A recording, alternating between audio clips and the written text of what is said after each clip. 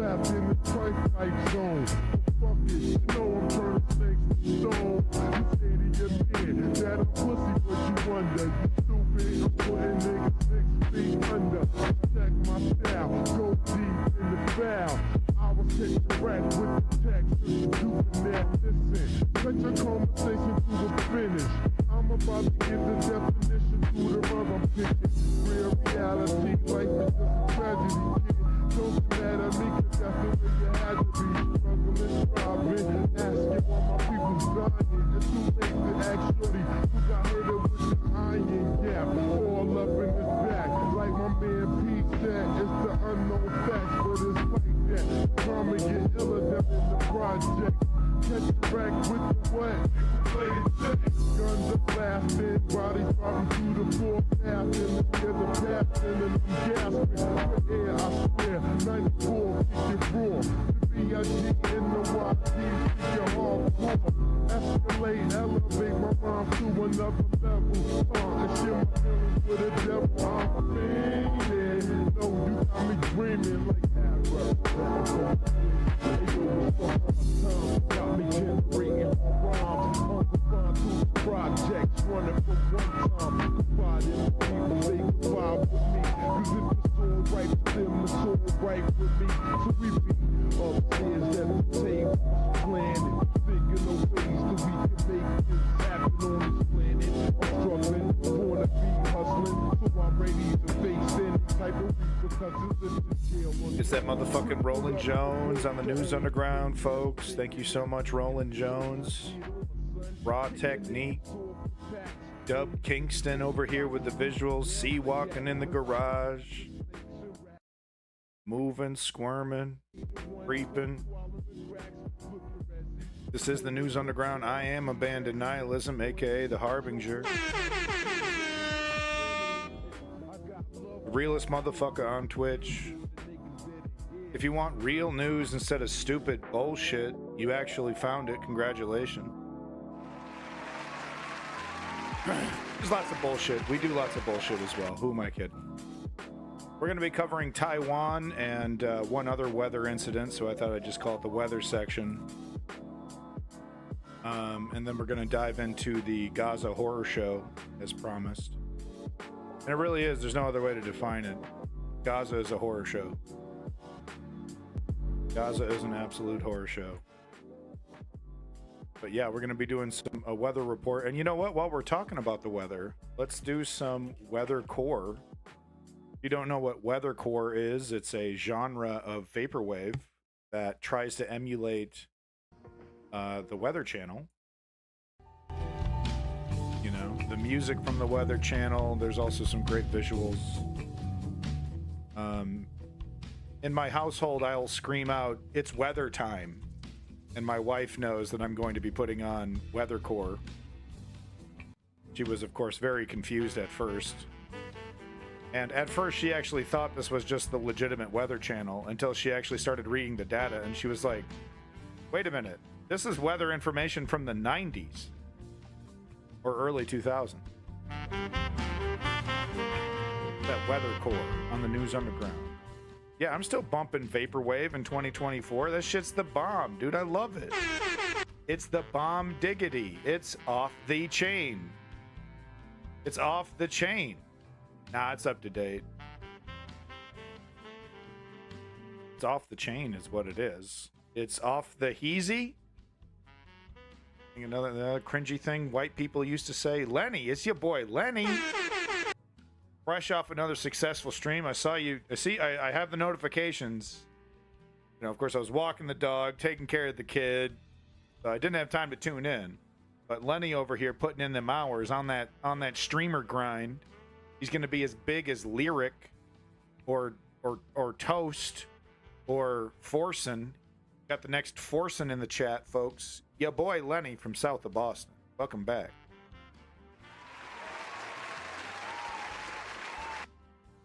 Trigger warning, folks. We are going to be watching some very extreme weather. And as you can see here in the bottom right, I have a live stream going of rescue operations, demolition operations I found a live stream while I was looking for footage.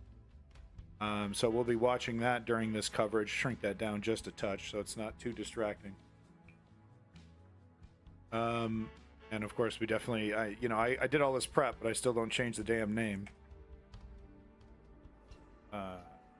Sure I spell this correct. And I'll also be reporting on something very strange that I noticed while looking for more information about Taiwan. I'll be talking about China's attempt to use Google as a weapon against the very existence of Taiwan. I'm curious if Russia's emulating it. More on that a little bit later. But here's just some raw footage of this horrible incident. Absolutely terrible. I mean, like, and you're on a bridge too, you know. After seeing that footage of that other bridge collapse, I mean, this poor guy over here, look at him, stuck in a damn pool. And here's a pool on top of a building overflowing. Seems to be having fun. I doubt it. Oh, wow. Massive chunks of this building falling off. Holy shit!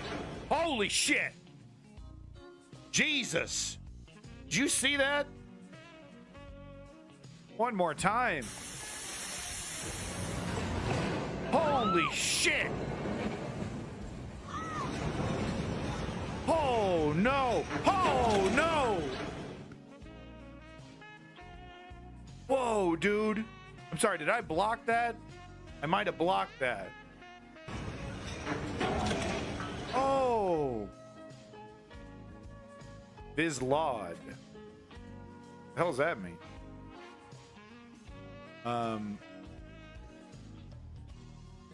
So you remember when we saw that food vendor during a hurricane? Oh, probably some Twitch. Okay. I'm so lame. I'm so incredibly lame. I have no idea what the hell you kids are up to. Oh, no, I mean, so remember that food vendor I showed maybe 6 months ago? I think it was a flood, maybe in Mexico. I couldn't quite remember where. Maybe it was Haiti. That food vendor that was still working. Maybe it was China, actually. God, I can't remember where. But it was this food vendor in a fucking hurricane, still slanging that food, right? Still doing his job. And that person absolutely won the professionalism award of the month. Well, I'd like to nominate this news anchor for professionalism award of the month. And wait till you see this. This is unbelievable. This woman is I'd be running for the hills, and this woman's over here holding it down. She's like, no, this is live. This is TV. This is live. Okay, we're not going anywhere. 好，赶快来看到这新北市有传出枪响，不过在这之前，现在您感受到明显的剧烈摇晃，主要是呢现在在北部地区，尤其在台北，现在呢发生了有地震的情况，地牛发生。那么现场你们可以看到呢，其实现在我本人在现场几乎站都站不稳了。那尤其我们的天花板哦，几乎是剧烈的摇晃，很多东西都掉下来。也提醒在电视机前的观众朋友呢，务必要小心安全。那尤其现在地震正在发生中，那么现在的地震强度呢，主要是发生在刚刚的7.50，强度呢会立刻的传回来，也提醒大家注意安全。那么现在其实看到，其实在台湾发生的有感地震，明显感受到摇晃，因为在刚刚的7:58分。包括我在镜头前面已经站不准稳了。我们现在马上来看到事情，我们包括呢摄影棚的上方都有一些器材呢正在往下掉。这个速报已经告诉我们了，在7:58左右呢发生的有感地震，这是非常有感的，而且呢震央看起来是在花莲地区。虽然说呢震度是3级以上地区，但老实说，目前的晃感因为非常的明显。 可能不只是3级左右，大家不要紧张，这个地震感受的确是比较明显的。These Taiwanese news anchors, unbelievable, unbelievable, unbelievable. 好，赶快来看到这新北市有传出枪响，不过在这之前，现在您感受到明显的剧烈摇晃，主要是呢现在在北部地区，尤其在台北，现在呢发生了有地震的情况，地牛发生。那么现场你们可以看到呢，其实现在我本人在现场几乎站都站不稳了。那尤其我们的天花板哦，几乎是剧烈的摇晃，很多东西都掉下来。也提醒在电视机前的观众朋友呢，务必要小心安全。那尤其现在地震正在发生中，那么现在的地震强度呢，主要是发生在刚刚的7.50，强度呢会立刻的传回来，也提醒大家要注意安全。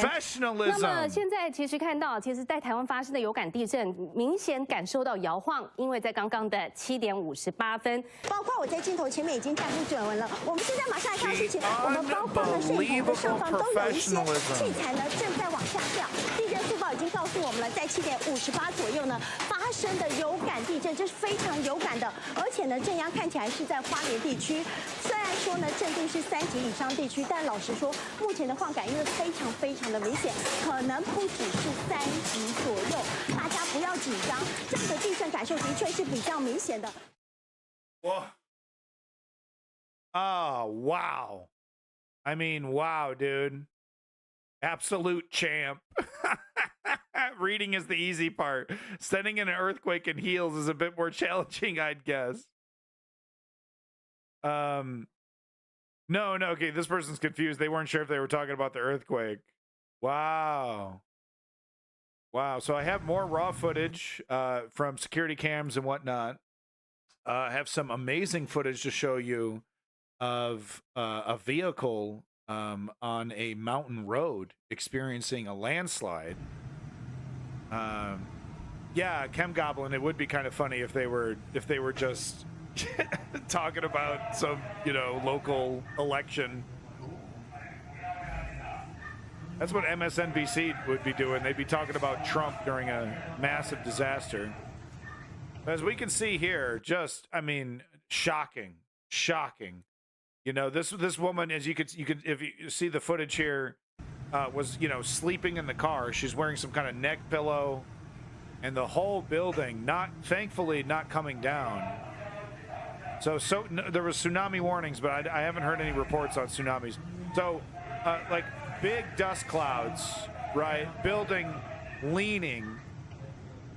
I don't know what this woman's pulling out of this car. Maybe there's like a child in the car. I'm not sure what she's getting out of the car, but she initially gets out, but everyone else just bailing. I mean, just can you imagine the terror, dude? Like, especially if you're like this car right here. This person, whoa! Whoa! Did you see that? Look at that! Holy smokes, he barely gets out of there, folks. Good job, man. Great reflexes. You never see the building coming down, dude. Damn. And you know what? This is a testament to, it's unbelievable that the building hasn't completely collapsed.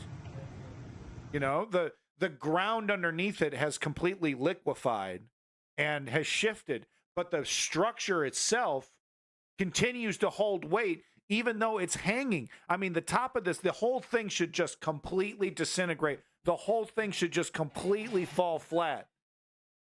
But it's built really well. It's built really well. And there's other examples as well, including an absolutely surreal image that looks almost AI generated because of the perspective. So look forward to that. You know, of course, RIP to the victims here. We're not trying to, you know, it's just absolutely shocking. But credit does need to go to the architects here. And let me tell you, if this was, you know, this was in a third world country, this whole building's disintegrating instantly at something like this. So that is actually some pretty excellent engineering there. 7.2 though, a 7.2 will completely liquefy the ground underneath the building. So here's that footage on the mountain road, and trigger warning, this car is hit. I don't know if there was any casualties. Thankfully, it's not pushed off, and it does, you know, it's very possible that it does not hit the driver. I'm not sure if there's a person over here. Person's bumping to some music. You know, another day. And then he starts feeling it. Oh yeah, his cell phone's doing some kind of weird alarm too or something. He's still blasting the old American blues. Got great taste in music. And he's like, you know, he hasn't even turned off the radio, right? Oh my God, the music is timed so perfectly. This is so crazy. Oh no.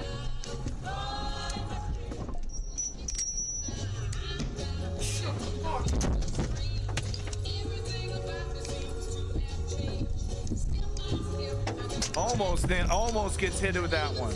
Almost gets hit. More coming down. More coming down. And of course ends too soon here. We don't get a conclusion. But where do you go? Where do you go? I guess what I would try to do is I would try to get as close to the, I would get out of my vehicle and I would try to stand like right along here. But step one is to get out of your vehicle. But yeah, I mean, where do you even go? Shocking. Absolutely shocking. You know, and I was trying to find a good Taiwanese charity. Peppo happy. What are you happy about, Fail Train?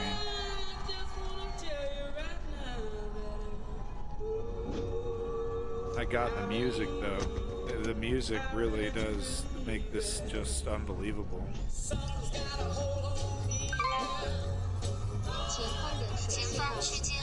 Right when the rocks start dropping, dude.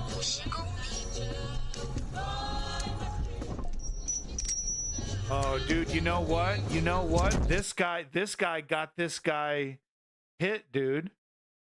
Look at this. He slows down. He stops reversing, lining this guy up perfectly, dude. Ponder Monkey, I'm really glad to hear that they're okay. But look at this. He did this guy dirty, bro. Jesus, you can hear that's how many tons. No, he couldn't have seen it coming.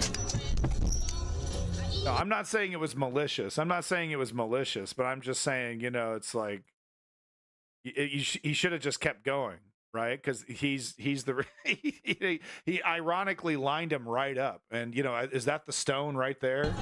No, that's not the stone. There it is. Jesus.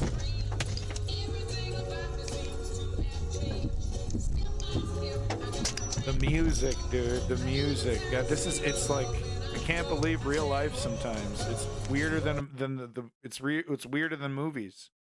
You know, it's weirder than any Netflix. Maybe someone in front of him stopped. No, yeah, that's true. Yeah, maybe you mean someone behind him because he's reversing, right? So maybe there was someone behind him, possibly, totally. No, none of it's malicious. It's just crazy the timing, crazy because he would have been safer had he just stayed put. But that's the thing. You're like, what? Where do I go? You know, you can't. You know, 100-ton stone flying down, you know, at 500 miles an hour. You can't dodge it. You know, RIP to all the victims caught in this. Absolutely terrible. We will get to charities coming up. Unfortunately, I wasn't able to find a good charity, and I'll show you why. Here's a local news report out of KTLA. With some footage that I haven't shown yet. The strongest earthquake in a quarter of a century hits Taiwan, and tonight the damage caused by the 7.4 quake is extensive. Wow. Buildings collapsed, others heavily damaged, landslides inundated homes, and tsunami warnings have residents on alert. Aftershocks continue to rock the region. KTLA's Samantha Cortese joins us live from the KTLA News Center with the stunning developments. Sam. Sharon, Micah, these videos are astounding to look at. New tonight, though, Japan lifted tsunami warnings. But in Taiwan, local news reporters now say 4 people have died in that earthquake. Damn.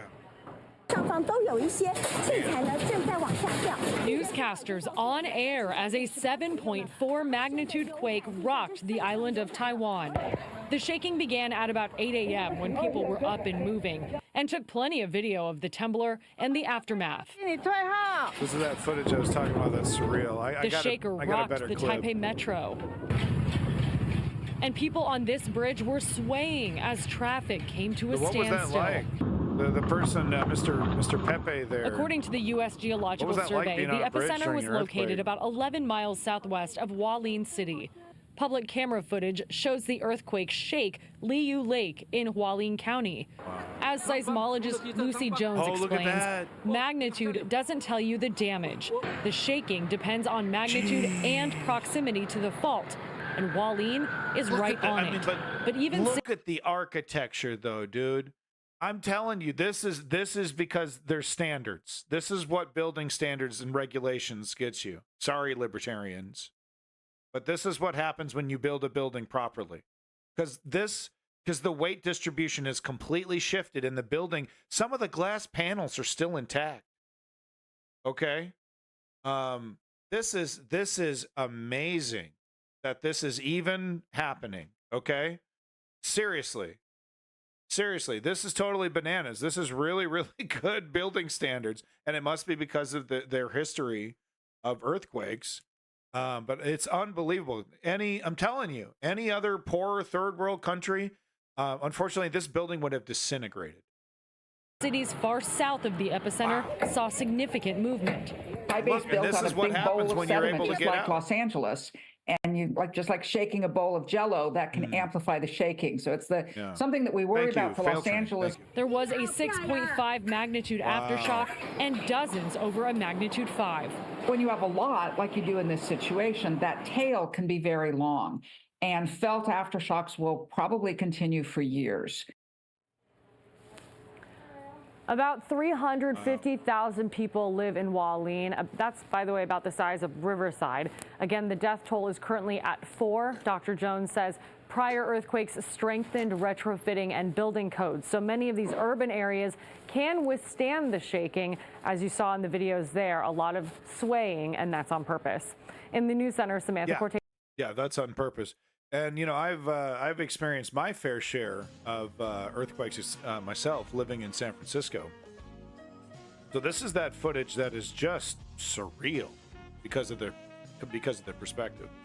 I was on the Northridge quake, and that was a 6.7. That was a lot bigger. Yeah, I think six or, you know, the high 6s, maybe low 7 is the highest one I experienced. I didn't catch the one that was the big one that was in the 80s. I think that was like an 8 or something, 8.5 or something. But look, just the perspective. It's like, oh, dude, I mean, come on. You know, it feels like, dude, this thing's going to fall any second. And let me tell you, you're not vulnerable. I'm sorry, you are vulnerable standing even this far away, because as that thing is falling, it can launch debris in your direction. You know, it's like a scatter grenade. But look at that just insane perspective. You know, this is probably seconds after it happened. Right? It feels like the whole thing's gonna fall, but nope, it's been up for hours. It's a testament to the architects. Testament to the architects. The architects and the politicians and the bureaucracy that enforced regulations saved lives. Saved lives. I can't believe it's standing. The entire weight distribution is completely shifted. I can't stress this enough, man. I can't. It's unbelievable. So I was trying to find a charity. The level goes up exponentially between 6.7 and 7.2. Oh, yeah. Yeah. And let me tell you, being in an earthquake is totally freaky. It's totally freaky. The whole world moves. The building you're in, the whole, it's like you cannot replicate it. There's not a you know, theme park ride I've experienced that could possibly emulate it. It's totally trippy. So I was trying to find a charity. This is totally weird, guys. I was trying to find a charity. I was like, okay, I should have a charity to donate to. I'm looking around, and I'm like, oh, okay, here's a good one. Global Taiwan Institute. Oh, that sounds pretty good, right? So I go check it out, and I'm like, oh, okay, it's kind of bare bones. All right, I don't know. All right, whatever. Right? Maybe there's a better one. Oh, Give to Asia. Here we go. Give to Taiwan charities. Perfect. Okay, so I'm checking this out. I'm like, okay, make donor advised gift, establish yada yada. Look at all these great charities, right? We got the Taipei Medical University, Oyo Social Welfare, we got the Qinyang Christian University, and then I was like, wait a minute, what is this? China-Taiwan. China-Taiwan. So I started doing some digging. What about Gaza? We're going to get to Gaza in 1 second. You fucking... What am I? What am I, your personal news monkey? You're just going to shout orders at me? Hold your fucking britches, boy. Covering the fucking news.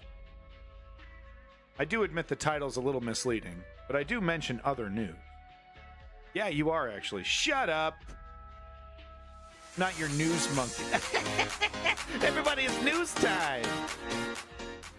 No, but I started looking into this, and I'm like, wait a minute. China-Taiwan. China-Taiwan.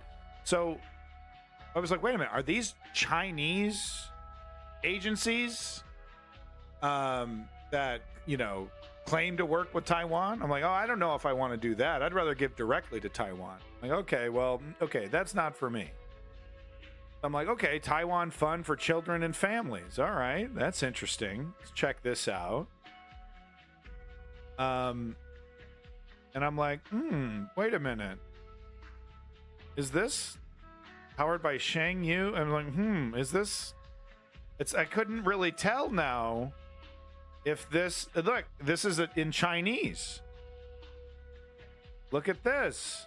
They have a link. Are you wearing a wig?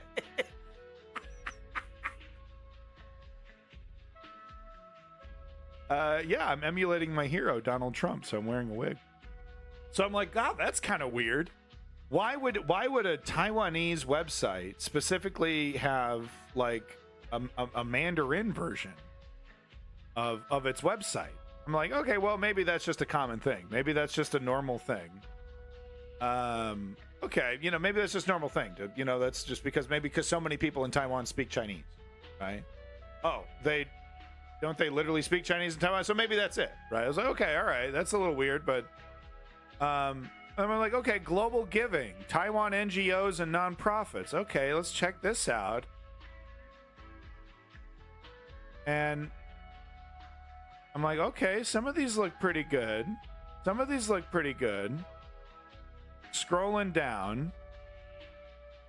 And I'm just confused now about, okay, which one of these, how many of these aid agencies are actually Chinese agencies that, are basically weaponizing aid to, to further its redefinition of Taiwan as Chinese. And they're like all at the very top of the search here. And then I started seeing things like this. Chinese Taipei, United Way in Taiwan. And I'm like, Chinese Taipei? Huh? The capital of Taiwan is Taipei. Chinese Taipei? What? What does that even mean? So I'm not even sure what that means. Because I was like, okay, wait a minute. We're talking about Taiwan, right? Its own country? Oh, no. I'm not sure. The latest from Chinese Taipei. But this is United Way. Isn't that legitimate? Check this out. The Red Cross Society of the Republic of China, Taiwan? What? The Red Cross Society of the Republic of China, Taiwan? So this is... So I'm like, what? And this is like all top of the search. Top of the search is all this. So then I find this article. Look at this. So then I find this article. China should not repeat history with Taiwan's quake. So listen to this. Taiwan's devastating earthquake provides China with an opportunity to do something completely out of character. Step out of the way and not try to dictate how help reaches the stricken areas as the search for survivors intensifies. That must be the priority. The extent of the damage is still being assessed, but it is the biggest earthquake to hit Taiwan in 25 years. At least 7 people have died. Oh, wow. So the number's been updated here. And that number could rise. More than 700 are injured and dozens remain trapped. As Taiwan assesses the breadth of the damage, both of its people and the vital global semiconductor industry, the island needs some more international aid and assistance. Yeah. Beijing, so this is it. Beijing already offered to help. That proposal, if sincere, should be considered. But China has two choices here. It can stand back and let the recovery operation happen as it should, or do, so listen to this. I didn't know this. Or do as it did in 1999 and interfere for political gain. Inserting itself, acting as, bullying self and acting, forcing itself to be an intermediary for aid and assistance. Just like what we see here, the Red Cross Society, right? If Beijing is serious about being a leader on the global stage, the latter would not be a good look. Yada, yada, yada. So I'm like, interesting. So there's a history here. In 1999, the last time there was an earthquake of such magnitude on the island, the Taiwanese rejected offers of aid from China because they said the mainland exploited the situation. And that's exactly what I was seeing here. I was like, wait a minute. What? Especially this Give to Asia, which is like, wait a minute, how are these all China-Taiwan? What does that mean? That this is a China-based organization dedicated to helping Taiwan? And look at how many they are, and look how legitimate they look. Taiwan People's Food Bank Association, the Association of Quality Journalism. Yeah, dude. Look at that quality journalism right there. Hold on, you got to see this picture. Look at that. Yeah, quality journalism. At the time, then Foreign Minister Jason Hu said Beijing was violating international humanitarian principles. Taipei accused Beijing of taking advantage of its lack of UN representation to negotiate the reception of foreign aid, causing delays in rescue and relief efforts, as the study notes. Wow, what a dick effing move, dude. What a dick move. Are they going to do this again? That kind of delay cannot be allowed to happen again. Blah, blah, blah, blah. Yeah. I mean, the international community must help towards helping Taiwan now that the sovereign government it is. Yep. And when they just had an election to reaffirm them. The people want independence. They just had an option. They had a full, like, China, we gotta bow down to China. That's the best deal we can get. We got no choice.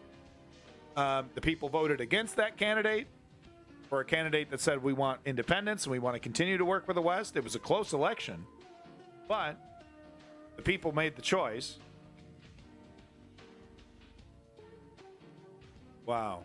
Okay. Well, that is very interesting. If you want more information from this Bloomberg article, you can click it right here in the link in the chat there. Welcome back, John Axel, Lenny, Chem, Goblin, yada, yada, yada, all aboard the fail train. I think all aboard the fail train. Is this your first time here? I know yada, yada, yada has been here before. Giving me all kinds of dookie. Peeing in my cornflakes. Taiwan is a terrible earthquake, but I'm surprised so few died. So far, yeah.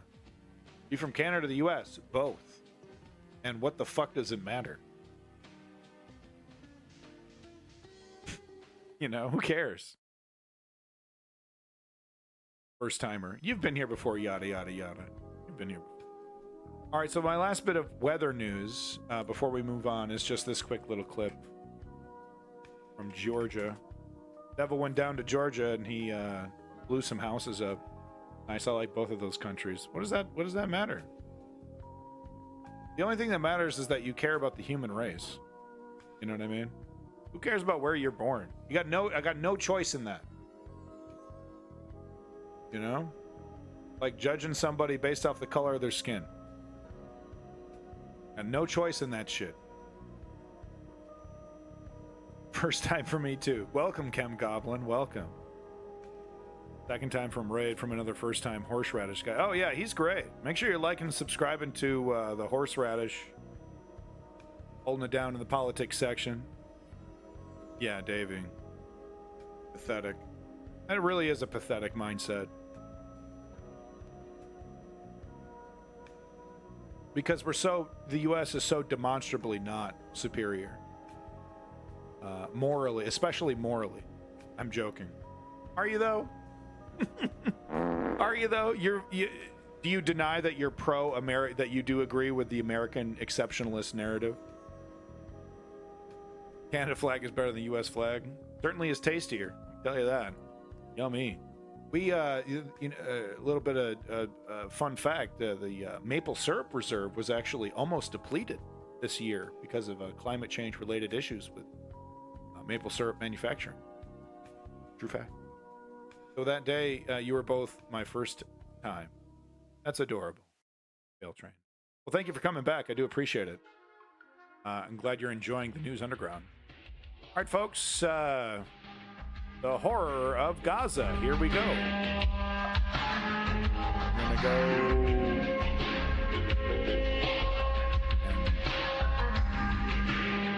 and swim in a river of blood. What we're gonna do. Hold on, I wanted to add something here.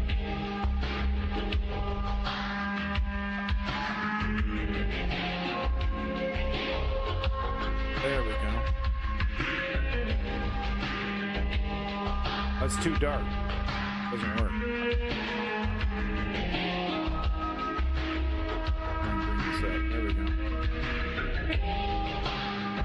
It's still way too dark. Oh, I see. I see what's going on. Never mind. Never mind. Didn't have time to do that. Okay, folks.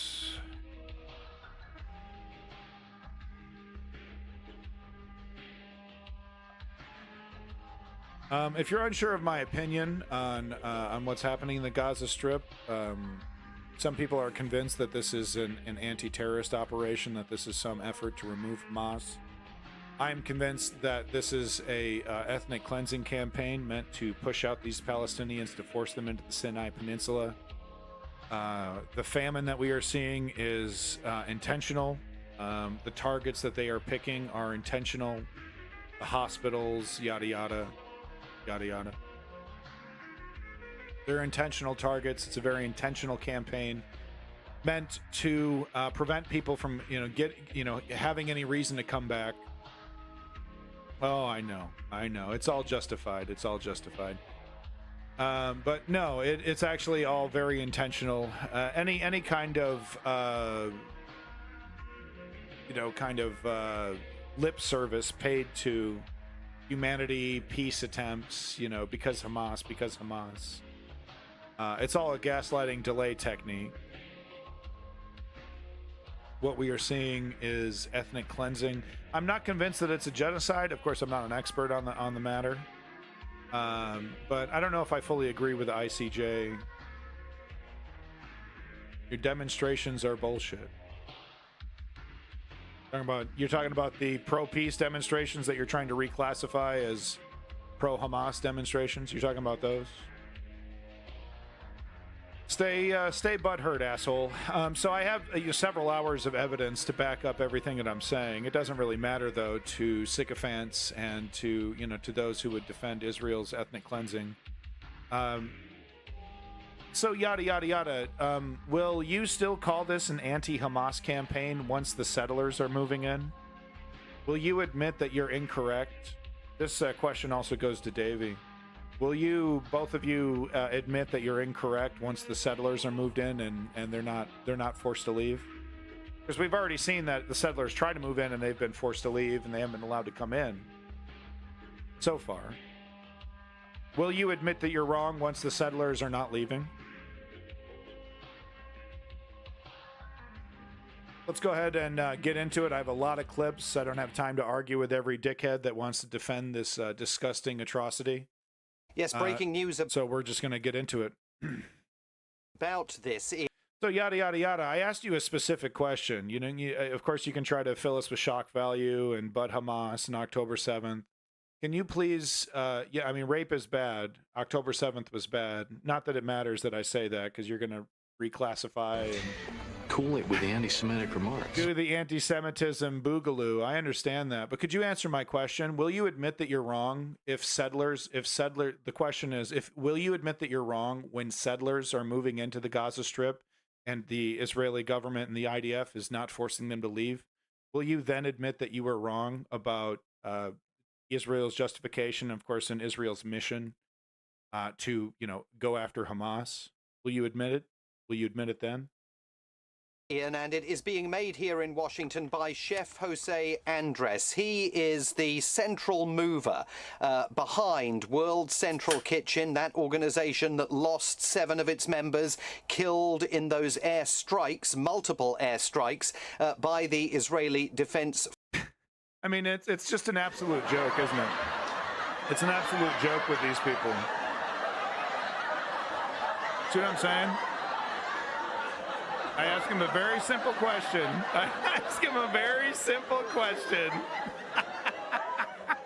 It's very interesting, isn't it? All right. Well, I'm gonna have to ban you. Yada yada yada, because you're a bad actor, and you're also, I believe, breaking TOS, because what you're doing is justifying an ethnic cleansing campaign. So, kind of gross situation. So I'm just gonna go ahead and say goodbye to you, buddy. See you later, honey.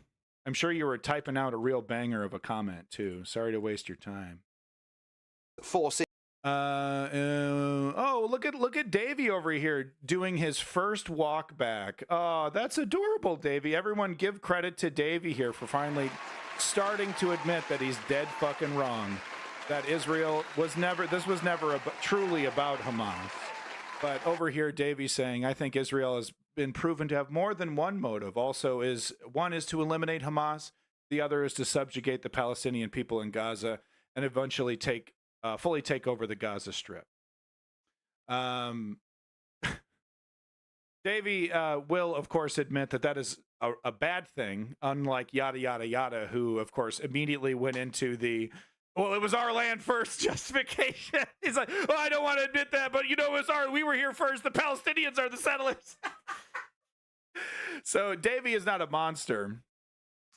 Quite a monster there, I guess. Admitting that, to me, the elimination of Hamas is the cherry on top. Quite honestly, Hamas has been such a useful tool for Bibi Netanyahu. I don't think he wants to see, Hamas actually eliminated. I think we're going to see that top leadership, that's comfy and protected, continue to stay comfy and protected because it's a perfect boogeyman. So, Davey, I just totally disagree with you, man. But anyway, let's get back to it. On Monday, he has given an interview to the Reuters news agency, which was published within the last hour, and he is claiming that his colleagues in World Central Kitchen were deliberately and intentionally targeted by the Israeli military. He describes the Chud alert. Sorry, I'm going to come up with a special sound effect for the Chud alert. I love Lenny's Chud alert. Thank you, Lenny. Attack against his employees as being systematic. It was done car by car, and by that he's referring to the fact that there were multiple strikes against 3 separate vehicles across a distance of around a mile and a half, around 2 kilometers or so, and all of those cars, World Central Kitchen insists, were clearly marked with the logo of the aid organization, and that his humanitarian aid colleagues had engaged in every deconfliction move possible, including coordinating their journey with the Israeli military and advising the Israeli military that journey was going to take place. In this interview with... If you're wondering why Israel would intentionally target aid agencies like they have with UNRWA and now this World Food Agency or whatever it's called, the reason is that they want to create a famine. They want to create a famine because that will create a humanitarian crisis in Rafah on the border with Egypt. And the idea is to, create people so desperate that they're just going to break down those fences. They're just going to, fine, that's, attack us, shoot at us if you have to, but we're absolutely desperate here. And they're going to, the whole goal is to create this panic at the border. With the idea that these people will just eventually, Egypt will just eventually acquiesce, and the West might have to come in and do like a little emergency deal to make it, sweet for Egypt. Be like, okay, well, we'll do this, slice off this property, and but it's not, I mean, what's Egypt going to do about it though? Because honestly, the Arab world is. Israel is correct that the Arab world is not going to come to the defense of the Palestinians.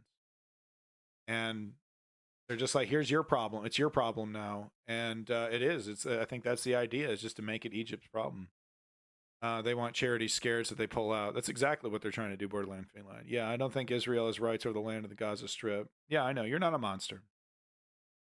Additionally, Israel is not protecting civilians. Thank you for admitting that. I think they have had a right to invade to eliminate the threat of Hamas, but they should have done it with extreme care to protect civilians. Thank you for admitting that they have not done that. You should ask yourself why they haven't done that, right? So, I mean, you're basically admitting that their mission was not to eliminate Hamas, but thank you. I also don't think that they have a right to control this land long term. Once Hamas is mostly demilitarized, Israel should leave. Well, they're not going to. And they're going to use Hamas or safety in general as an excuse. Meanwhile, whoops, oh, the damn settlers got in there. Whoopsies. I mean, it was Taco Tuesday night, okay? It was Tuesday taco night. We were enjoying some tacos. The settlers got in. They put up tents, and it's hard to make them leave. They're really angry, and they call us mean names when we ask them to leave politely. So, golly gee, there we go, guys. Now we got a problem. Well, I guess we'll just carve off this little sliver. We'll just carve off that little sliver. Whoopsie daisies, we've taken all of Gaza City for our safety. We've basically occupied it long enough, so, you know, we have to do something. Maybe start moving people in for the reconstruction, and then be like, well, they've lived here already for like 6 months. Who knows? Who knows?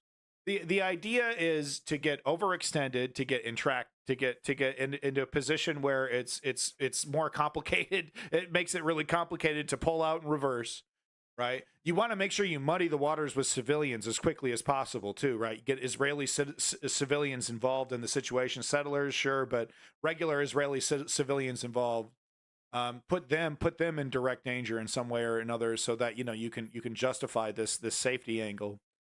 And then, make it into a quagmire where it's just easier to just let Israel do what the hell it wants.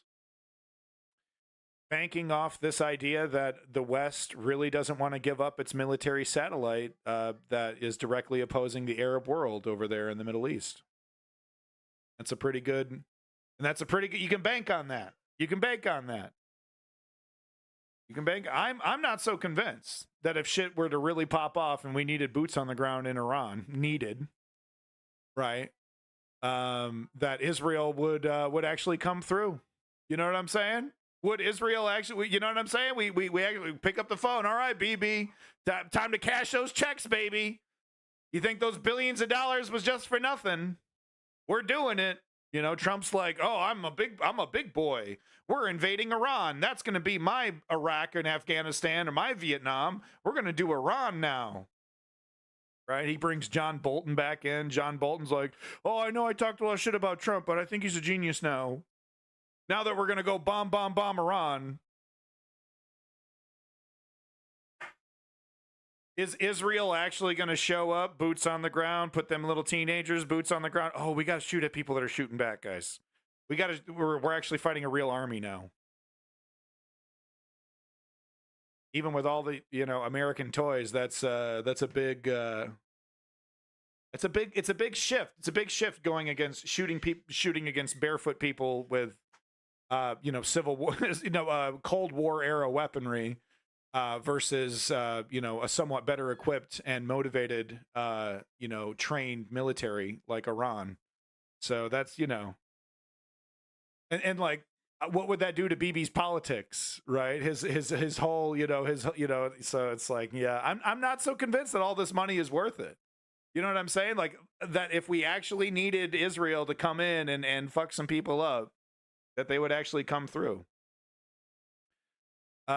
Suspect blaming. Regardless, I do agree with, stopping the aid to Israel. I don't agree, though, with leaving it so vulnerable that it could potentially be invaded or attacked by any other Middle Eastern country. I would carrot and stick it. You're agreeing to the 1967, Oslo Accord, whatever the hell it's called. And all that, but we're, it's We're carrot and sticking you right now. Thank you for that follow.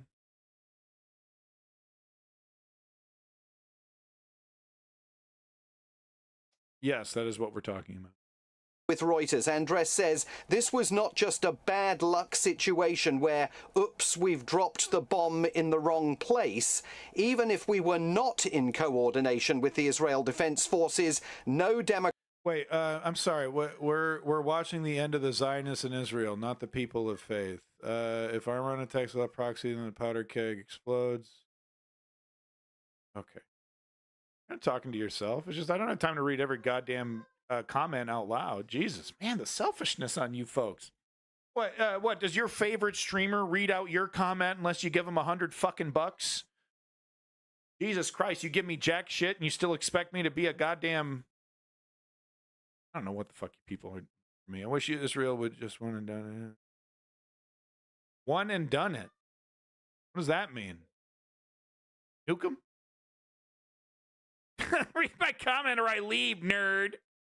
Democratic country and no military can be targeting civilians and humanitarians. And for the first time since this incident occurred, Jose Andres is now openly calling on the Biden administration to do... I believe openly calling for the total genocide of an entire population of people is actually against TOS, guys. I believe that's against... correct me if I'm wrong. But I believe calling for the total and complete genocide of an entire population is against TOS. But maybe there's a except for Palestine clause in that TOS. You correct me if I'm wrong. There very well might be. More to pressure Benjamin Netanyahu to change course in Gaza. The US must do more, he says, to tell Prime Minister Netanyahu this war needs to end. There are also suggestions that in a video interview, Jose Andres has called into question President Biden's determination to continue providing military aid to Israel without any conditions. And the White House position yesterday was that there will be no conditions set in further supplies of military assistance to Israel. Just one word about why this celebrity chef Jose Andres matters. He is an absolute celebrity figure here in Washington, D.C., very close to successive Democrat presidents, including President Joe Biden. He secured $100 million of assistance from Jeff Bezos, who was so impressed by Jose Andres's determination to build and develop World Central Kitchen. And anyone who has ever met him, and I count myself among those people because I have not only met him on several occasions, but I have occasionally worked with him. Anyone who has met him will tell you that he is not going to stand stoically and silently by and not want to get directly involved in this debate. So in killing those World Central Kitchen workers in Gaza, the Israeli military may have caused an enormous amount of difficulty for Prime Minister Benjamin Netanyahu and his relationship with Joe Biden in the weeks and months ahead, even, of course, as the Israeli military says the assault was unintentional, and Jose Andres now says absolutely it was intentional and systematic. Davey, yeah, no, that's why I didn't thank because I saw that I was like, wait a minute, that's why I didn't thank the person for the follow. I'm just looking at the chat manually here. Nudity is also against TOS. Apparently the CIA, Culinary Institute of America, was not involved or impacted by the wow suspect blaming. Wow, you're hilarious, man. What other really good jokes about tragedies do you have? You got a good one about Taiwan? AN, don't you think it's shocking the media and governments are only angry now that Israel murdered innocent people like the aid workers? I mean, it's performative, because as you'll see here, I got much more information to show you. That it's aid workers have been in the crosshairs and have been killed this entire conflict. What were the nationalities? I think 3 of them were British. Simon, thank you very much indeed. That's Simon Martz, LBC's US correspondent. With some more breaking news. All right, so the next this is an interview with an Israeli shill, and basically he goes into and he says it's fully justified because Hamas. We're going to investigate ourselves, and it's pointed out that you're going to be investigating yourself. That there's not an independent agency. He claims he doesn't. He was asked about the ambassador's comments on an LBC interview with Ian Dale here, who basically said it's fully justified to bomb every inch of Gaza because there's tunnels everywhere. And she said, she said to Ian, well, what would you do when she was called out about, hey, doesn't that justify the full carpet bombing? Then it goes on to the Lib Dems here, because the Lib Dems are claiming or saying that, okay, we are now calling for to stop the sale of arms to Israel, at least from the UK. But he does acknowledge that that's not a lot. But he says, let's start that process. So now we're seeing calls, quite loud calls to to stop selling and giving weapons, not even selling and giving weapons to Israel, stopping with the aid. So that's basically the whole interview. If you would like to see this interview, you can go ahead and click here. The investigation will have sorry about that. I mean, honestly, we've seen this before. We've seen the IDF and Israel investigate. They wait 6 to 8 months. They're like, it'll take time. Everyone wait. It'll take time. Everyone forgets. And then quietly, very quietly, on a slow news day or whatever, they squeak out oh, by the way, about that massacre we committed a couple months ago. Totally innocent. It was just a boo-boo. We made a mistake. Our bad. Just our bad. Thank you so much. That's exactly how they go every single time. I've literally never seen the IDF ever call itself out. Wow, really, Davey? Really? That's really mean-spirited, some man. more breaking. All right, so the next this ba-dee. All right, I'll let that one pass.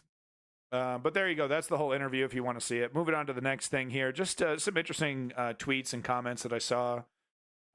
People are really coming out and admitting that, okay, we're no longer doing weather, so we don't have to do weather core. So people are now being a little bit more fearless, coming out and saying the thing that I've been saying for quite some time, that this is intentional. No, Davey, sorry. I thought it was going to be meaner than that. That was actually kind of funny, because I was like, ba-dee. Oh, I'm sorry. I take it back, Davey. Bavarian police go pantless? What? What are you watching? Is that what you're typing into Pornhub right now? And you accidentally copied and pasted? Let me try to fix my chat again on my side here. This stupid thing, man. Oh, I gotta do like a Google, verify the crosswalks. Oh God, it's not working. Hold on, one more. Let me try it one more time here with the confirm with Google. It's like locked up. This sucks. Dude, what is going on, Restream? Yeah, dude, what the hell is going on? Hold on. Trying to log in now. Trying to fix my damn chat, dude. Because right now on my end, I need to go to the website to see the chat. It sucks. Dude, this blows, dude. What? Sucks. Of course, I was like, getting everything ready for at least an hour. Nothing went wrong, and then like right in the middle of my stream, because I ban a Nazi, it decides to glitch out and have a fucking problem. Whatever.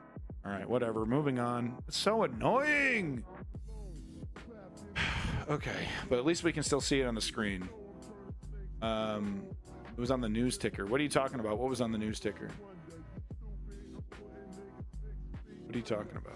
You guys are talking about shit I can't even see. Honest, it sort of seems like people only care about violence to Arabs when Israel and America is involved. Odd to me that someone who is Arabic. Yeah, I mean, it's really weird, at least from my white guy perspective, to see this, it's cool to hate on Arab people attitude. It really is weird. That's how they win.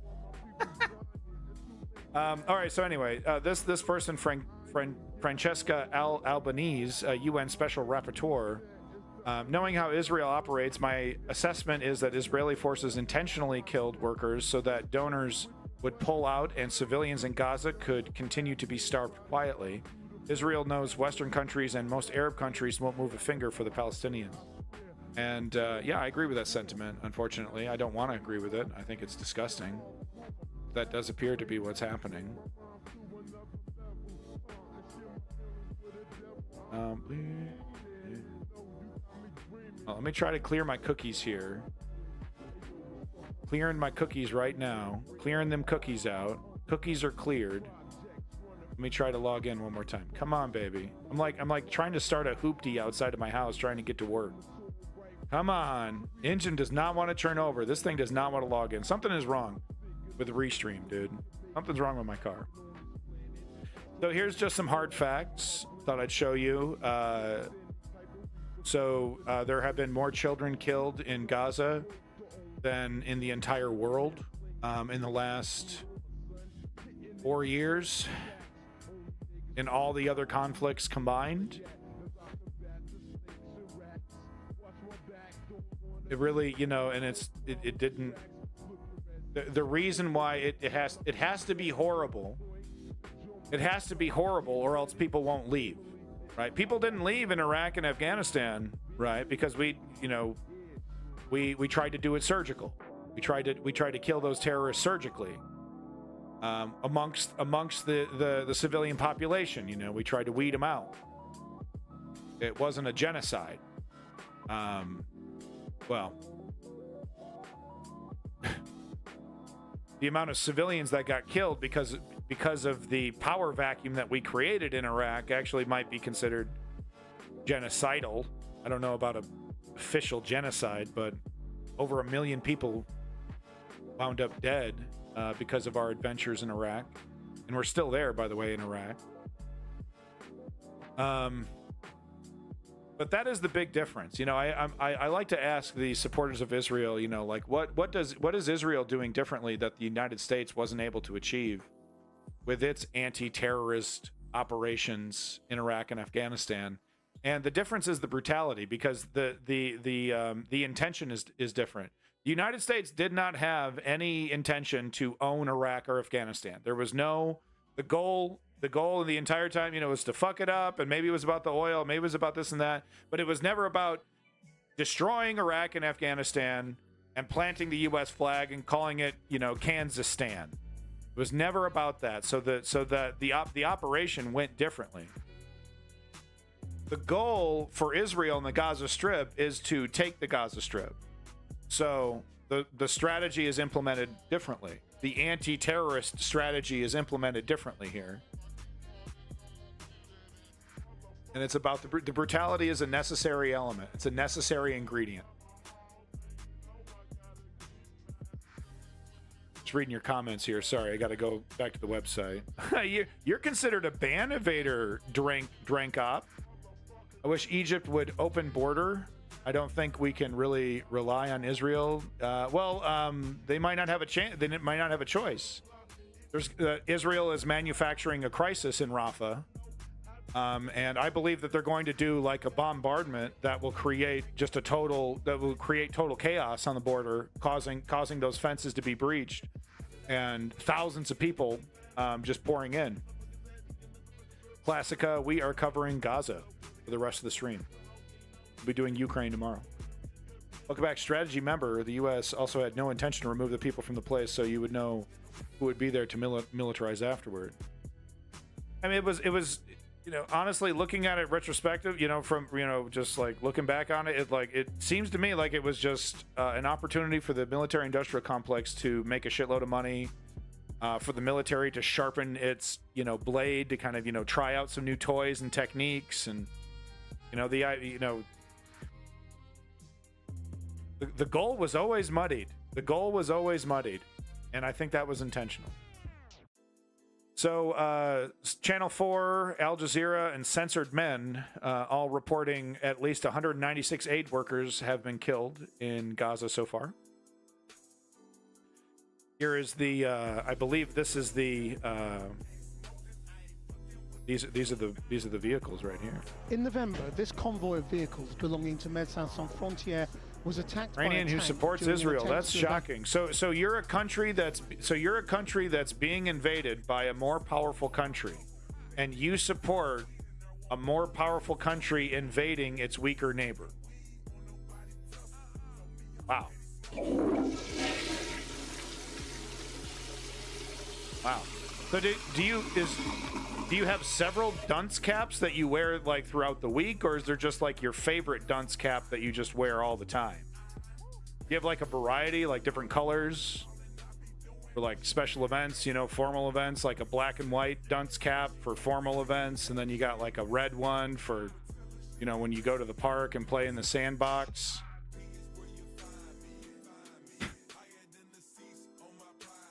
You're currently being invaded by a bully, and you're like, yeah, I support bullies. You know, bullies, you know, he's got a point.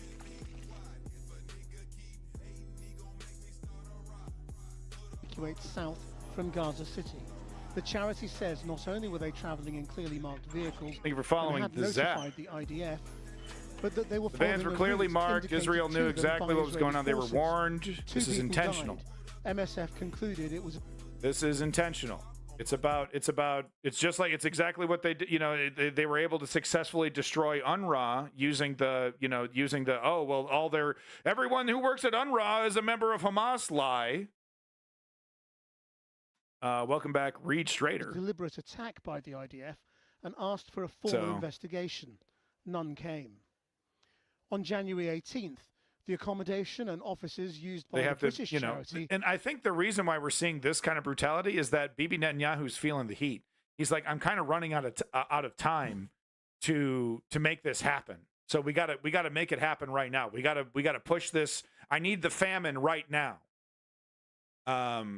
Because I think he feels like he's running out of time.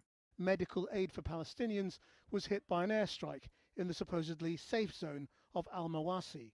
They had sent their coordinates to the IDF, who at first denied responsibility, then said the strike was possible ban evader over here. On January 29th, in the neighborhood of Tel Al-Hawa in Gaza City, the Palestinian Red Crescent Society sent an ambulance to rescue 6-year-old Hind Rajab, who was trapped in a car with her family after they were killed by Israeli forces. The ambulance crew radioed to say they were being targeted by IDF lasers. There was a loud explosion and the connection was lost. 10 days later, after the charred vehicles were discovered, the IDF said they were looking into it. Oh, they'll on the 5th of February, a UN one, food truck traveling as part of a convoy along the supposedly safe route on Al-Rashid Street was hit by naval fire. It was carrying food and flour, which was destroyed, and afterwards the UN stopped sending food trucks into the north. There you go. And on the 20th of February, this accommodation building used by MSF was hit by what weapons experts say was a tank shell. 2 people were killed and 7 injured. MSF say they had given the building's coordinates to the IDF, who have previously said they were examining the incident. One of many in which nearly 200 aid workers, mostly Palestinians, have been killed. Looking into it. Looking into it. Gonna get to the bottom of this one. In November, this I mean, Israel is really, really good at gaslighting, and the media and the people that defend Israel. And I'm going to show you what that looks like when they just have no choice, but they refuse to admit what's happening before their eyes. But they try to give Israel any kind of wiggle room whatsoever. And I got a pretty good example of that from somebody, so I'll be showing you that. They're gonna get to the bottom of it, Lenny. They're gonna get to the bottom. It was a whoopsie doodle. I'm telling you, man, whoopsie doodle. So here we have a clip of large protests in Israel, largest since the war began, to increase pressure on Netanyahu. I'd like to remind you that a grand majority of these people are perfectly okay with the subjugation of the Palestinians. That's not their problem. The problem is how Bibi Netanyahu wants to become a dictator. Very few of these people believe in the 2-state solution. Unfortunately, that's just the reality, and I wish that wasn't the case. But you know, I can only show so many polls. I can only point to so much evidence that there is a Democratic majority in Israel that does not believe in a two-state solution right now. It's just different gradations of subjugation, right? Like different. Well, I mean, we of course we got to have an apartheid, but you know, we should be humane with our apartheid state. You know, we shouldn't block medicines and cooking oil. You know, we should make sure that we don't do that. But I mean, obviously, 700 checkpoints. That's just for our safety. That kind of malarkey, right? But anyway, I just wanted to point that out and show this here.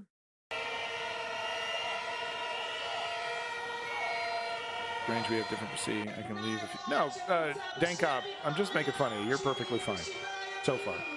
Thank you for being here. All people in Israel that want they will stop be prime minister.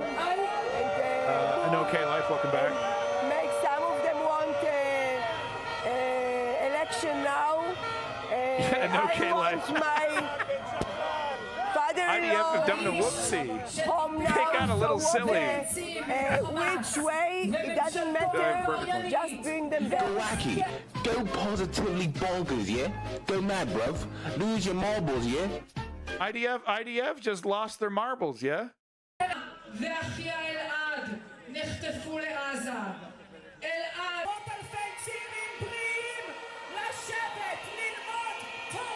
not gonna I just think that's so funny, Bebo.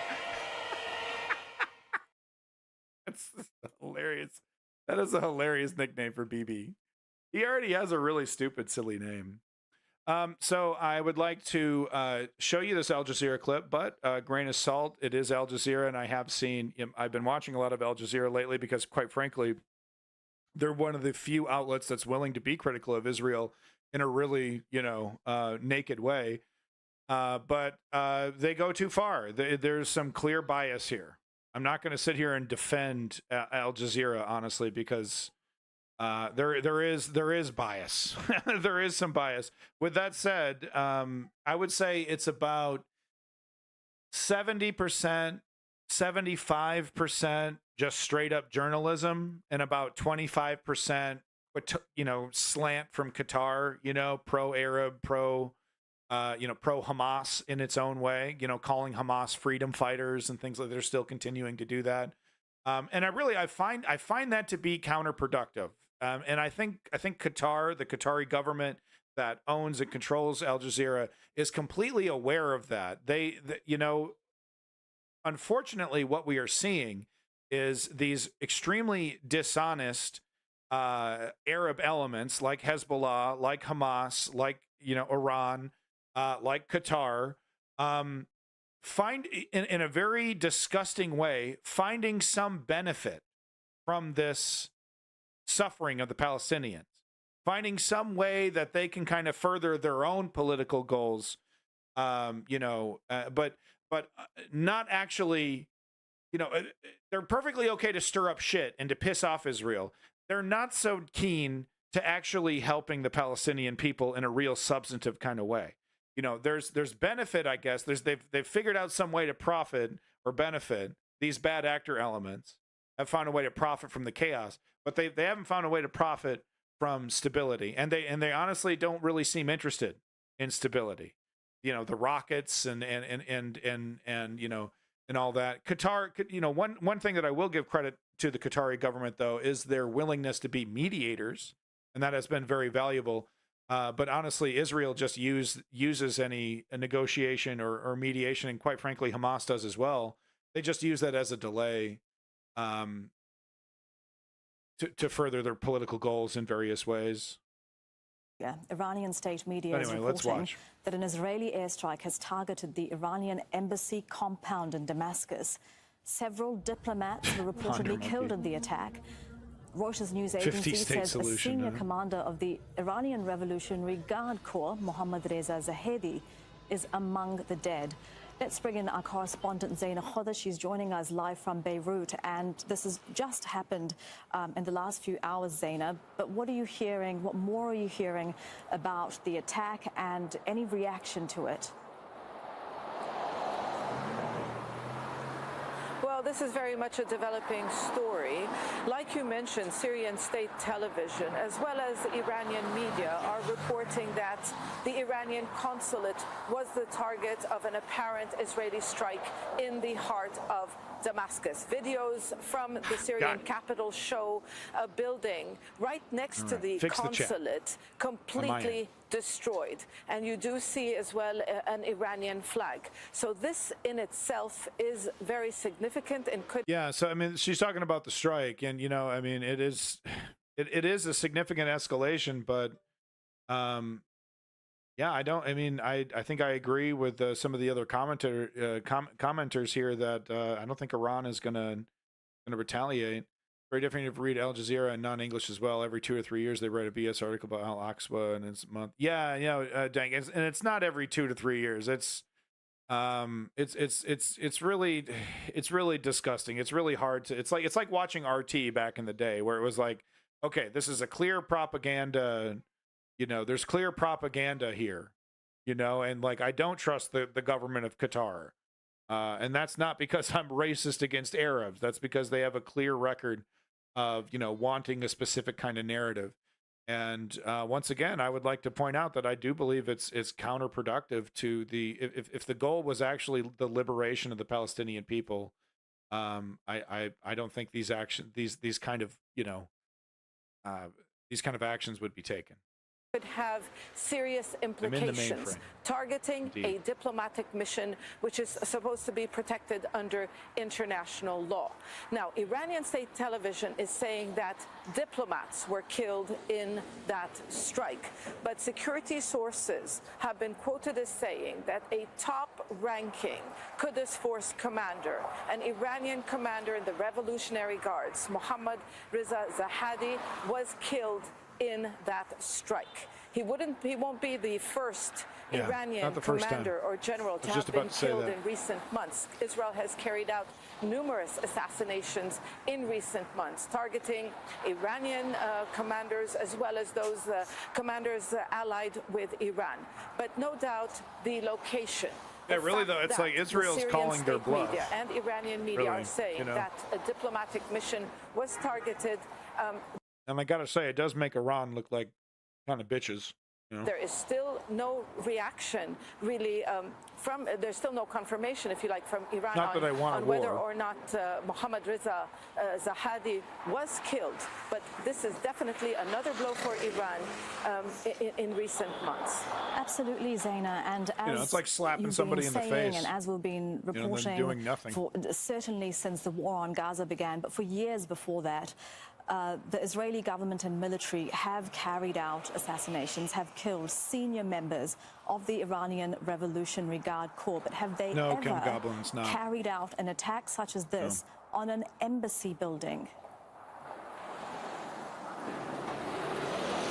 This is what is significant about this strike, and this is why it could have serious implications. It really crosses red lines. Yeah. Now, how will they do understand their strategic importance with the Strait of Hormuz? They understand their place, and they do understand what they can get away with. But and that's exactly why Israel has no problem, you know, icing, you know, members of their government, and in this case, their military. Because they understand that Iran is not they're not a, you know, as much as the propaganda you would hear about, oh, you know, Iran is unstable and, you know, you better watch out and you never know where they're going to go. They know they're actually quite aware. They're actually quite cognizant of what the hell's going on. That doesn't make them any less, you know, dishonest or more honest. It just means that, you know, that they're not maniacs. You know, they're not the terrorists depicted in a James Bond movie, you know. Welcome back. Oh, I've already said welcome back in OK Life, but now that I see you in my chat. Iran react. Welcome Many back, ROB. have said that Mr. Israel Simpson's has been acting with little restraint, crossing red lines. Yeah, so we've already heard a lot about this, and she goes on and on and on, you know, and then they do an interview. It's really bad. They talk about, you know, it's incredibly escalatory. Just go ahead, if you want to watch the rest of this report, it's right here. I got a lot more links, so we're just going to keep moving. So Al Shifa here, which I believe, let me just make sure here, Al Shifa Honey. Oh, honey. They used to make honey in El Shifa. I didn't know that. I doubt they're making any honey now. Okay. Wow. This El Shifa dentistry. Right. Okay. In California. So I think this is the hospital that's the furthest, the southern hospital. Is this the hospital that's in Rafah? Or is this the hospital, is the Al Aqsa hospital the one that's in the middle of Gaza? Please correct me if I'm wrong. But yeah, no, Israel, you know, stating vehemently, you know, we don't attack hospitals, we don't damage hospitals, you know, we're here, it's a humanitarian goal. We're just trying to weed out the terrorists. You know, they killed several hundred people. They're claiming every single person that they've killed, including doctors and nurses, were members of Hamas.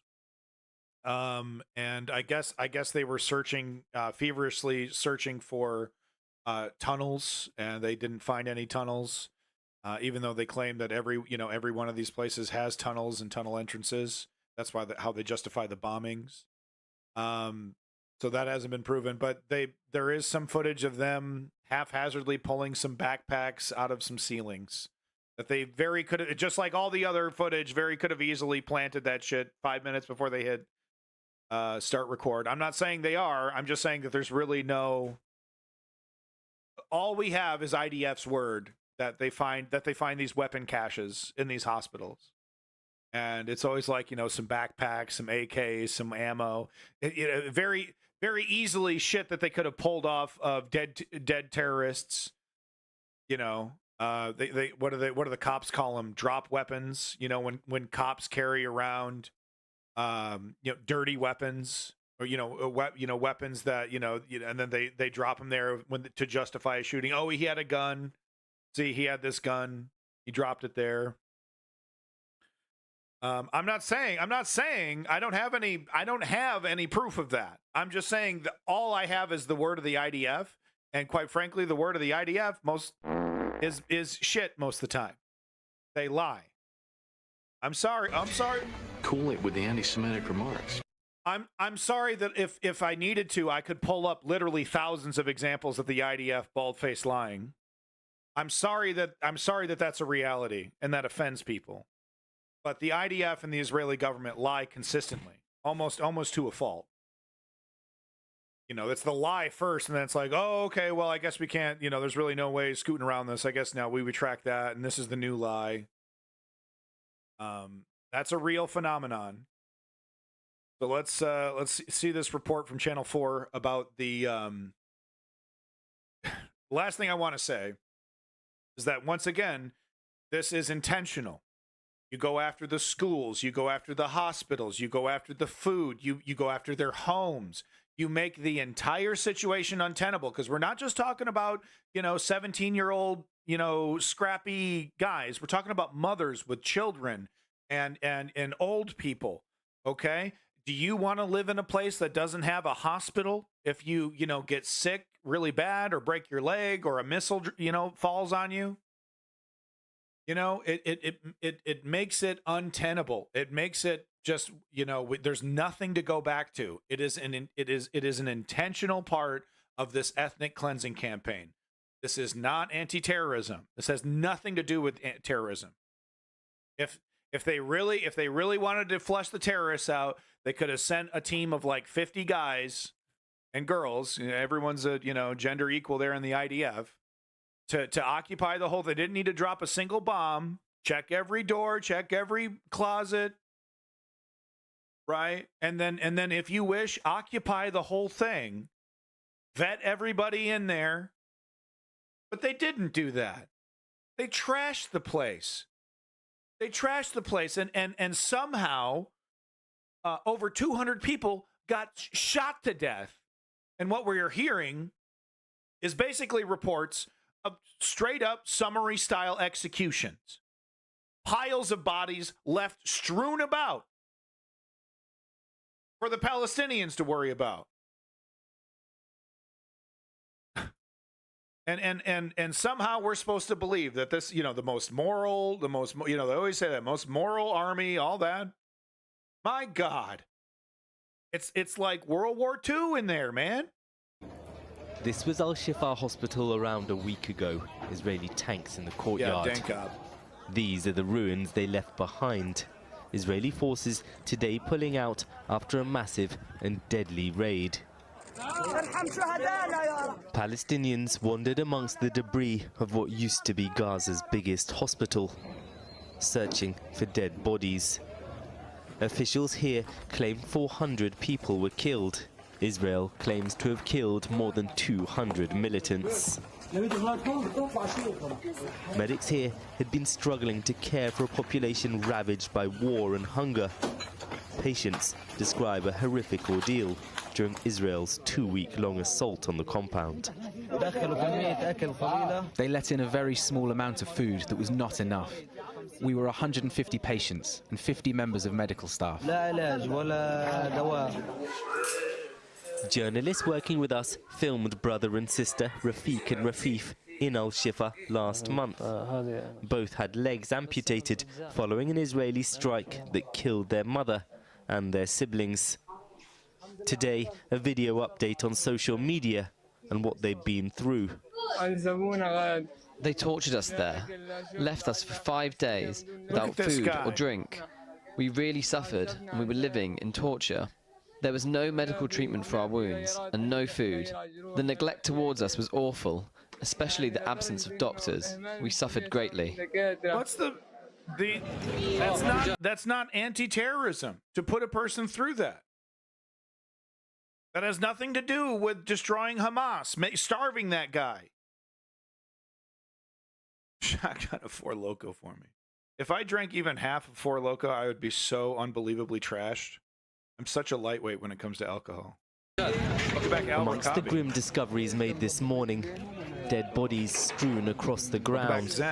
Some apparently showing signs of their limbs having been tied.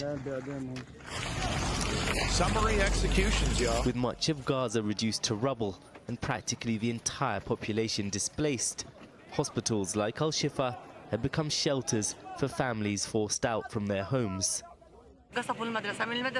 Facing snipers, Israeli soldiers and tanks, we evacuated, hoping to come back and find our belongings.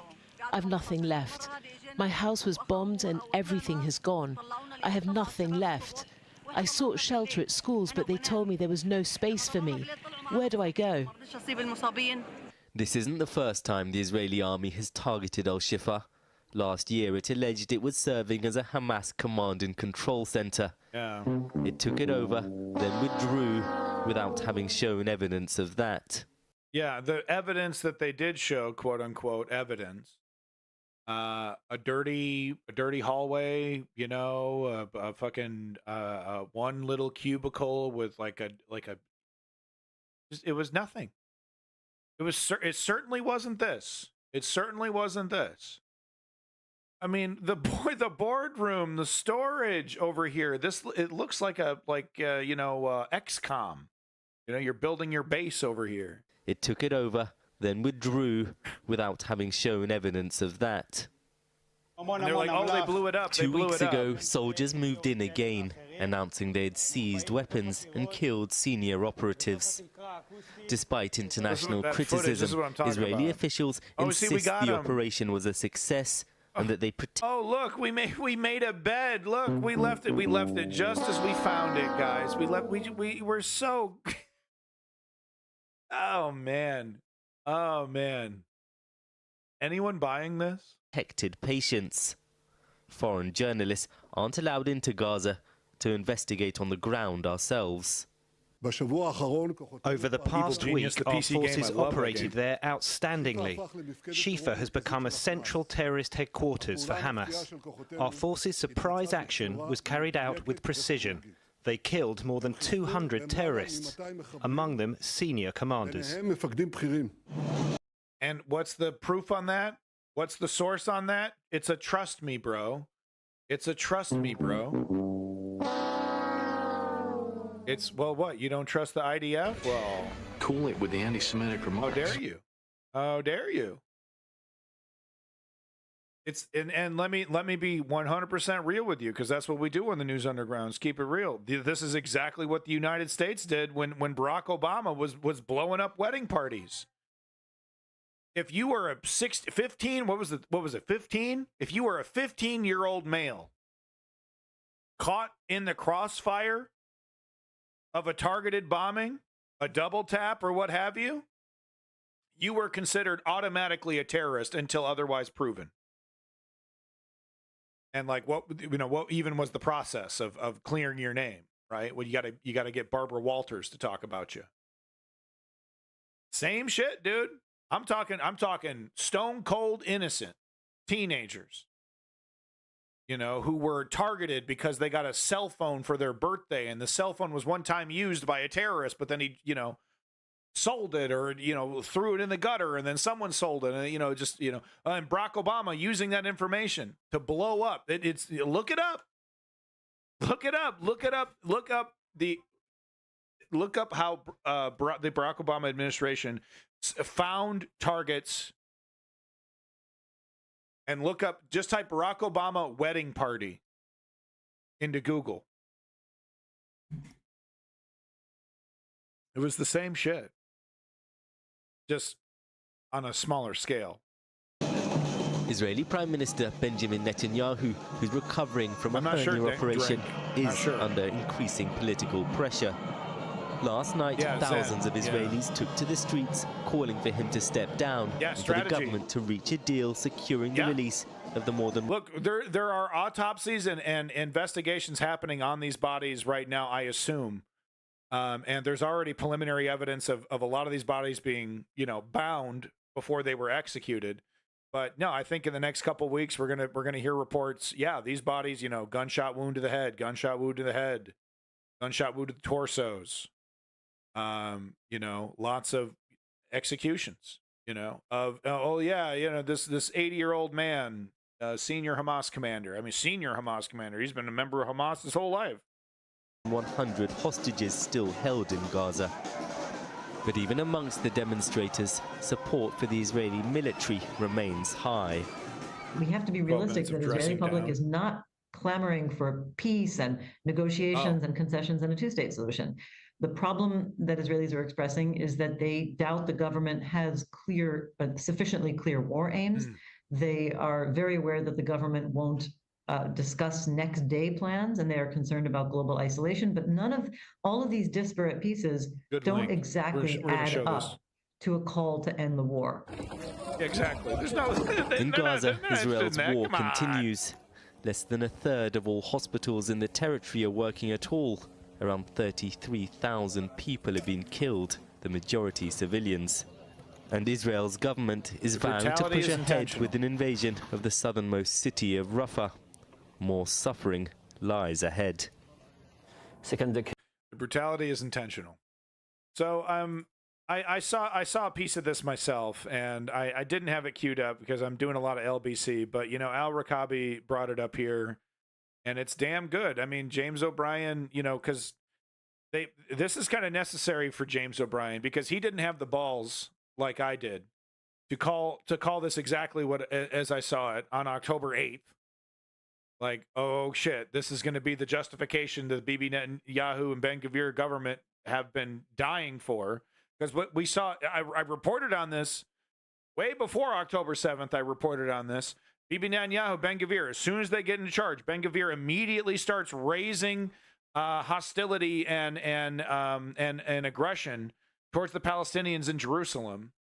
What was that, at the Al-Aqsa Mosque, where there's been an agreement for centuries about, okay, the Muslims pray here and the Jewish people pray here. He immediately went in there, desecrated that. It was a #1 priority for Ben-Gvir. Ramping up the tension. We're hearing all kinds of really interesting shit about how there was a lot of warnings and suspicious activity that was ignored by Bibi Netanyahu about Yom Kippur, about the attack.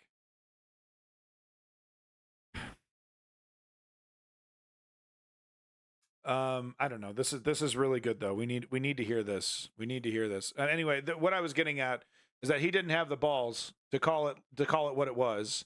So now he has to do this, backup where he's like, well, gee, maybe the motivations of Israel aren't anti-terrorist. you know, because he has to keep his job.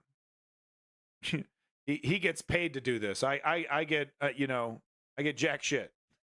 except for the wonderful conversations that I have with you folks. I do feel like when I leave a stream, I feel I don't know about smarter, but I feel like you know, I've had a good discussion with some very smart people. Best chat in Twitch, bar none, most intelligent, most you know, eloquent chat on Twitch right now.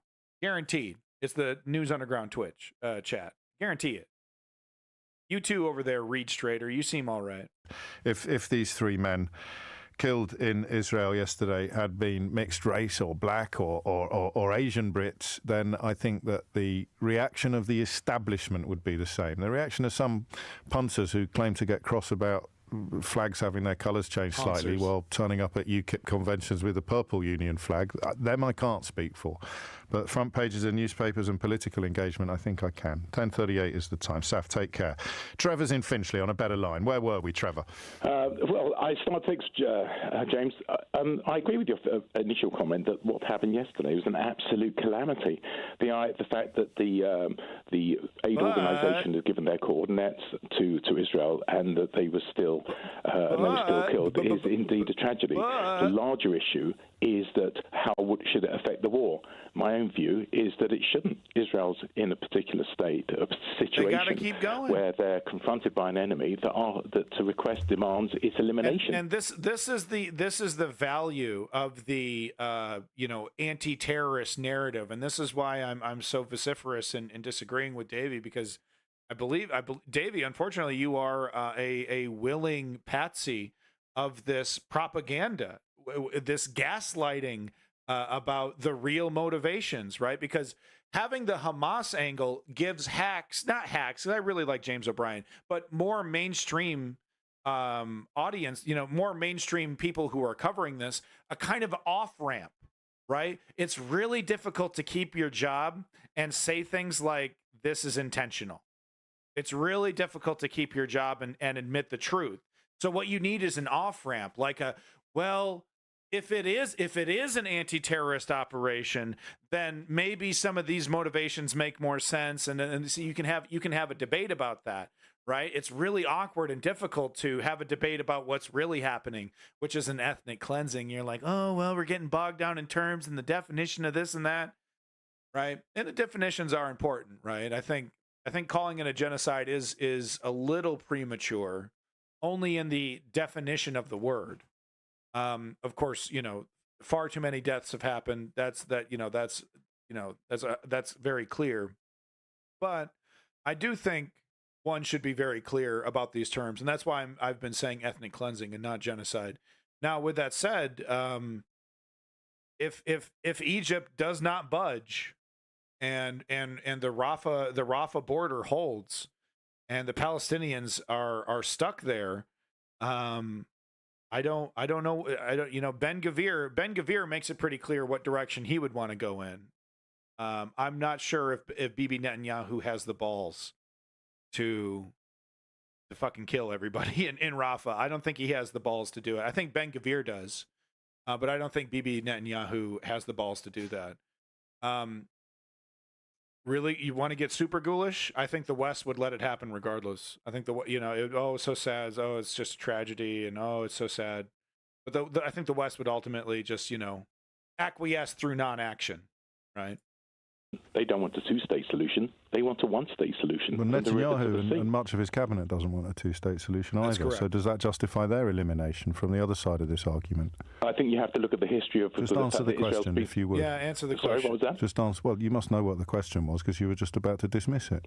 I heard repeat the question, James. Okay, so Benjamin Netanyahu and many members of his cabinet are on the record as opposing a two-state solution now. Does that somehow justify calls for their elimination as well? That's right.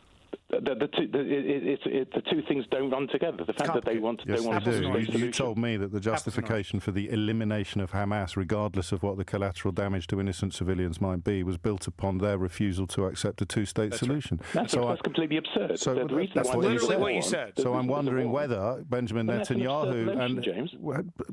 I'm repeating your own words back to you. The reason there's a war. The war is not because they want a one-state solution. No, but the need to eliminate Hamas is because they reject a two-state solution. You just told me that.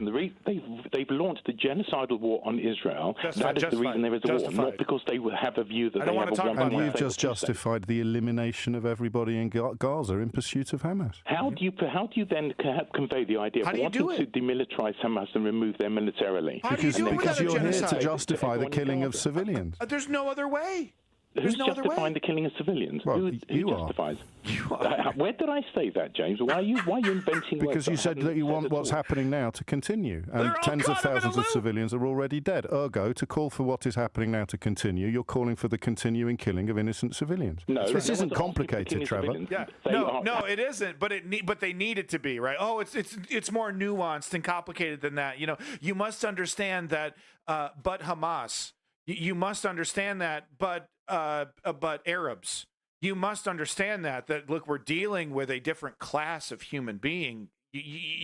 There's no other way to put it. How many people have been killed in Gaza? 32,000? That we know about. So, that we know about. The United Nations number of civilians killed to combatants generally is recorded as 9 to 1. That's a UN figure.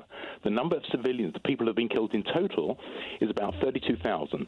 If you accept No, James, if you accept Israel's figures of, say, 13 to 14,000 combatants... Why would I accept those figures? Why? That is well below Why would I accept those figures? The United Nations have as a figure. Why would I accept those figures? Well, you'd rather accept Hamas's figures rather than United Nations figures. You're talking about Israel's figures. Hamas's figures are more credible than United Nations. I think that Human Rights Watch has detailed. Isn't it? He's jumping from talking point to talking point. Here we go. He's doing a boogaloo, and it's really interesting to me how people like this. We see this with all different kinds of topics and subjects. He's been trained. He's been trained in a way, like I've done canvassing, like door-to-door canvassing, right? And you basically have this script, that's kind of like talking points. Okay, so I'm here to talk about this thing, and then these are the different kind of questions that you'll see, and you try to practice this script, and this script kind of prepares you, for the arguments that you're likely to receive. So and then a good canvasser will also have lots of arguments ready to go, based off these arguments that they're expecting.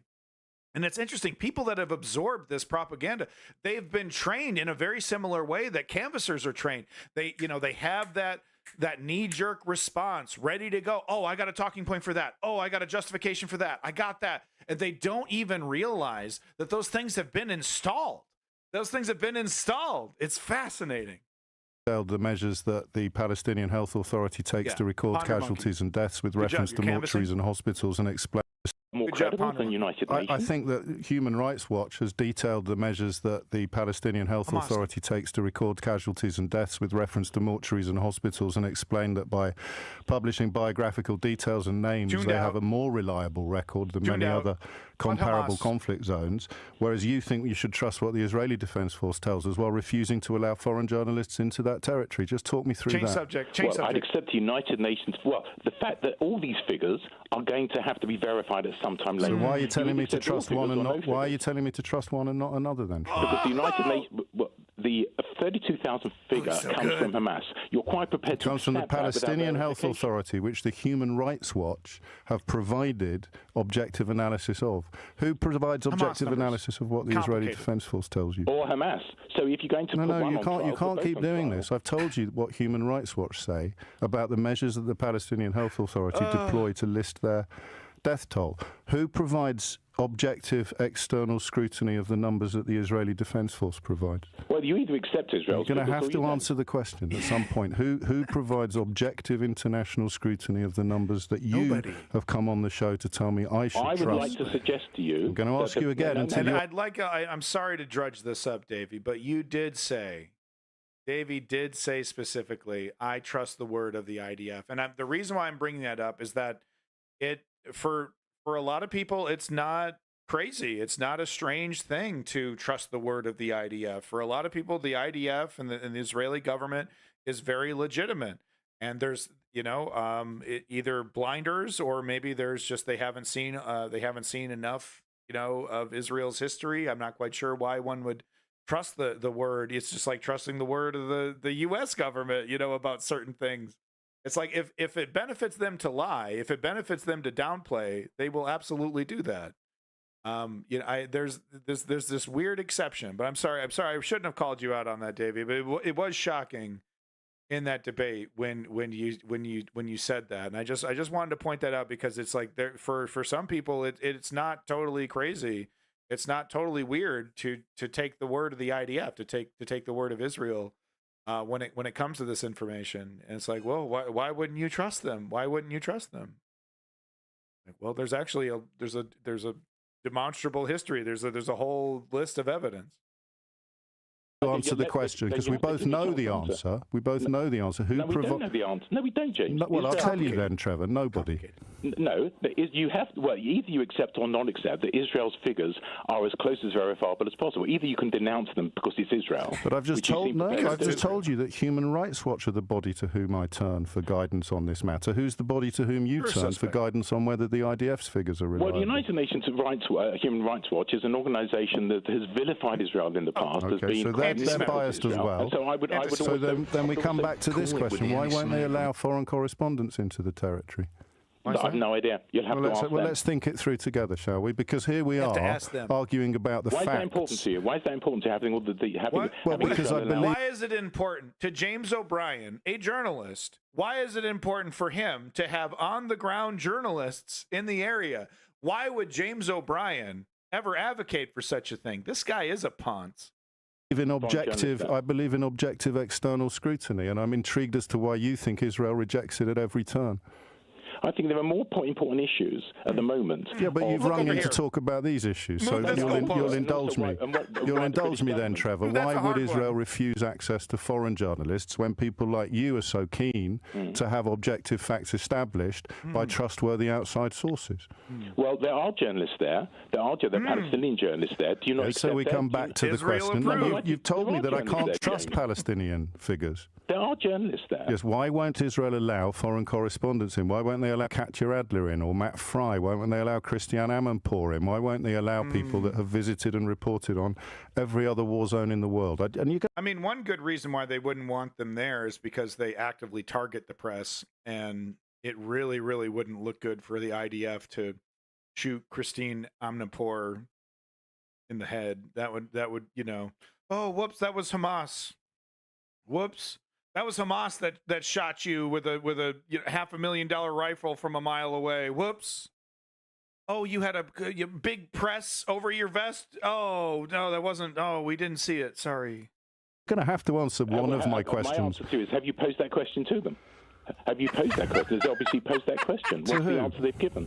To Hamas, James. Pose that question to whom? Have you posed the question to the Israeli authorities why they won't allow LBC, BBC, Sky, why they won't allow them? Have you posed that question? I will when I get the opportunity to ask them, but right now I'm asking. Right now I'm asking I'm sure you. It's been asked. Well, I think it's. And you're the answer to the question, Trevor. This is what you don't realise. See, you are the answer to the question, because if they allowed foreign correspondents in to provide independent verification, to provide international scrutiny, to report objectively, you wouldn't be able to ring this programme and say the things that you've just said. James, you know what? If there were journalists involved, what they would find is that arms in maternity wars, you see, guns in pillowcases. Yes, so then why wouldn't they let you? You've done it. You've proved my point even more powerfully. So everything, all of the journalists would discover things that completely support your position. So you must be furious that they're not allowed in. No, because I trust the Israeli military authorities to make judgments that are right. They've just killed three British aid workers. The people you trust to make judgments have just killed 3 British aid workers. Before you go, you remember when they shot 3 hostages who were wearing their underpants?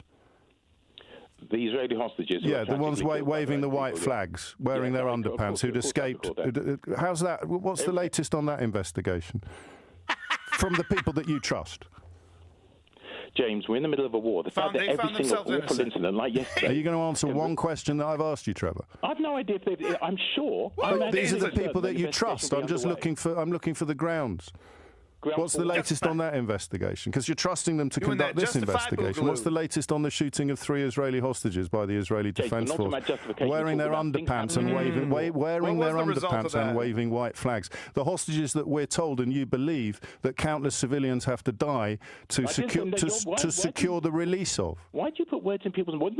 Where has anyone mentioned you're so polluted by your own and corrupted by your own language? You put words into my mouth that I never said. You said that the war has to continue. The war absolutely continue because they're. And how many civilians have died so far?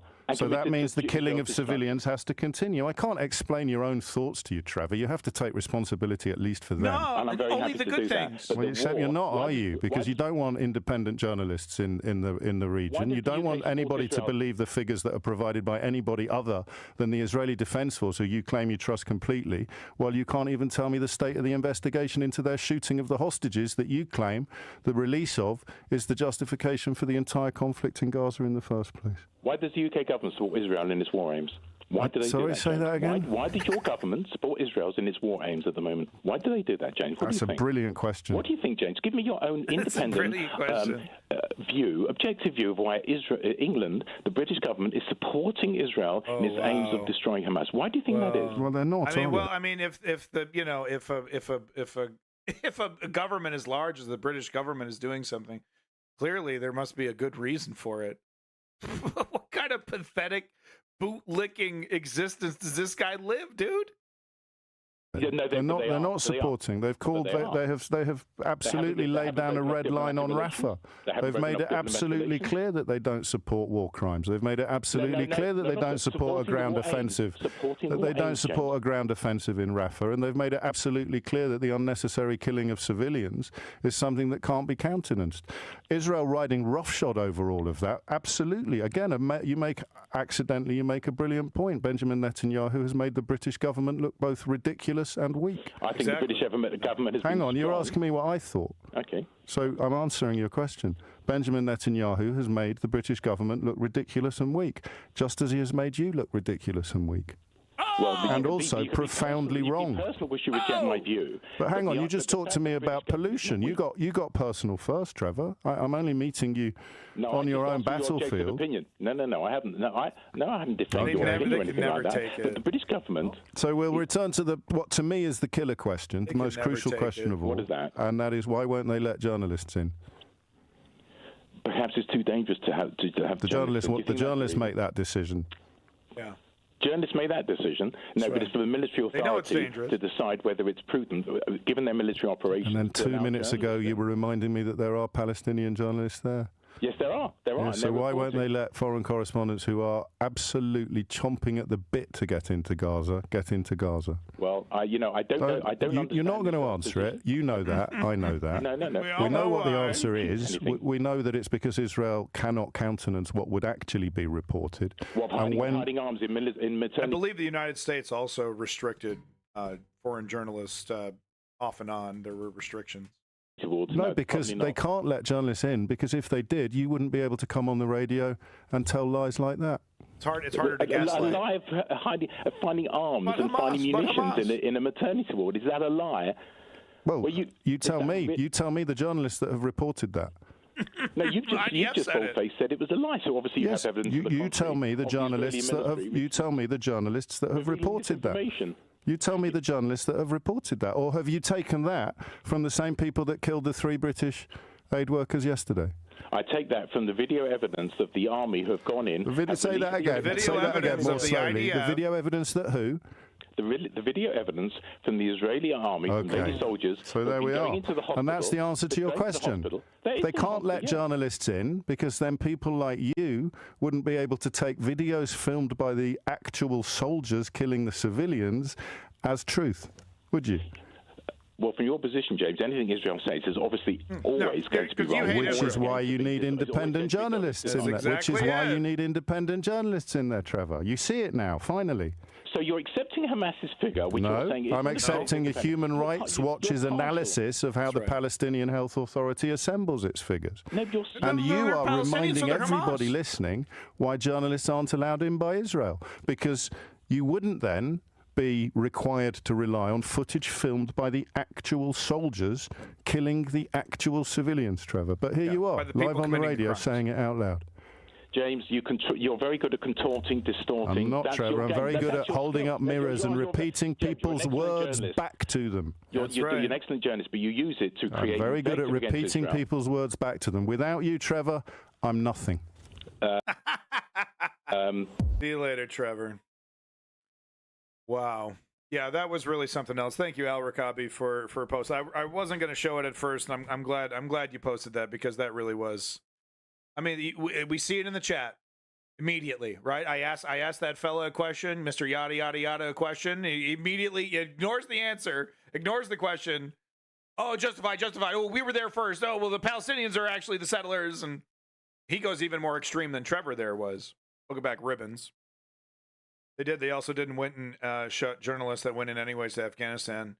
And 2 now confirmed counts, but those have been pushed under the rug as long as possible. I think it was one of the files Snowden released, that or it was WikiLeaks. Yeah, that does not surprise me. I mean, look, you either know what's going on or you're gaslit, right? There's only one good goddamn reason why you restrict foreign journalists from getting in there. There's because you're up to some shit and you need to hide it.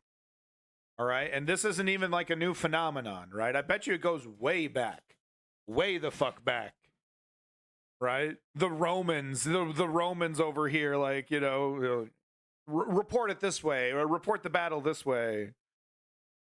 Oh, don't say this, don't say that.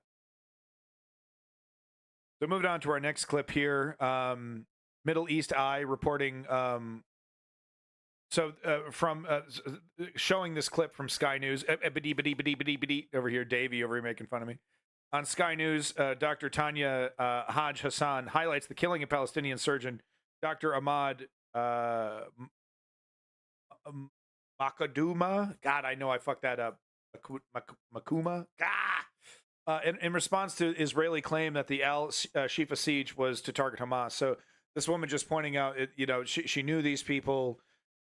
Israel over here, IDF saying they were all Hamas. Everyone in the dead body piles are Hamas. And this woman saying, that's just totally ridiculous. I'm willing to accept, some of these people being associated with Hamas. I do think there is some real evidence, for Hamas operating in some of these, Makadma.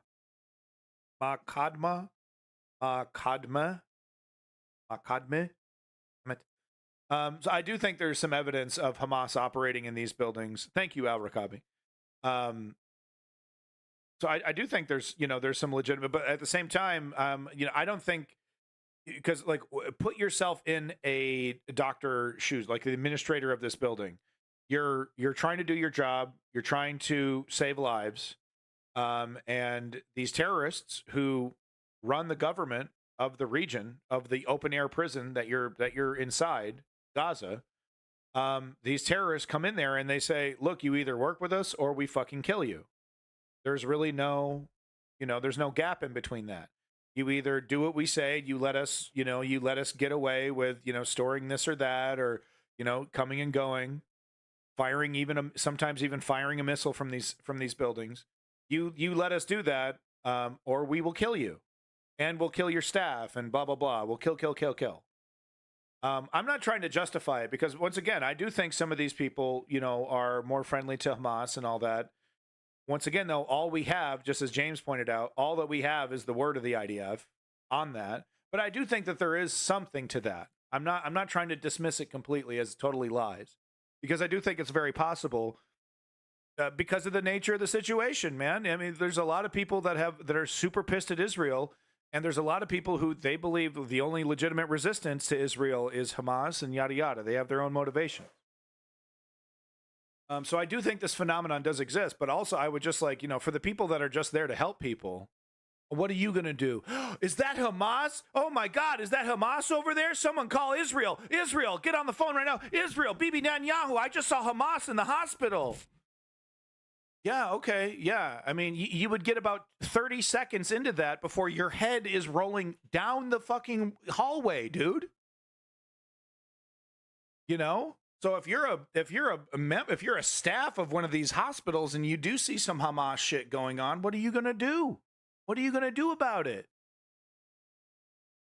It puts you in a really tough position. Now, I'm not trying to justify. I'm not trying to saying the people that are defending or gaslighting for Hamas, but I'm just saying, man, it's a tough fucking position, dude. You know? Anyway, this woman who knew these people, with her opinion on whether they were Hamas members or not. Let's have a listen. I look, the picture you paint is one of devastation. You'll know that the Israeli military say that they have killed and detained hundreds of Hamas militants within the Al-Shifa complex. Do you know if Hamas were there and were fighting with the Israelis? I am just shocked that we're still having this conversation. They executed tens of people point blank, including one of our colleagues, Dr. Ahmed Khalalati, who's a very experienced plastic surgeon, him and his mother, who's also a physician. They executed people point blank. And including many of our colleagues who've been detained now, we haven't heard back from them. Previous students of mine detained, young doctors detained. We don't know if they're dead or alive. They have been gone for over 100 days. So to say that this is a strategic targeting of Hamas is an insult to our intellect and our humanity.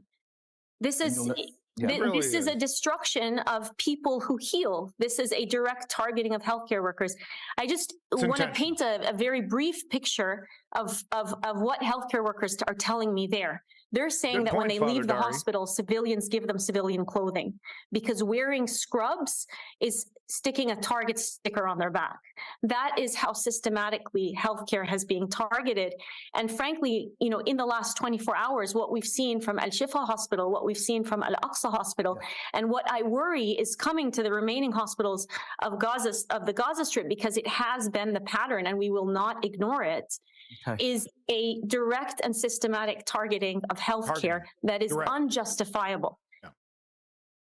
Direct and systematic targeting of healthcare. Once again, it's one of those pillars of stability, one of those reasons why you would feel safe coming back. You got to turn it into an uninhabitable wasteland. You got to give the hardliners nothing to come back to. It's, you know, eradicate hope that you're ever getting this back. And look, you got to get to a certain point, right? You got to, you know, and he's running out of time. And that's the only problem that the West has with this. They have no problem with the West Bank. They have no problem with the theft of the West Bank, the settlers. Oh, some performative, oh, that's technically illegal. That's really bad. Stop doing that. Anyway, let's continue to do business. Right? I mean, how does that meeting go? Oh, yes, and even though we technically disagree with your stance on settlers, we're happy to, you know, introduce a brand new trading opportunity with you. That's how is that how it goes in the negotiation? Oh, well, that thing that you do is really bad. We don't like that. Anyway, moving on.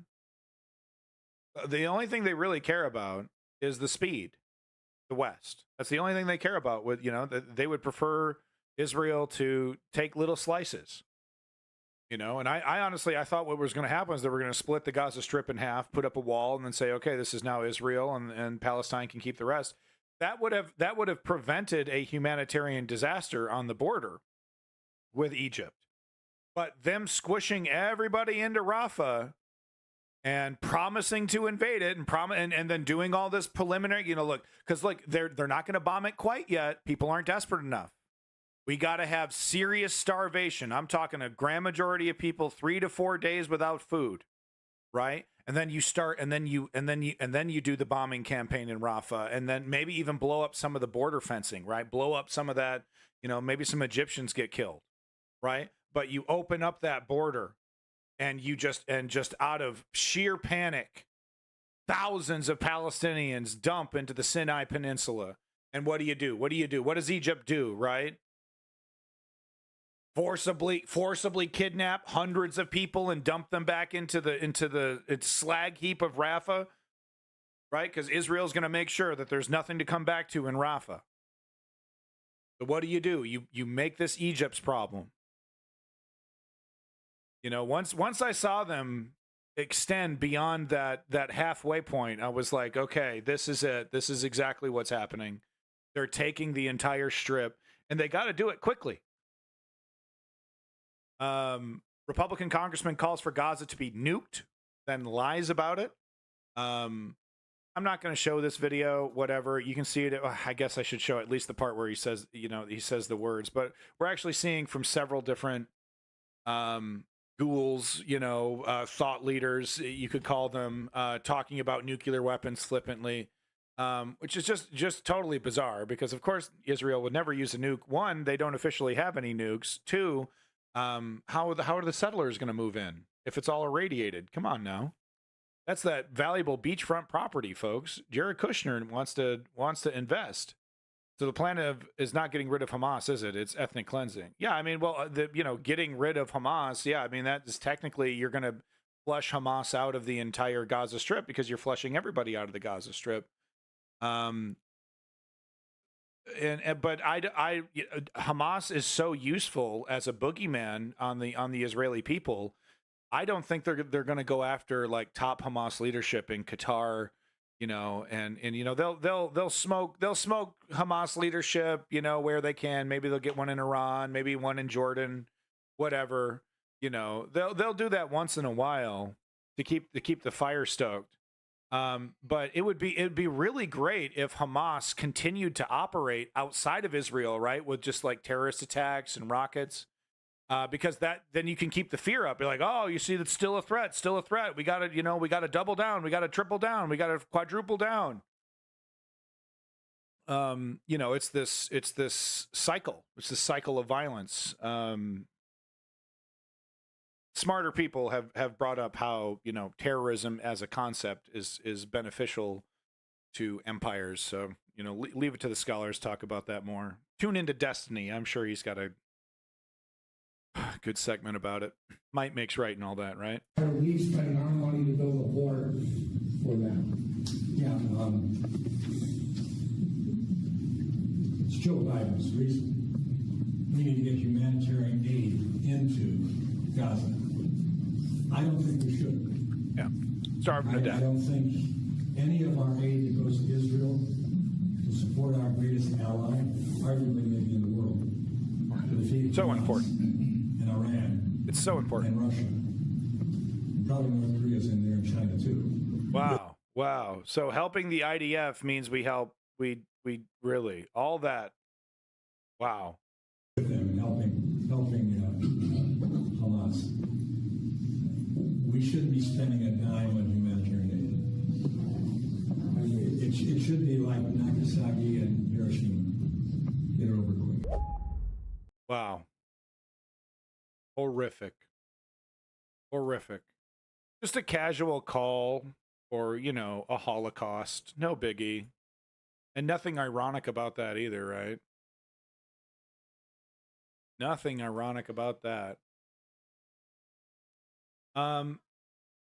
If you want to see the whole video, I just put it in the chat. There you go.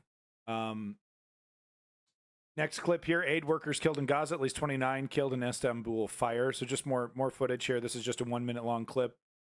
Some of the footage we haven't seen yet. An Israeli airstrike killed 7 aid workers from World Central Kitchen, leading the charity to suspend delivery of vital food aid to Gaza. Israeli Prime Minister Benjamin Netanyahu said the strike was unintended and would work to ensure it will not happen again. At least, so when they kill someone they want to kill, it's surgical. Our weapons are so precise. We knew exactly where we were hitting, and we know exactly what we're doing. When they need the gaslight, it's a whoop. Whoa, man, half the time we don't know where these things are going, man. You can't trust them. A little to the left, a little to the right. I mean, technically we hit 1, 2, 3 systemically. What can it? 29 people were killed when a fire broke out at an Istanbul nightclub during renovations. Authorities have detained 5 people for questioning, including managers of the club and 1 person in charge of the renovations. As North America braces for the upcoming total solar eclipse, the I wanted to talk about this. I think I should be able to cover this next Monday, the solar eclipse. Might be able to cover it in real time with everybody. Might watch it with my wife, like outside my front door. Apparently, Canada is going to get an amazing view of the solar eclipse. But I think I'll be doing a live stream special live stream for the solar eclipse. That's coming up next Monday, next week. Niagara Falls region is bracing for an influx of tourists. Awesome. The region is among the best spots in North America to observe Monday's upcoming solar eclipse. Yeah. So I'm pretty close to Niagara Falls. Yeah. And the Tropicana, the Las Vegas Strip's 3rd oldest casino, is close. Oh no, not the Tropicana. All right, anyway, moving on to our next clip here. Once again, the same caveats I made before about Al Jazeera, of course, apply to this as well. But once again, who else is willing to have any kind of real conversation about this? Al Jazeera out here, saying, okay, is this intentional? Is this intentional? Here's the evidence that we've collected that makes us think that it's intentional. So let's take a look at the evidence and see. But of course, Al Jazeera, grain of salt, yada yada. You know what I'm talking about. An Israeli media report is quoting army sources I like saying that now. who are Yada, blaming yada. poor discipline among field commanders for the killing of 7 aid workers in Gaza. Asshole. They told the Haaretz newspaper that soldiers and officers violated Israeli army regulations. A convoy of vehicles from the World Central Kitchen Aid Agency was hit by Israeli airstrikes in Deir al-Balah in central Gaza on Monday. 6 of the victims were foreign nationals and 1 was Palestinian. Well, an Al Jazeera investigation has found the Israeli army intentionally targeted the World Central Kitchen convoy in 3 consecutive airstrikes. Yeah, Ice King. Here's what the evidence That's a good shows. point. The organization says its 3 vehicles left the warehouse here in Deir al-Balah sometime around 10:30 p.m. local time on April 1st. The convoy traveled just over 4 kilometers, making it to Rashid Street along the coast. Witnesses say the first vehicle was hit by a missile here just before 10:45 p.m. The injured were seen being transferred from the first Sorry, I was car laughing at the to chat, the not second the downed horrific vehicle. thing that we're on The second screen car here. made it 800 meters south from the first attack when it too was bombed. Photos clearly Hello show from it was D-Line. hit straight through the roof by a projectile from above. Jesus, look at that. Right The on third right vehicle through the in the logo. convoy made it a you know. further 1,600 meters down the road before it was hit by a third. That image right there of the missile going right through the roof of the vehicle, right on the logo is a really striking image. I mean, with all the bullshit and all the lies, I mean, really, it's the picture that is speaking the loudest.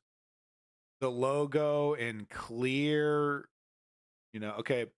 With that said, I do have a so-called expert who speaks, very, from a very informed perspective on Ukraine and Ukraine weaponry. He's going to talk about how, well, technically, this is a possibility that even with all the technology and all that, yeah, you might not see the logos. You might not see the logos. Of course, this person ignores all the other, the fact that this World Central Kitchen told Israel, hey, we're okay, 3 trucks, we're doing this. We're moving along this at this exact time. This is what we look like. The third vehicle in the convoy made it a further You'll see what I mean. 1,600 meters down the road before it was hit by a third and final strike. Yeah, the also windshield being through intact its is roof. quite strange. Let's bring in Al Jazeera's Imran Khan in occupied East Jerusalem. So, Imran, quite a lot of contradiction in what we've heard from the Israelis and what our investigation has revealed. Let's start with this Haaretz article, which talks about a lack of discipline on the part of commanders in the field in Gaza. Tell us more about this. Lack of discipline. Yeah, that's one way to put it. What you're supposed to have in any situation, in any kind of war, is a clear command and control structure. any drone strikes, any military strikes, any operations need to be signed off on by a senior commander. That, depending on the situation, could go all the way up to the defense minister, him or herself. That seemingly hasn't happened in this case. All of the military analysts I've been speaking to suggest that this is a clear violation, a clear destruction of that command and control structure. And right then through we the have this logo, Haaretz article, a key newspaper here within Israel, very good sources, who are now saying that commanders on the ground are simply doing what they want. It's worth reading you a couple of quotes from here. A source in the intelligence branch said the command knows exactly what the cause of the attack was in Gaza. Everyone does as he pleases. Now, the Army regulations say that the final approval for any action against sensitive targets and organizations must be given by senior officers. They go on to say that that simply isn't happening. It's a case of every commander sets the rules for himself.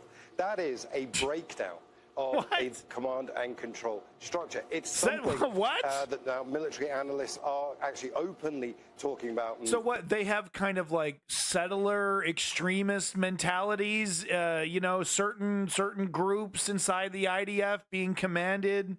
What do we have, like an Apocalypse Now situation where the fucking guy, you know, certain ones will go, they went a little rogue. Really? Okay. I mean, this is from Al Jazeera. I'm going to need to see more evidence of this, because it's my understanding that the IDF is a pretty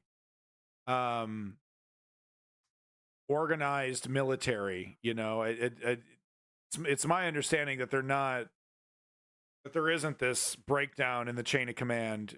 You know, the horror.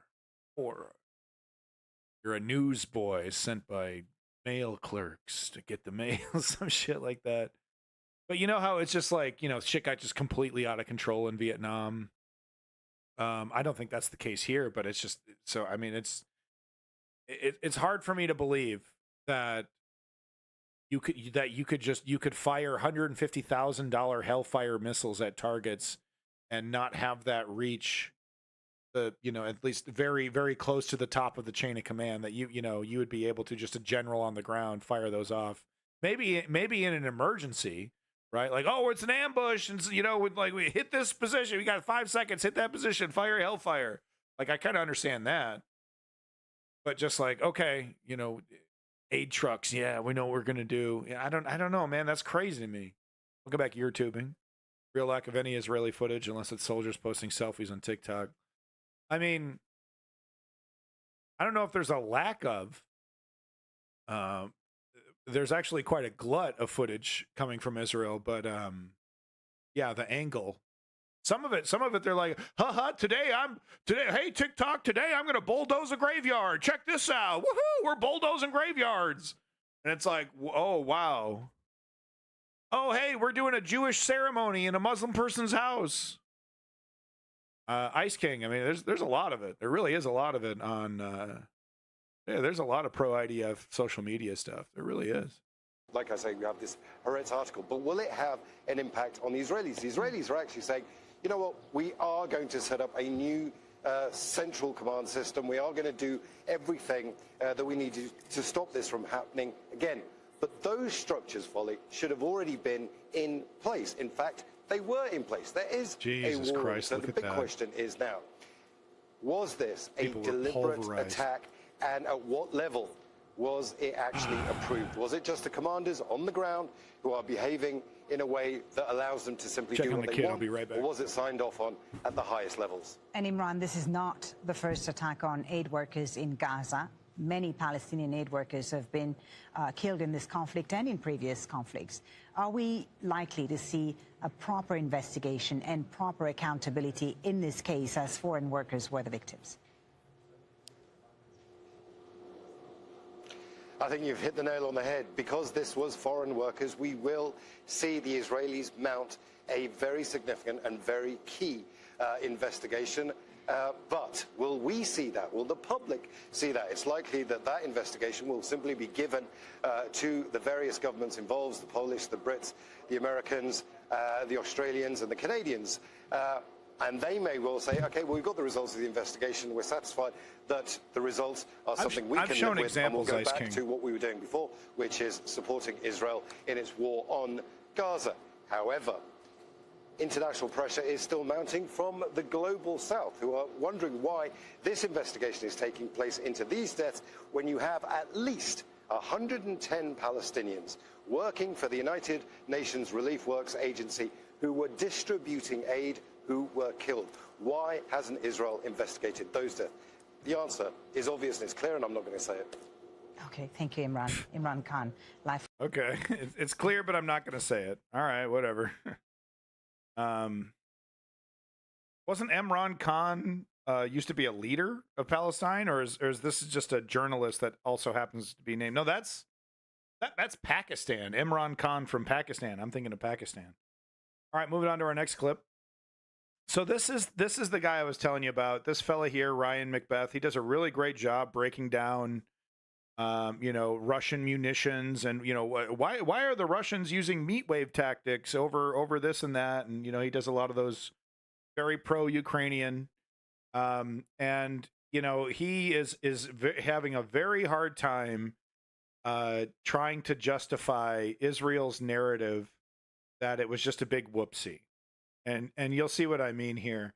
Now, with that said, I don't want to just completely dismiss his hello the Hell Knight. I don't want to completely dismiss his expertise, because he does. There's at least one point where he makes one solid point. I do think that there's a pretty solid point that he makes. But I think the most important element is the thing that he doesn't talk about, which is the fact that these aid agencies tell Israel, we're going to be here at this time, this many trucks, this is food, this is not weapons. They have a whole system of telling the IDF this is what's happening. So I just don't buy this excuse that Israel just had no idea. They're 24/7 monitoring these roads. They receive this information within minutes, sometimes within seconds.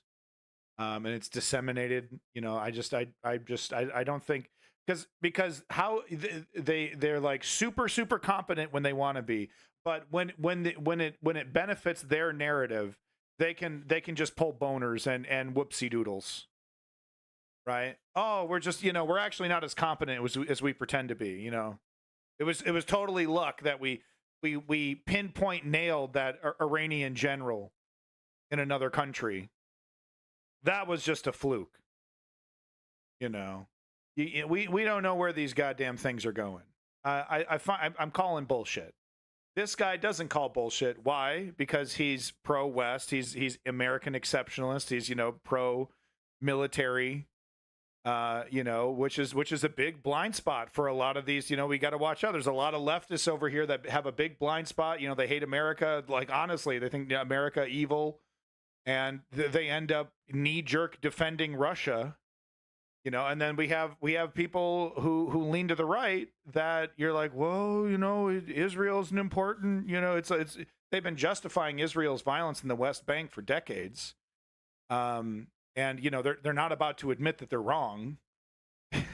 They're not about to admit that they've been defending, because these are the types that push back. Oh, Gaza's not technically an open air prison, and it's not, the apartheid in the West Bank is necessary for the safety of Israel. And if Israel were to stop its assault against the Palestinian people, that would leave Israel vulnerable to an invasion immediately. They would just immediately be boots on the ground immediately, just like the first Nakba.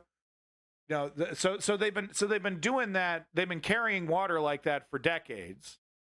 They're coming to the defense of Ukrainians, as they should.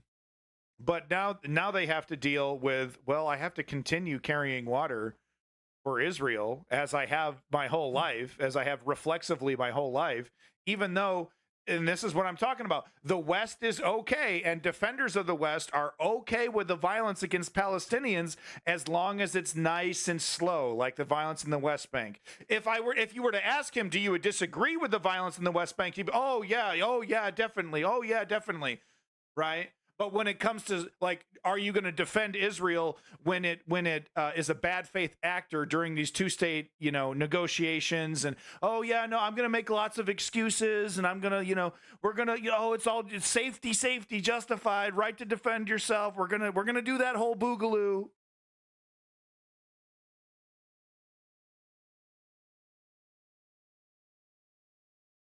You'll see what I mean here. It's hard to admit that you've been wrong in defending Israel for your whole adult life. It's pretty hard to admit that, I guess, for some people. It wasn't hard for me. I don't know. Pretty clear what's happening. It's been pretty clear for a while. I mean, Bibi Netanyahu he's like literally, he like brags, the two-state solution. He's a well-known hater of the two-state solution, Bibi Netanyahu, and don't even get me started on Ben Gvir, who is a legitimate nightmare, a legitimate walking human rights disaster. Ben Gvir. At approximately 2300 hours or 11 p.m. on April 1st, the IDF struck a convoy of 3 vehicles owned by World Central Kitchen and driven by World Central Kitchen employees as they traveled up al-Rashid. Hey, Hell Knight, I see your fucking chat. This is, what the fuck, dude? I'm talking about Gaza. I'm talking about the news. You want to have a fucking personal conversation about your fucking preferences of social fucking media? Get the fuck out of here, you idiot! Road in Gaza. 7 of those World Central Kitchen workers became casualties. How do I know this? I'm friends with Paul Wagner. Paul works for a Florida-based NGO, or non-governmental organization, that has actively been working in Israel and Gaza to feed people and keep the humanitarian crisis at bay.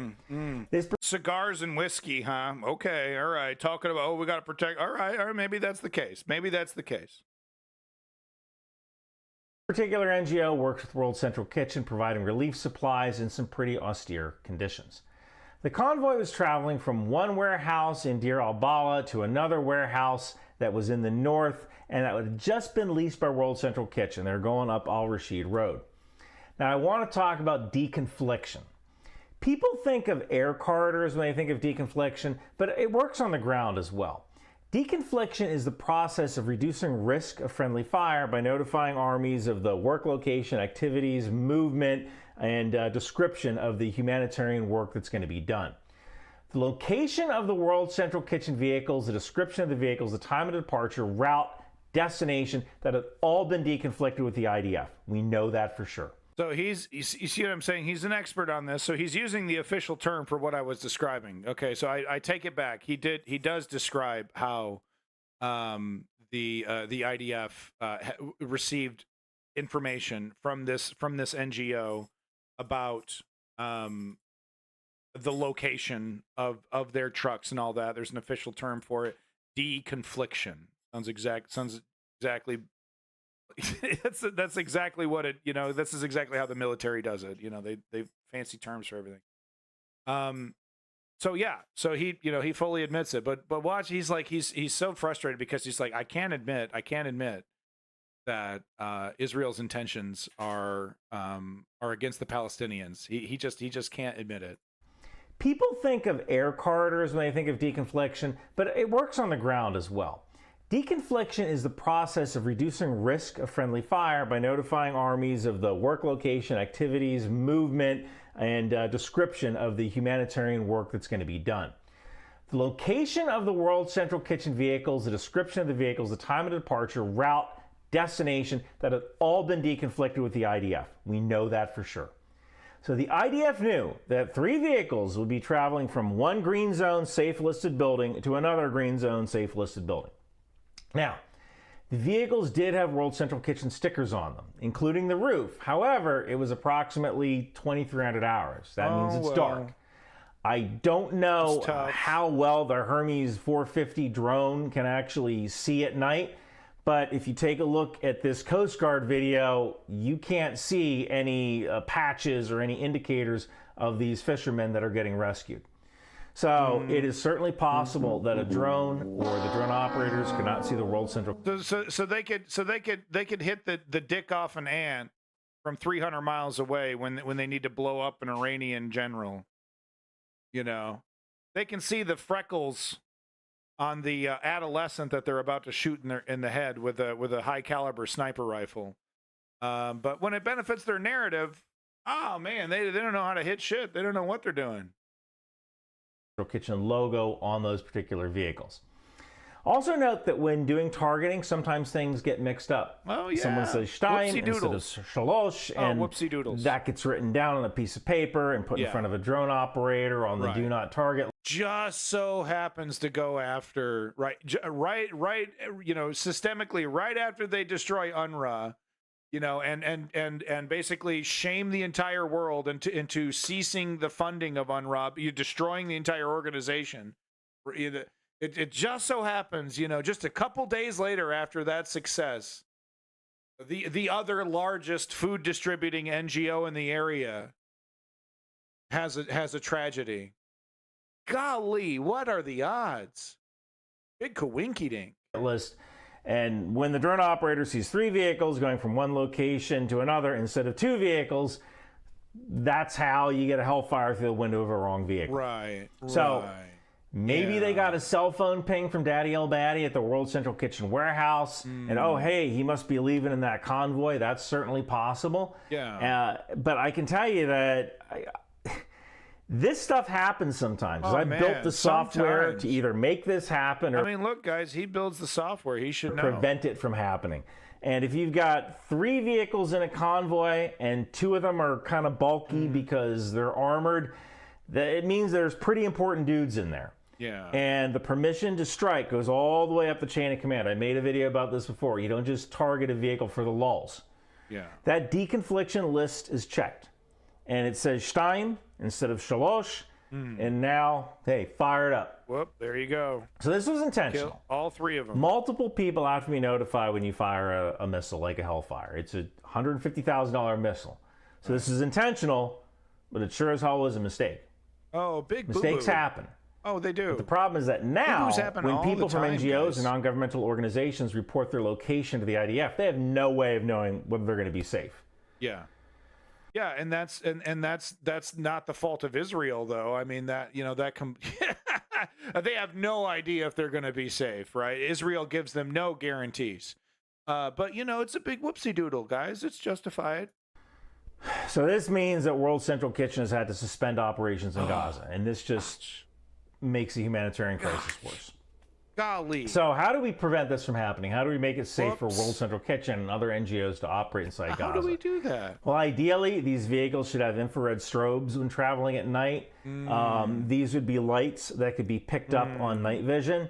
Ideally, the IDF could issue multiple strobes to aid organizations, and then just every day they give them a new pattern. You know, one day it's a cross, one day it's a diamond, one day it's a triangle. And that way, if Hamas is trying to use perfidy to pretend that they're an NGO, they won't have the correct symbology on the top of their vehicles. You know, Hamas does that. Hamas is not beyond using perfidy to pretend to be an aid organization to go from one place to the other. So by changing the pattern every day, the IDF can be pretty darn sure that they're looking at a legit aid organization because only that aid organization for that day has the right That'll code. Stop.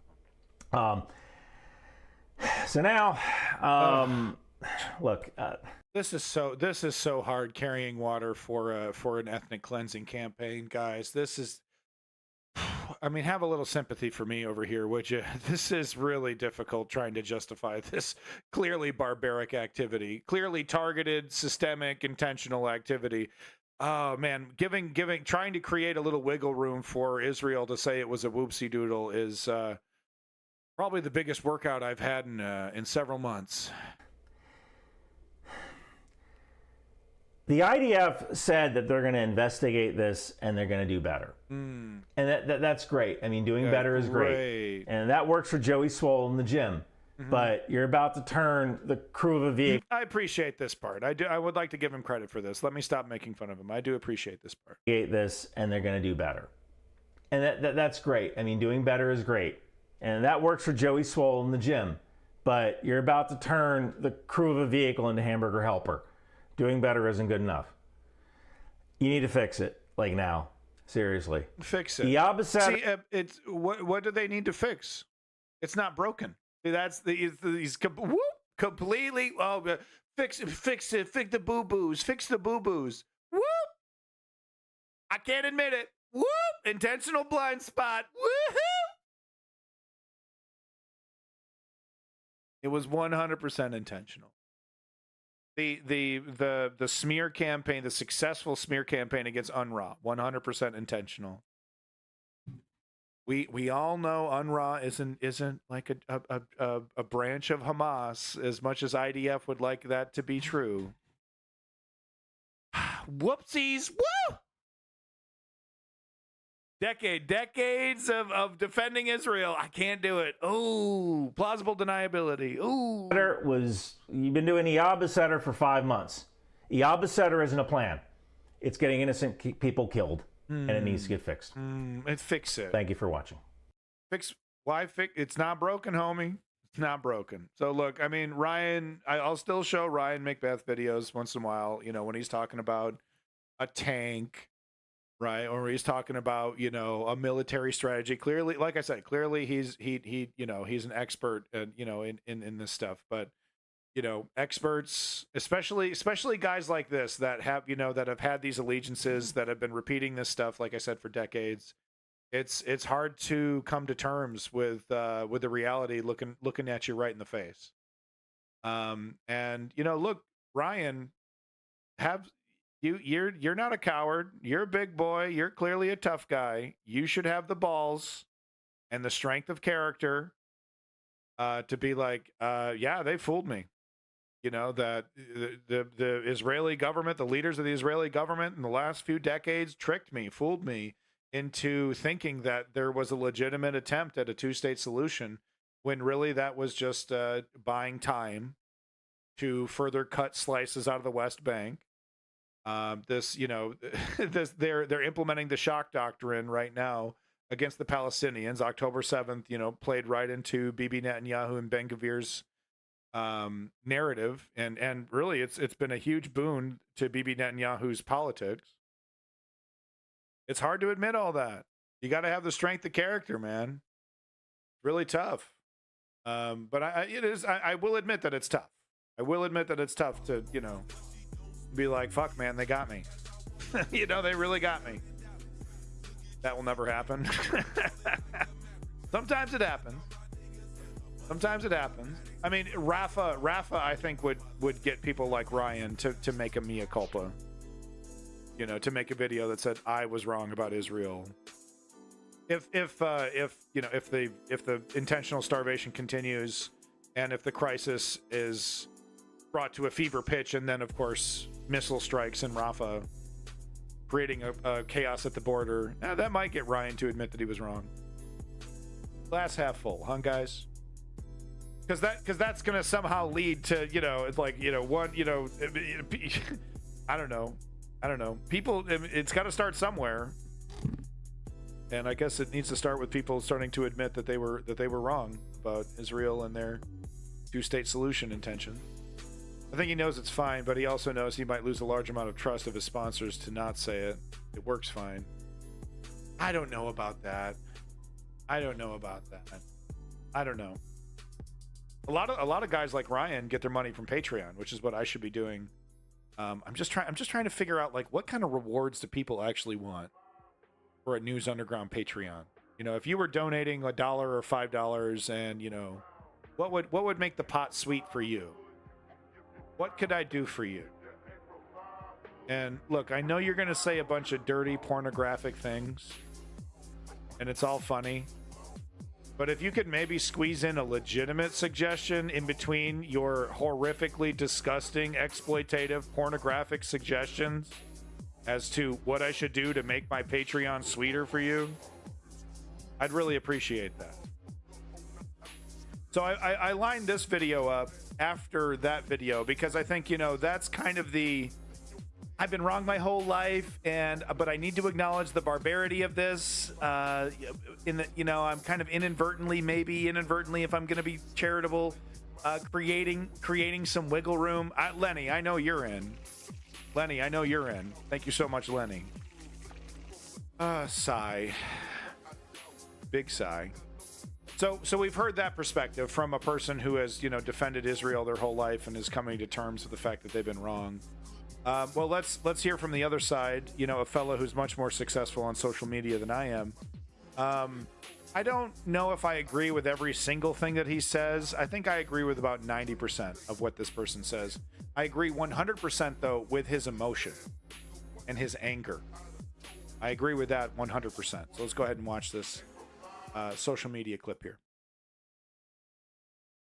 NordVPN, one of his known and common sponsors, is highly pro-Israel, and name of the sponsor uses that might be why. Oh, that's a good point. That's a good point. I had no idea. They fired 3 precision-guided missiles at the World Central Kitchen. 3. They killed 7 people who were only there to stop a man-made famine. And when people got upset about that, their reaction was, oopsie, didn't mean to do that. Can we have some more Hellfire missiles, please? That's what we're funding? That's what we have money for.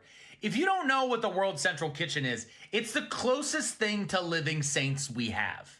The World Central Kitchen was founded in 2010 by Chef Jose Andre. It was founded after the Haitian earthquakes happened, and he went and saw millions of people about to starve to death. So he set up the World Central Kitchen, and they began to start feeding people. And over the next 14 years, they fed people across the world, including in the United States, including in Ukraine, including across multiple areas of conflict, including on both sides of this conflict, where 7 World Central Kitchen workers were just fucking murdered. Because that's what this was. This was fucking murder that they're trying to push off as negligent homicide. But they used precision-guided missiles. They know. They have to use a fucking laser to paint onto a target. They know. There were 7 aid workers in 3 fucking vehicles driving down a road that they had to clear their travel for with the people who have the fucking missiles and the lasers. They called them and said, please don't blow us up. We are driving down the road because we have a truck full of food because we are trying to stave off a man-made famine of 1.7 million people. And what did they say? They said, oh, please drive down the road. Drive down the road in your 3 white trucks with World Central Kitchen signs on them. We know your exact location. And then they painted them with a laser and then shot them with Hellfire missiles from drones. And then the next day, when they noticed people getting mad about that, because seems to be the first time anyone's gotten really, really mad about all the aid workers they've killed. 192 dead so far. They went, oh no, that was an oopsie. We're sorry. We didn't mean to do that. We'll investigate ourselves like good cops. And now, instead, there are no meals going out from the World Central Kitchen. Hundreds of thousands of people in that area are now going without the 1 meal they get every couple days.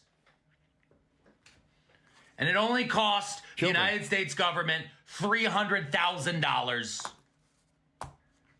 But don't worry, when we run out of money, just like in 2020, the World Central Kitchen may come back to the United States and set up 50 food pantries in every single state to try to make sure that we don't starve to death. Because the only enemy of the World Central Kitchen and Chef Jose Andre is hunger. That's their only enemy. And if you are an enemy of the World Central Kitchen, then you are an ally to famine, and I am not a friend to you.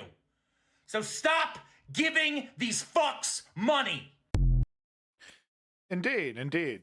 And yeah, if you think he's being outrageous talking about Americans starving, hate to break it to you, but no, I think I showed several years ago there was this amazing ad from Germany that was about starving Americans and about how you should donate to help starving Americans.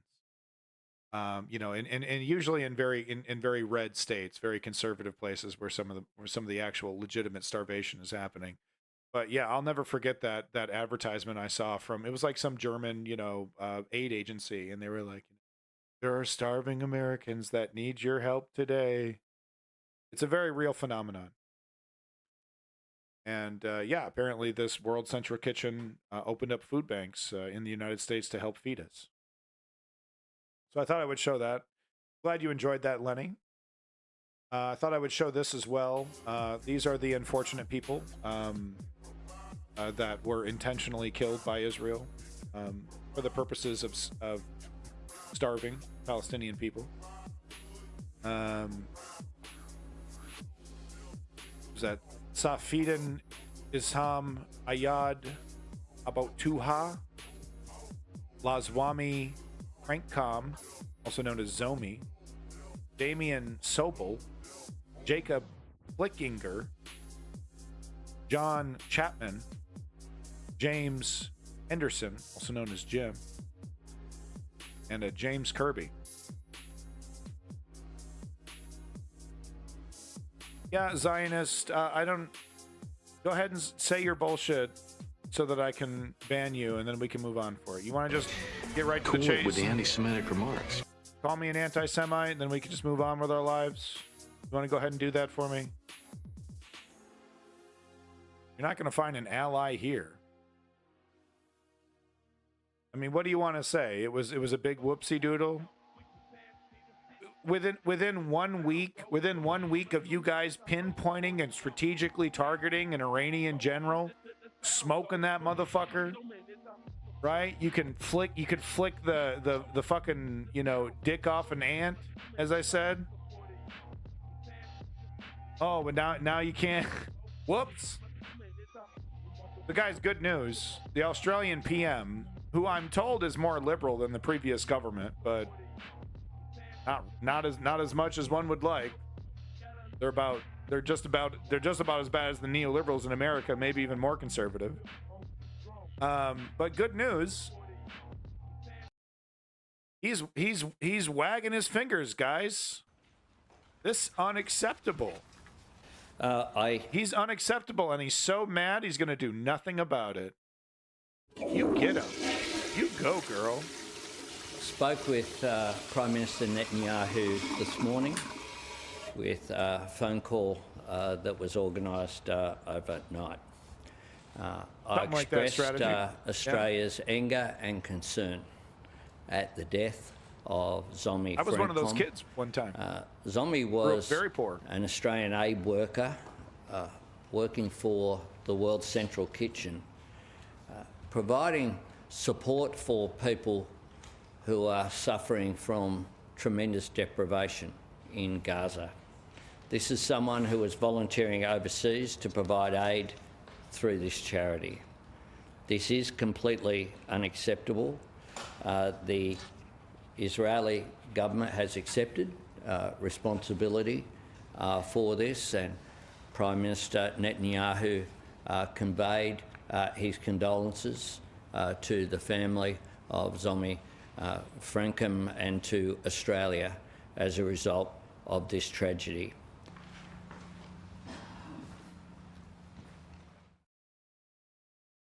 And that's it.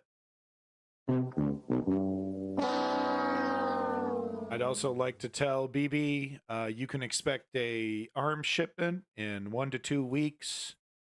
Once again, this is a absolute tragedy that was totally preventable, and I am going to do nothing about it. Thank you so much. Bye-bye. Thank you.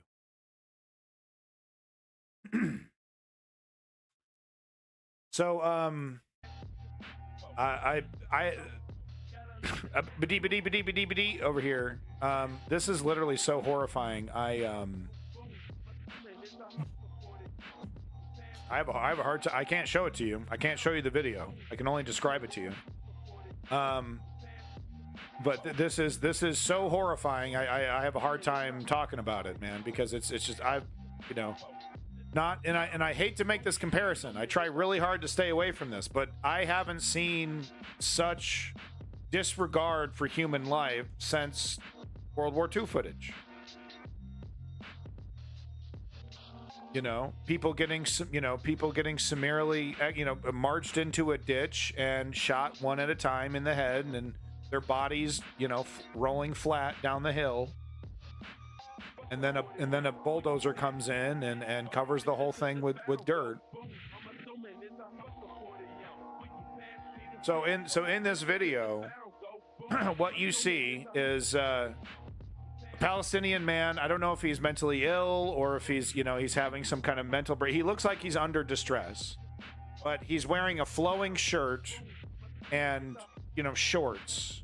There's no. It doesn't look like he certainly doesn't have a weapon, and I believe he has a white flag.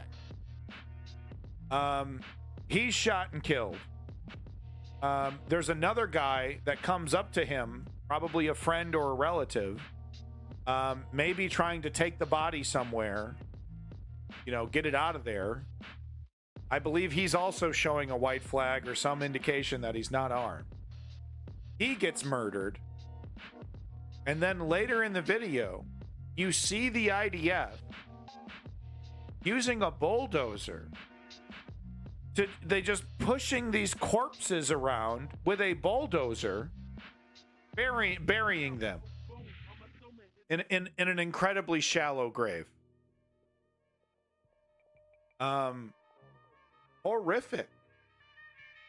Horrific, undeniable proof.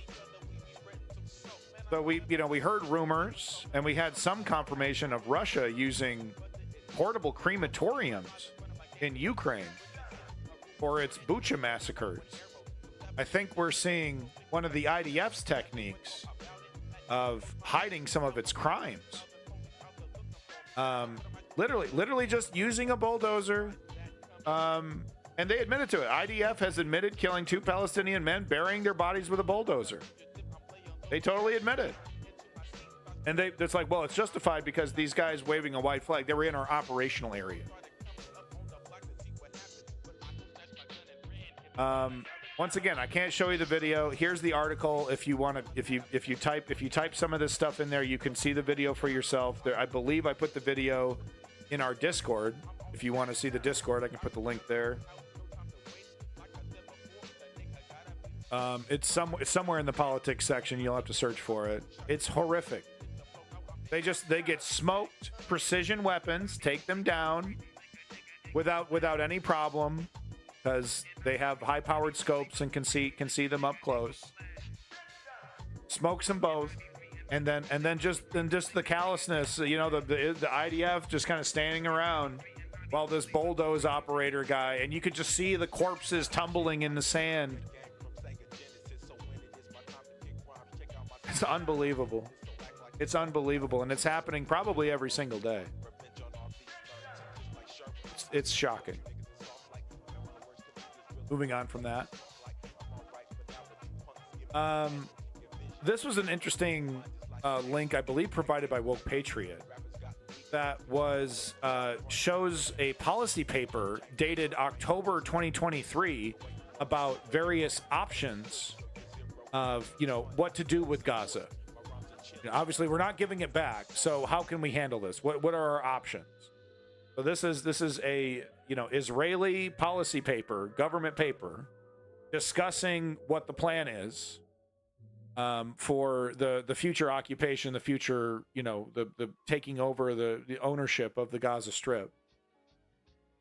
The paper, which was leaked to the media in late October 23, considered and rejected 2 additional alternatives as insufficient to protect Israel's security interests. And remember, I've talked about this, how the justification for, well, we got no choice but to take the Gaza Strip will be Israel's safety. Right? Well, you do agree with Israel being able to defend itself, right?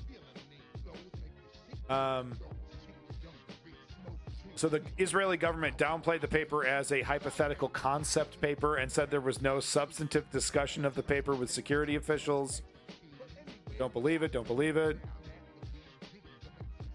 Yeah, I mean, what? I haven't seen the specific video that you're talking about, but we were talking about that earlier, how the IDF has done a great job documenting some of their most horrific atrocities. And the example that I pointed out was another bulldozer operator who was like, hey, check this out. I'm bulldozing a cemetery, clearing this out for future. I mean, like literally talking about how we're clearing this out for future Israelis, just callously bulldozing a graveyard. No problem. I'll put money that 5 years from now, Gaza will have some real nice beachfront resorts. And there won't be any Gazans enjoying it. I mean, look, I don't mean to be, callous and flippant here, but it's happening. It's so well documented. It's happening right in front of our eyeballs. And you either have the strength of character to admit what's happening right in front of your face, or you have your own biases and allegiances and ignorances that you're not ready to get over one way or the other. You're not ready to get over those humps and admit you were wrong. It does take a certain amount of strength of character to admit the totality of it. And I get it. Something's like, well, you're being hyperbolic. You're being hyperbolic. There's no evidence of that. And that's just not true. That's just, at this point, that is just not true. I'm not pulling this shit from my ass. And here's a great example right here. Literally a policy paper. Israel. Oh, yeah, that's not even a big deal. So let's listen to this. So the Israeli government downplayed it, said there's no substantive discussion of the paper with security officials. The paper was condemned by Palestinians and negatively impacted Israeli-Egyptian relations. Quote-unquote option C, favored by the report, was widely described as amounting to ethnic cleansing. So option C was this is probably the best option, right? So they start, that's how you do a sales pitch, right? Well, you start with the crappier ones, but then well, here's the good one. So let's have a little look here. So the third alternative, option C, proposes transferring Gaza Strip's 2.3 million residents to Egypt's Sinai Peninsula.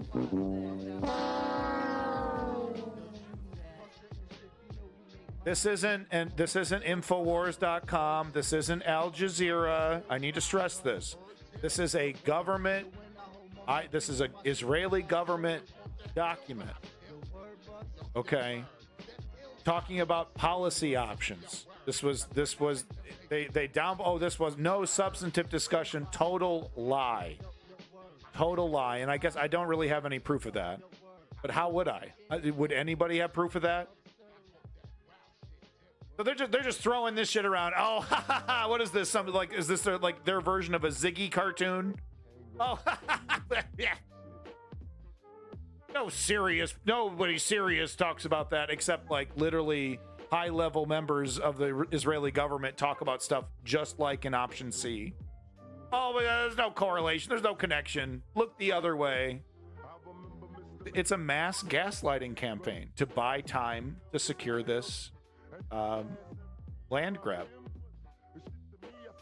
That's what we're looking at, man.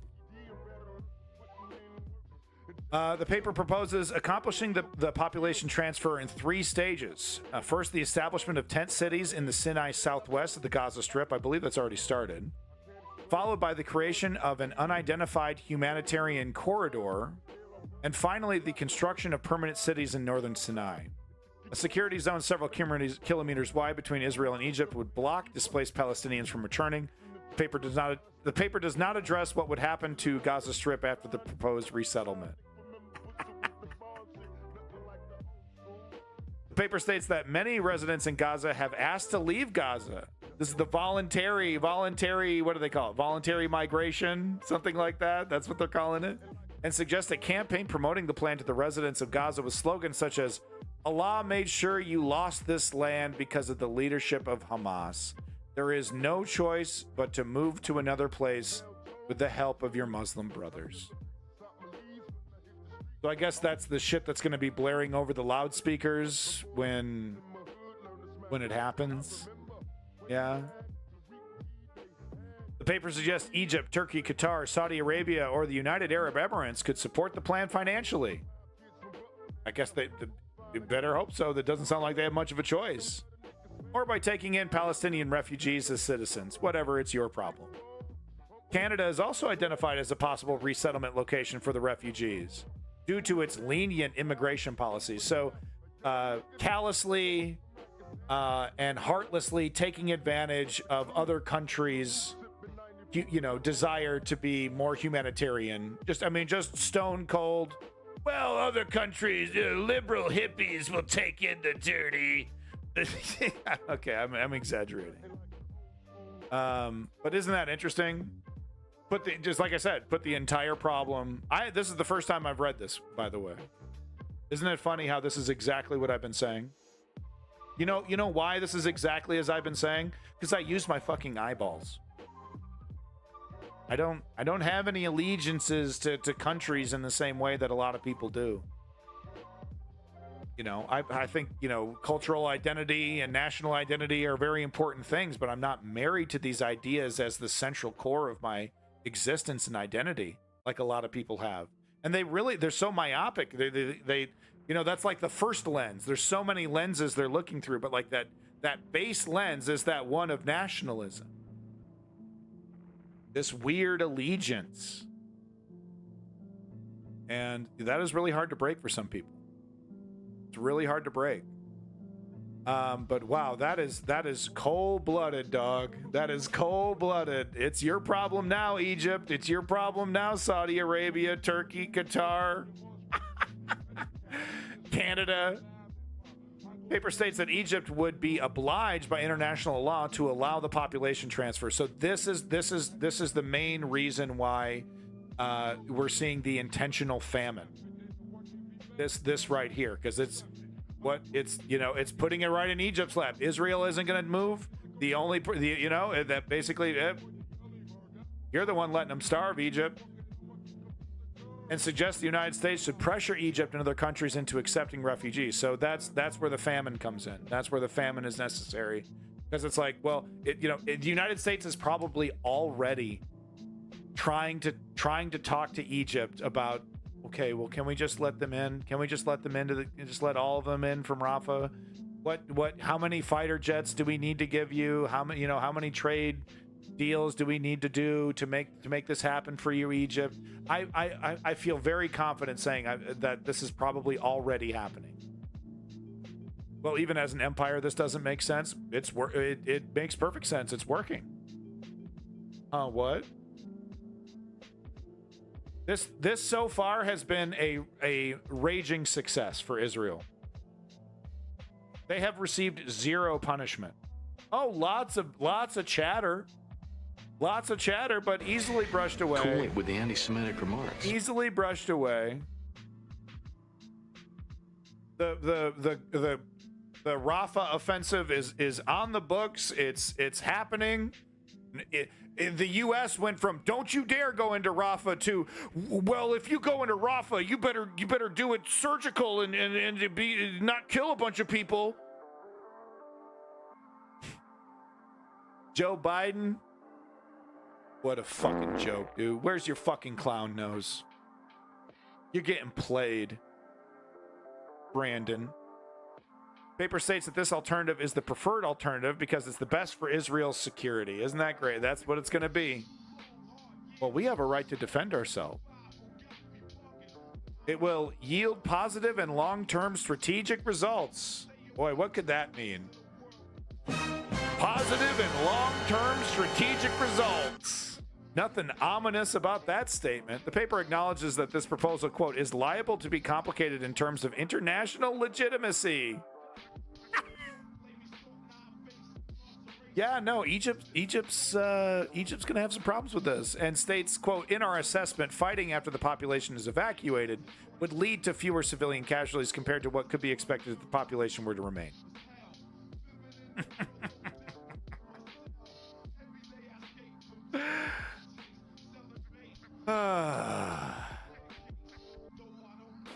Since the beginning of the war in Gaza on October 7th, Israel has called up nearly... So moving away from the most recent news and all the latest horrors, let's dig into to a little bit of some of these clips that I had lined up from last week. So this is technically old news, but just barely old news. Still good. Still good. Day old. It's like day old bagels. Still good.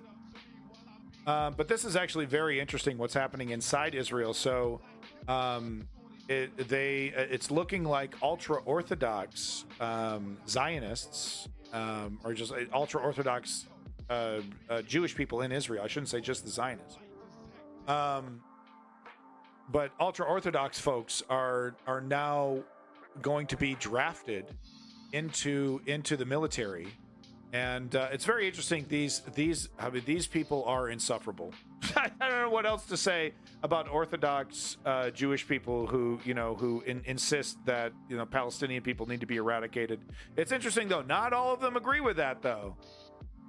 Because but man, let me tell you, it is very, very difficult to because they're 100% stone cold set in their ways. There is no bending.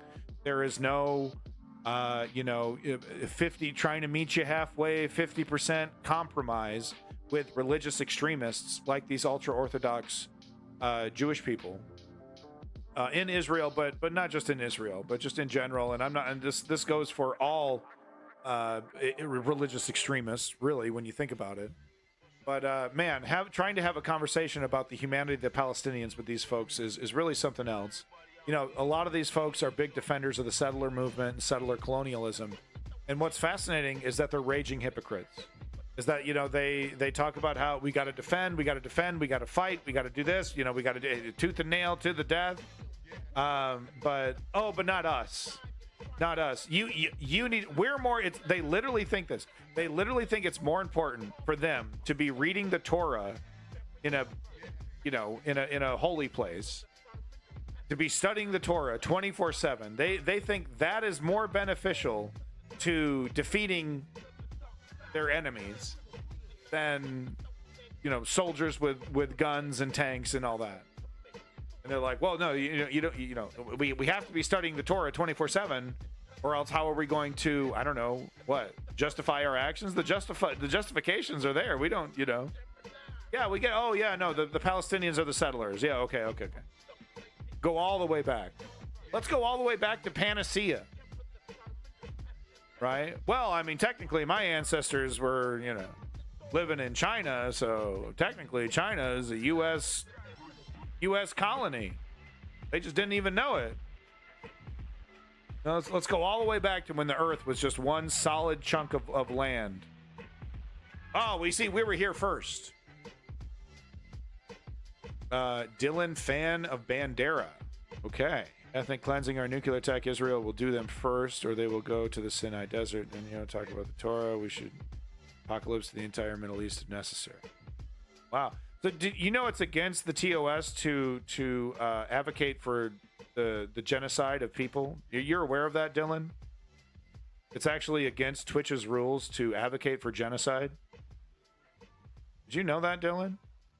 I don't think there's a but Palestine clause in that TOS.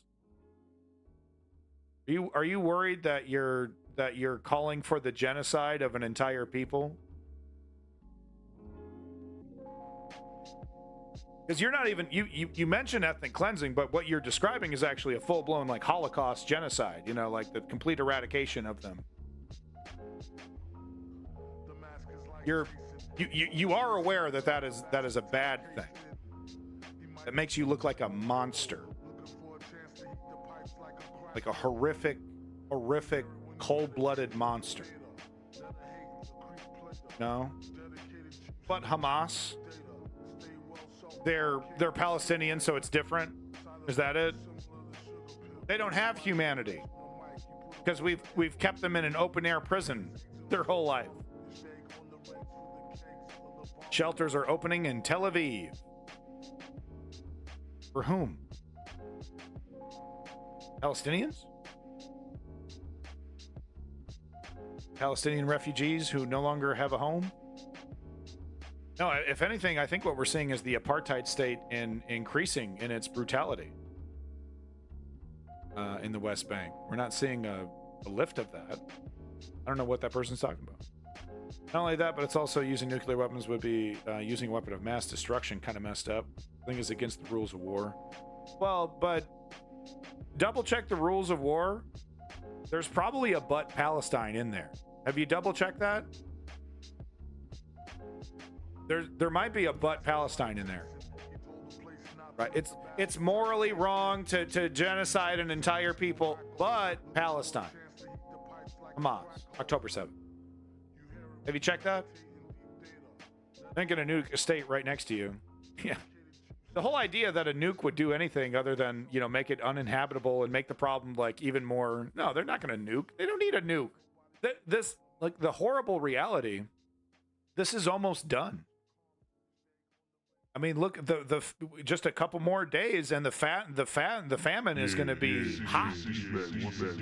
And then you follow that up with a big brutal shit. Yeah. Oh my God.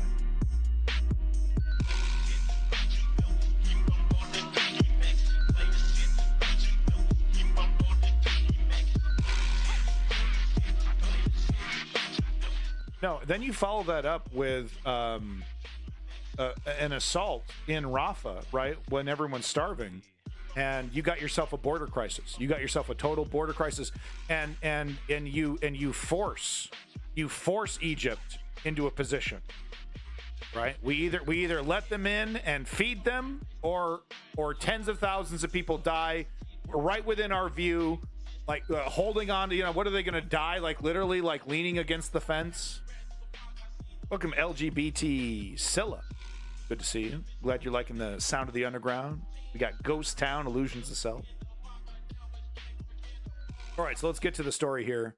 Ultra-Orthodox Jews are finally being asked to contribute to Israel's military ambitions. And, oh boy, they don't like it. Oh, they're all in a tizzy. And man, they're so good at being up in a tizzy. These ultra-Orthodox guys. Oh boy. 300,000 reservists. Wait till you see this some was of in this addition footage. to the regular standing army, in which almost 90% of Israeli Jewish youth serve. In contrast, among ultra-Orthodox Jewish young men, only about 3% are drafted into the Israeli army. This almost blanket exemption from the draft was granted to the ultra-Orthodox so they can study the Torah in religious institutions instead of doing military service. But it is now the subject of heated public debate. Public opinion polls clearly demonstrate that Israelis care deeply about the issue of recruitment and are deeply worried about the exemption for the ultra-Orthodox community, exemption from service. They're literally paid by taxpayer dollars to do this their entire life. Just pour over the Torah and various related religious texts. I don't know, to what? Unlock the secret of enlightenment or something. I don't know. But they're literally their entire life. They're and what do? They use that taxpayer money. They fuck like rabbits. They make as many kids as possible. Get them all on the dole. Get them all thinking like them. God damn, man. Really makes you think about those, those massive religious empires from the past, and how they operated and how this was the template, As Netanyahu said, God wants it. God's mission and nuclear remains simple for them, and they will never care about the rules of war. Netanyahu is like the Egypt Pharaoh Ramses Odod and wipe out the president around them. And yeah, hope it will happen. Well, so Dylan, I mean, is that what you have to say after I asked you? So I called you out for being pro-genocide, and that's your response to that. God, Netanyahu, it's all justified. Do you acknowledge that you were calling for, a genocide? Would you consider it a genocide or a Holocaust, what you were calling for? Because you're saying there's no limit. The military can do whatever they want. They need to leave. They have to go. Is that so? I mean, would you? I guess, how would you define that? How would you define that? English is not good, but as I understand it, you support the Gaza. I support Palestinians and their right to have their own independent state. Service, but it is now the and are deeply worried about the exemption for the ultra-Orthodox community, exemption from service.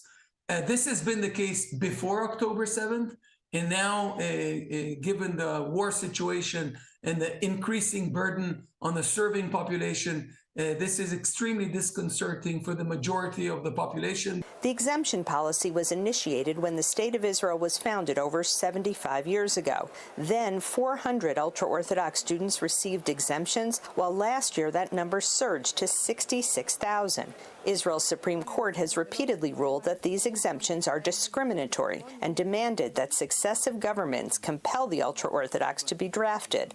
The court says the change must be made into law by the end of March. But ultra-Orthodox parties are an essential part of Prime Minister Netanyahu's hardline coalition, and they are threatening to bring down the government if their military exemptions are canceled. Israel's chief Sephardic rabbi declared that if a law is passed to draft all ultra-Orthodox men into the military, the men would leave the country. Where? Where are you going? Where the hell are you going, huh? Were you going to move to New Jersey? Ultra-Orthodox demonstrations against the army draft have been stormy and sometimes violent. They want us, the Orthodox people here in Israel, to go to the Israeli army. They have one intention. They want us to be not religious. Therefore, we prefer to die. We don't mind going to prison. We prefer to die and not go to the Israeli army. The ultra-Orthodox live in insular communities completely separate from secular Israeli society. They say that going to the army could tempt many of the young men to abandon their religious way of life. But there are some voices in the ultra-Orthodox. They'll get 5 minutes of access to uncensored internet, and we've lost them. They're gone. They're gone. They type hot naked boobies into Google one time, and they're gone. Hey, Dylan, I noticed that you're a massive coward, and even though you're happy with a big smile on your face, I bet when you were typing that, happy to call for the genocide of an entire people, but I noticed that you're such a coward, you actually can't admit that's what you're calling for. Do you have the strength of character to admit that what you are advocating for is the total genocide of the Palestinian people? Community who favor military service, as long as the army would provide strictly kosher food and keep men and women separate. It's not sustainable to hold such a big community in such a small state that are not serving in the army, and especially after October 7th, we need the soldiers. The army need the soldiers. So we need to find a way how to let Haredim join the army, and serve in the army like everyone. And from the other way, keep their identity and way of life. While the debate rages on whether to end the ultra-Orthodox military service exemption, Israeli lawmakers have proposed increasing military service for both regular and reserve soldiers. This has brought renewed protests against the Netanyahu government and further raised calls for the ultra-Orthodox to share the burden. Linda Gradstein, VOA News, Jerusalem. It's so ironic because some of the loudest, we need to destroy all the Palestinians. It's fully justified. We were there first. The Palestinians are the settlers. Some of the loudest folks making that argument are these ultra-Orthodox guys. Oh, pro-settlers and all that. That's these guys. And they're like, well, we're not going to fight. We're not going to do that. We're not going to do the violence. We're not going to shoot the guns. We're going to leave the country. That's how much we believe in Israel. That's how much we believe in this project. We're just gonna up and bail if you don't pay for our lifestyle. That's how important this is to us. I mean, what a joke. We're gonna leave. Oh no, please don't go. Iran may attack Israel within 48 hours. I'm gonna need to see some proof of that because I have not heard that, and I have not seen any real substantive information about that. If you have some links, though, I'd love to see them. He will come back when we will come back when the genocide is over. Yeah, which we totally support, most of us. I just want to point, there are some members of the ultra-Orthodox community that, ironically and very interestingly and for their own motivations, totally disagree with the ethnic cleansing campaign in Palestine. Apparently it's real. Really interesting. I have my doubts. Foreign media, CIA informs Israel that Iran is expected to attack within 48 hours. So attack. So what? A terrorist, Hezbollah, missile barrage. Crusaders, Israel motivation. Okay, I've given you plenty of opportunity, Dylan, to admit that you're pro genocide. So I'm just going to say goodbye to you now. But I'm also going to report you for, let's see here. I guess hateful conduct, encouraging hateful behavior, advocated for genocide in my chat. I'm going to go ahead and submit that report and, of course, block that user. So thank you so much, Dylan. I appreciate that. It's really, it's shocking because it's like there is, for a lot of people, there is this but Palestine justification for egregious human rights violations. I don't know what it is. A blessed up kid. I'm ready for the pain. We've come to the right place. Not sure, but also Lasso, they have stated they will retaliate. Okay. That is some headline. Yeah, I know. And look, I don't like to give credit to the CIA, but we have to give credit where credit is due. When it benefits the United States empire and the United States and the CIA intelligence agencies have some intelligence, they put that shit out there. We saw it with Ukraine. We've seen it with Israel. We saw it just recently with Russia, with the Russian terrorist incident. Literally, they're like, yo, we got all Putin, the United States saying, yo, we got some real evidence, dude. This shit's gonna go down. Russia being like, ha, ha, ha, you can't trick me. You can't trick me. But something's fishy about that whole situation, though, dude. How did that footage get out? How did that clip of those guys, wasting those guys and cutting that dude's throat? How did that shit get out 5 seconds after it happened? But, well, your guess is as good as mine on that one, dude. Who fucking knows? They caught all 4 of them alive, right? Israel has some problems, maybe some kind of victim syndrome after the Second World War. It goes deeper than that. It goes deeper than that. I mean, you have to look into the motivations of Zionism in general. And I don't mean to be offensive to any religious group, because I know that's a big deal for Twitch. But you can't talk about Israel without talking about the history of Zionism, basically is what I'm trying to get at. Think about the effort it takes to raise a human being. Yeah, thank you for acknowledging that. I've never been more exhausted in my life. Everything you've heard adults talk about in terms of childcare is totally true. The good stuff and the bad stuff. Okay, but especially the bad stuff. All that shit is true. I'm exhausted. God help me. Okay, so you can definitely expect the News Underground to be following this closely. Thank you so much for bringing this up, LGBT Scylla, and thank you very much for that Link strategy member to confirm this. I don't think this is a good thing. I don't want to see this happen. I don't think Israel deserves it. Right to defend itself. I actually do believe in Israel's right to defend itself. Yada yada. I don't mean to be flippant about it, but I just want to be clear because the bad actors are going to try to, oh, so you're an anti-Semite and you hate Israel. And it's like, no, I don't believe in any of this. I don't any of this. I don't believe in people dying to achieve political goals. I don't think that's a good thing. It's disgusting when Hassan makes his excuses. And I'm a cut above the rest, so you can you goddamn know well that I'm certainly more informed. I'm not as eloquent as Hassan, clearly, but I'm more informed than he is. Poopy diapers are my biggest fear. It's no biggie. It ain't no thing but a chicken wing, homie. It's no biggie. Welcome, Swifty. Eventually, they move out and miss it all. You'll never love anything like you love your kids.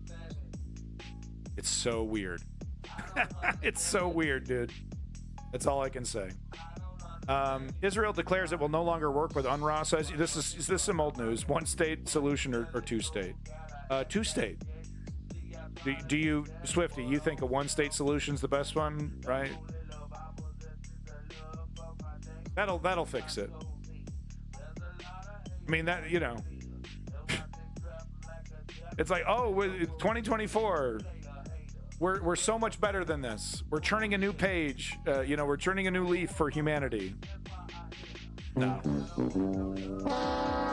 We're just invading countries like it's the 1950s, and we're just participating in settler colonialism. Yes, but Swifty, do you acknowledge that Israel has never once acknowledged the existence of Palestine in the 1940s during the invasion, and of course during the Nakba? Does that matter?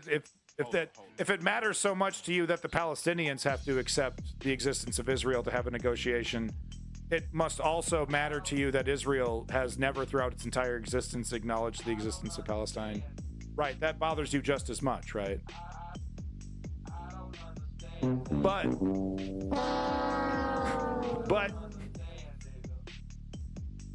all right, here's just another, I mean, okay, I mean, this is already old news because like I said, this is systemic. It's intentional to destroy UNRWA. It was intentional to go after the World Central Kitchen. The famine is an important part of this strategy to push people into the Sinai Peninsula. We don't need to watch it, but if you want to watch it yourself, I got to blast through some of these, but if you want to watch it yourself, it's right here. All this evidence that all the defenders ignore, right? Just, oh yeah, whatever. Come on, and wave it away. Hamas numbers. This pro-Hamas streamer over here. Maybe I'll tell you something interesting information in Russia. They think that the terrorist attack was organized by Ukrainians. I mean, yeah, Putin ham-handedly tried to say it was Ukraine. You know. Swifty, I asked you a direct question. I noticed that you're ignoring that. So just to remind you, the question was, what was the question? See, Palestine. Oh yeah. So Palestine. So yeah, Palestine. Yeah, the representatives of Palestine, Hamas, and the PA, the PLO. They don't acknowledge the existence of Israel. That's very important to you. It must also be just as important that Israel, since its inception, since the 1940s, has never accepted the existence of Palestine. In fact, here's a little tidbit that you, of course, didn't know about, but let me tell you. Israel, technically, has never defined its official borders. Isn't that funny? Chris Hedges pointed that out. A baby-faced, 19-year-old Chris Hedges being interviewed by Charlie Rose or something talked about that little tidbit.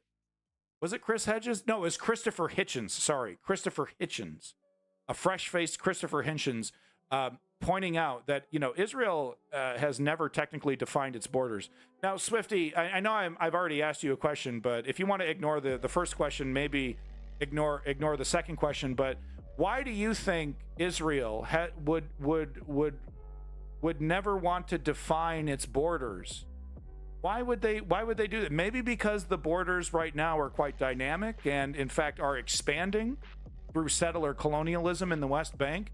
Why would Israel say, okay, this is definitively Israel, and then a few weeks later approve settlements in the West Bank, which technically expands their territory? That last statement about our technical borders was not true. This is our technical borders now. And then they do it again another couple weeks later. See, that would be stupid. What you would need to do is hold off on defining the technical borders of your country until you've completed the project, the elimination of the Palestinian state. Yeah, I know, honey. I don't know what I'm talking about. I know, I'm an anti-Semite. I know, honey. I know, I get it. Yada, yada. It's my new favorite term. Moving on to the next clip. See if we got here. U.S. authorizes multi-billion-dollar weapons package for Israel. You got it, baby! Welcome back, Smash. Name of your stream because you just get idiots with nothing but talking points coming in and challenging you on what is and is not correct. That's politics, baby. I'm sorry, I didn't mean to call you baby. That's politics. You stick your neck out, people are going to swing at it. And the left needs to understand that this is a fight, that this is a battle. And you need to be fucking warriors out here fighting that shit. Bad actors want you to fold. They want you to be meek. And the left needs to get over that shit. The clip for the moment he states it. See what he's talking about. Oh yeah, this is that. Like I said, baby-faced Christopher Hitchens, right here talking about, hey, Israel's never really defined its borders. Isn't that something? But so here's some proof for you, Swifty, if you're still here. Has never said where it thinks the borders of Israel really ought to. So just back it up just a little bit. Illegally occupied West Bank. So the right to exist argument is going to rebound on those who use it unclearly and who don't say what they mean by Israel. It's very interesting. The Israeli government has never said where it thinks the borders of Israel really ought to be and what it would settle for. I think it would be an immense help if Israel's going to insist on the right to exist, if it tells us where it thinks Israel's boundaries should be. Every other country does do that. That's called a motherfucking slam dunk. Yeah. But no, I'm supposed to believe the gaslighters that are like, oh no, they're, it's Palestine, they never accepted. It's like, I'm not sitting here denying that there's plenty of evidence of the PLO and Hamas and other entities being bad actors. It's fair to point out that is not happening in a vacuum. That this is not a simple two-sided, one side wants to come to the table, the other side doesn't. That is just simply not the case.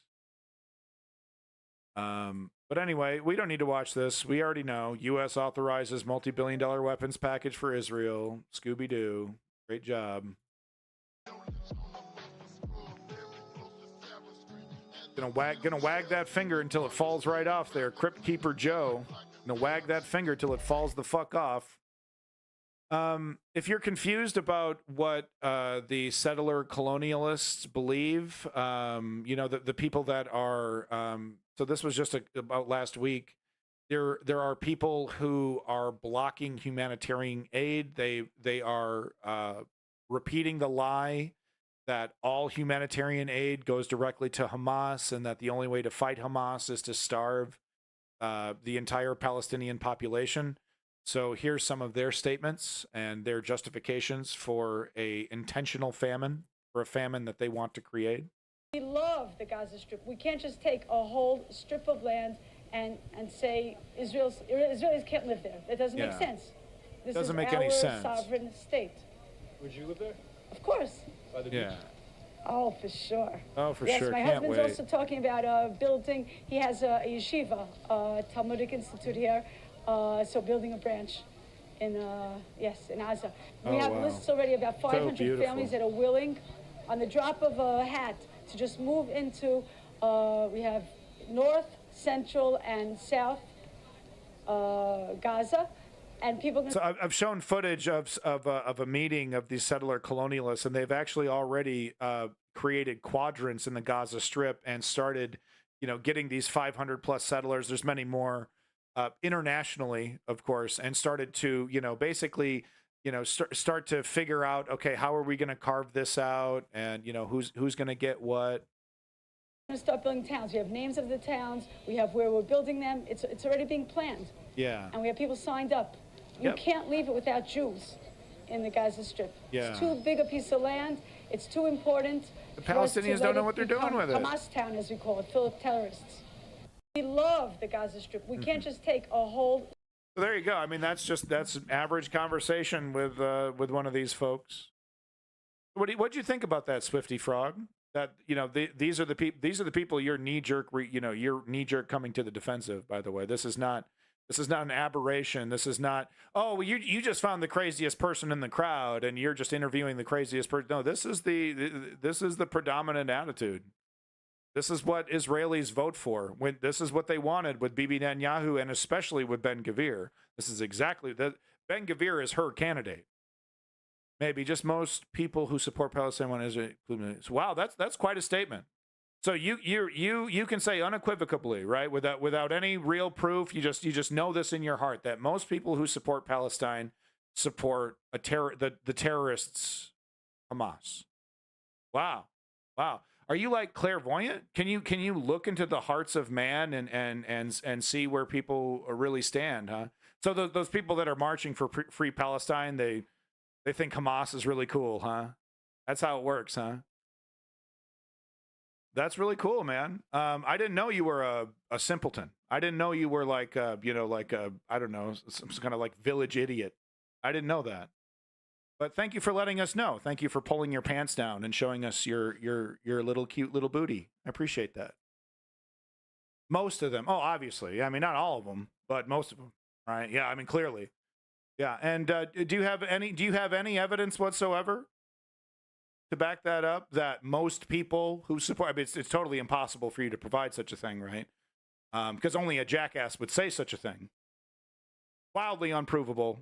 Completely your opinion, pulled directly out of your asshole. Wow, most people who support Palestine support terrorism, guys. Didn't you know that? Not all of them. I mean, come on, let's be reasonable. So Rami Youssef, who just recently did that movie, I can't remember the name of it at the moment. It's that amazing Holocaust concentration camp movie. What's the name of it? What's the name of that damn movie? Really good. I've been meaning to watch it. It's about a family living right next to the concentration camps and just basically ignoring all the horrific sounds and things that are coming out of there, and just finding a way to kind of live with the horror, right? And they've kind of just kind of gotten used to it. I can't quite remember the name of it. I'm sure someone will point it out. Well, I mean, used to support Palestine, but I've been told by them they hate me. So, oh, well, I mean, yeah. I mean, if there you go. I mean, there you go, man. Wow. I mean, your personal experience, which I doubt, I think you're lying, but your personal experience absolutely reflects the total reality of the situation, right? I mean, some people who are pro-Palestine were mean to you. So, yeah. What can you do? What can you do? I guess Israel is totally justified. Anyway, the director of this movie, he made an impassioned statement during the Oscars. So Davey here. So we're going to get bogged down in this. All right. So Davey here pointing out that most people in Palestine support Hamas. One, does that justify their elimination? Two, what would Davey and what would Swifty Fox do if they were Palestinians, prisoners in the Gaza Strip? How would they feel about, if someone walked up to them and asked them how they felt about Hamas, about Israel, about the whole situation, right? Maybe you've been displaced 5 or 6 times, heading on over to a Rafah refugee camp, and some American comes up to you, or some international aid worker comes up to you and asks you what's your opinion, right? So back to my original statement, though, does that then justify their elimination? Does that justify the brutal ethnic cleansing campaign that is undeniably happening to the Palestinians? Right? It doesn't, but it's always brought up as a rebuttal, right? Without any qualification afterwards. Well, the Palestinians support Hamas. Well, thank you, Swifty Fox, for actually answering that question. Thank you. Let's see if you have the courage to answer this question, Swifty Fox. What would you do if you were a Palestinian, a 16 or 17-year-old Palestinian boy, man, adolescent, teenager?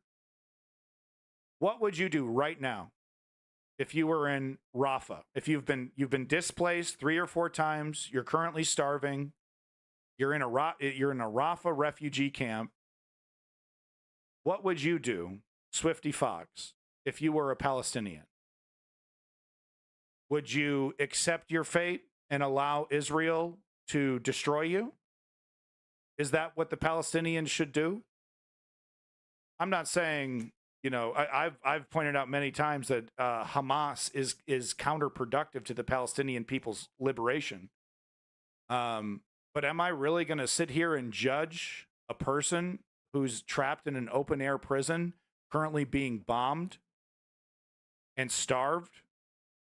Am I really going to judge that person, from my comfy little seat? So, Swifty Fox, what would you do? You're a 17-year-old Palestinian teenager who's been displaced multiple times. You used to live in Gaza City. What would you be doing right now if you were in Rafah? Accepting your fate? accepting? I asked you a question, Swifty. Would you be laying down on the ground and just waiting for the drone bomb to eliminate you? Because you're a nihilist, or you don't believe in your own life, and you have no value of your own life? This question for you as well, Davey. You've half-assed answered it in a very half-assed way. Because if the shoe were on the other foot and red-blooded Americans were in the situation that these Palestinian people were in, it would be Adam Smith and George Washington and Yankee Doodle fucking dandy. American Revolution 2.0. We're under attack. I'm not going to let another foreign country into my land. Davey, you'd be fighting. You'd be resisting. Or trying to protect your family from getting annihilated. Can no one admit that? Can no one admit that if they were a Gazan citizen? I'm not saying they'd be... There's actually a lot of resistance groups that disagree with Hamas that are actually against him. I don't know about against Hamas, but are not aligned fully with Hamas. That's probably the route that I'd be going in. I just couldn't see myself agreeing with Hamas, but I couldn't see myself just, accepting my fate, waiting for the drone bombs to fall in Rafah. And I find it really hard to believe that freedom, liberty-loving Americans who would die for their liberty. I really find it hard to believe that, oh yeah, I'd just surrender. Okay. So you're a coward who doesn't believe in the value of their own life or the value of their own freedom. Good to know. I'd like to state for the record that that's a shitty fucking opinion. Call me crazy. But I'm going to flush that opinion right down the fucking crapper. We wouldn't have America with that opinion. We wouldn't have religious liberty with that opinion. We'd still have kings and queens and monarchs and empires of old with that shit fucking opinion. I'm just going to roll over and die to the stronger oppressor. What can you do? But Hamas. And by the way, the Palestinian civilians have already surrendered. How could they surrender even more? With the civilians huddled in their 100,000 plus masses at the Rafah refugee camp. Are they not the definition of surrender? Have they not surrendered enough?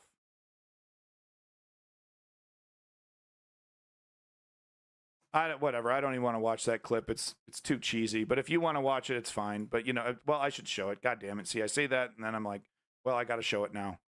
But no, he's getting shit. Thank you, Swifty Fox, for saying that. I appreciate that. I don't appreciate your attitude that you're lying. I just surrendered. You would just what? Find a nice comfy corner and starve to death? Is that what you would do, Swifty Frog? Or Swifty Fox, I don't fucking believe you, dude. Oh, well, I guess I'm beat. Israel's the stronger power. I'm okay, all right. I know when I'm beat. Biologically, that's impossible. Okay? Human beings have a survival instinct. You don't starve human beings and they just, but Hamas, and then they die. It's not how it works. Yeah, exactly, Ice King. Well, you got me this time. I'll see you next time. I get a friend, my friend Ahmed, calling me. His whole family's in Gaza. And he goes, Rami, they're suffering.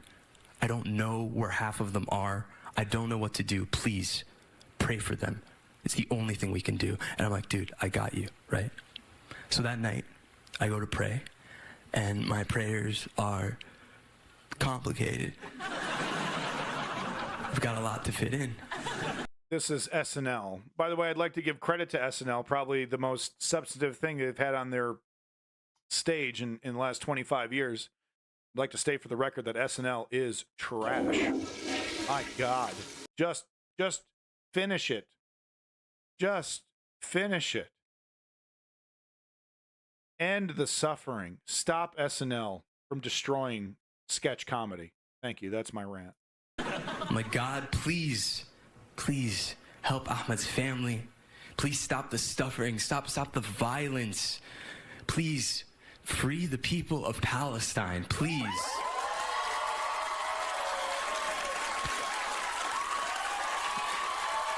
Please. And please free the hostages, all the hostages, please. And yeah, boy, I wish. Yeah, those I wouldn't wish that upon my worst enemy, getting kidnapped by Hamas. They're absolutely despicable. You know what else is despicable? You see all these members of Hamas here. You can see we got an elder high level person in Hamas. Several men of military age. Look at this Hamas member right here. Look at that. I bet he drinks blood. I mean, what I'm just trying to say that this is justified.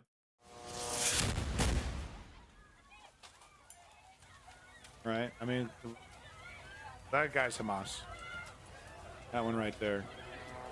I won't call them out by name. I've picked on them enough today.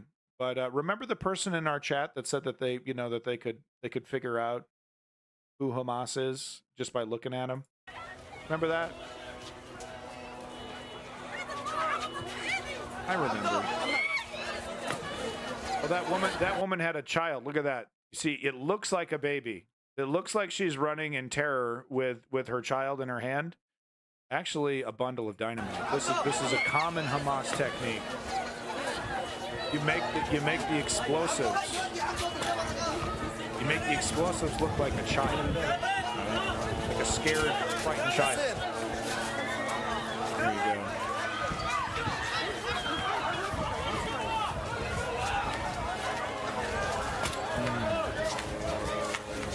And then double taps are definitely justified. If you don't know what a double tap is, look it up. It's basically when you fire once and then you wait for a bunch of people to show up and then you fire again. The United States used to do it all the time in Iraq and Afghanistan. Double taps are absolutely justified because, as you can see, look at how many members of Hamas showed up. Right? You could easily take out 50 or 60 Hamas members right here if you were just to attack. How do I know these are members of Hamas? Oh, come on. Isn't it obvious?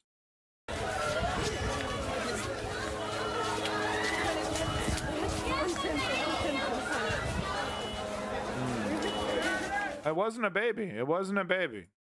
Of course, we absolutely have heard high-level Israeli officials say, basically without any equivocation, all civilian deaths are justified. That there is no innocent. There's no such thing as an innocent civilian in Israel. I of course have reported on that. I have sources on that. I'm not pulling things out of my butt like your average supporter of this ethnic cleansing. I decided to pepper this depressing and horrible coverage of very depressing and sad things with a couple pieces of good news. So I thought, well, here we go. Just a little mental break just for a couple seconds. This is some really good news. Apparently, a Roman amphitheater was recently unearthed. It had been completely covered up with soil over time, and archaeologists found it and completely dug it up. And people are like, "Oh yeah, what do you mean the pillars were buried too?" So the pillars had fallen over. They re-erected the pillars. But yeah, this just kind of gives you an idea of, you can make it, man, that'd be kind of a long trip, right? Coming all the way out here. Maybe there was villages that were closer or something. But coming all the way out here and, I don't know, watching someone die horrifically in some gladiatorial combat. I don't know. Who knows what happened? Who knows the kind of crazy shit they got up to? Who knows? Very interesting. Just thought I'd show that. Where's the avatar when you need him most? Swifty Fox over here. I don't support Israel, but I just carry 100-gallon buckets of water for Israel wherever I go. It depends. Night. These. I don't need to show you the clip. We've already covered this, but there's been huge protests against Bibi Netanyahu in Israel. If you want to see more footage of it, it's right there. Once again, I'd like to point out, though, real quick, that these protesters do not support a two-state solution with Palestine. Okay, this is not a pro-peace. You know, like, oh, I think a lot of people, you know, that aren't maybe paying full attention to everything. Like, oh wow, there's a lot of Israelis that, you know, want peace with Palestine. This is not what the protest is for, unfortunately. You should watch when Carl Plinkton visited Israel. It's pretty funny. He's a funny guy. He's one of those, Ricky Gervais found the most unintentionally funny guy.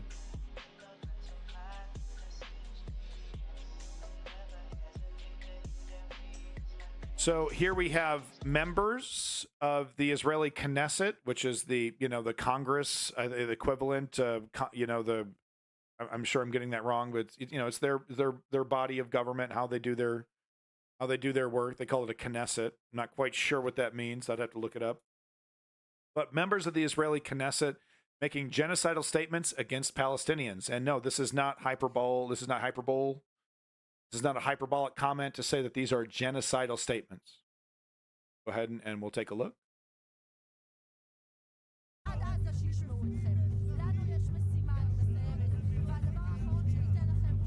A symbolic vote to reject any international recognition of a Palestinian state.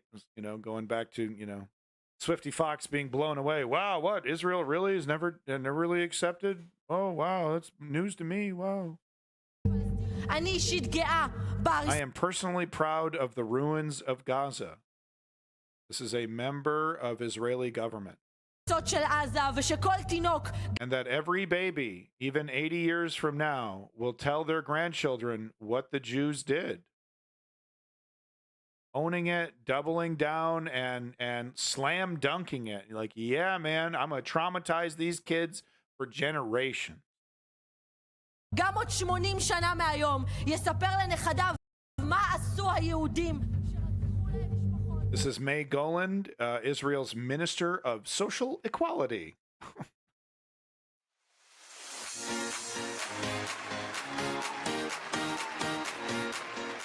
Perfectly cool and normal, guys. Social equality, aka calling for the complete elimination. I'm so proud of the devastation of Gaza. Welcome back, Elle, and welcome, Luke. A Likud party member yelled the following at Palestinian Knesset member Ayman Oda. Fascinating to me that there's any Palestinian members of this Knesset. That's news to me. But let's hear what this person had to say. You will die. Your children will die. Your grandchildren will die. There won't be a Palestinian state. There won't be. So, perfectly normal debate happening in the Israeli Knesset there. Minister Orit Stuk denied that Palestinians even exist. As human beings, they're not human. There is no Palestinian people. There's no such people, right? This is part of the Palestinians are the real settlers. So like this is literally saying Palestine literally has never existed because it was an invasion 3,000 years ago or something. Whenever the Palestinian, right? Whenever that happened. So they haven't forgotten about that, and it was originally theirs. Which is hilarious because, I mean, that's, Russia's doing that. I mean, China's doing that, right? Oh, way back when, there's some agreement, this and that. It's all ours. Oh, we know you've been operating independently for decades or hundreds of years now, but yeah. She oversees Israel's illegal settlement program. She's kind of considered the leader of the settlers unofficially. Here is Ben Gvir, number 2, Israel's, you could consider him vice president of Israel. Here he is handing out assault rifles to illegal settlers so that they can use them against Palestinians. And wouldn't you know it, they used them. Wouldn't you know that? Isn't that crazy? All right, so here's some footage of Israeli settlers using these weapons against Palestinian people. There you go. Shooting them dead. There you go. How much evidence, you know? Isn't it great? And then these bad actors come in here and like just hand wave it all away. I've been streaming for 4 hours now. 3 of those hours have been about Gaza. Piece of evidence, piece of evidence, piece of evidence. I literally show a policy paper. I literally show a policy paper from the Israeli government showing option C exactly as I described, exactly as they're acting. So, like I said, some of this stuff is old news. So if you haven't heard, UN Security Council, finally, the United States allowed it to happen. For the first time, passes a resolution calling for immediate Gaza ceasefire. Not the shitty ceasefire that they wanted to pass, but a legitimate ceasefire. Not that it will mean anything, but moving on to the next one. So I believe I showed this already in a previous stream, but I want to show it again. So this is some of the, this is the reason why Israel would prefer to just annihilate the building and blow it up. As you can see, house to house, room to room, anti-terrorist operations like the one that the United States attempted in Iraq and Afghanistan are actually very risky, very, very difficult, and puts your soldiers at risk. So it's just a lot easier to just kind of kill everybody in the building than to do this surgically. And you can see why.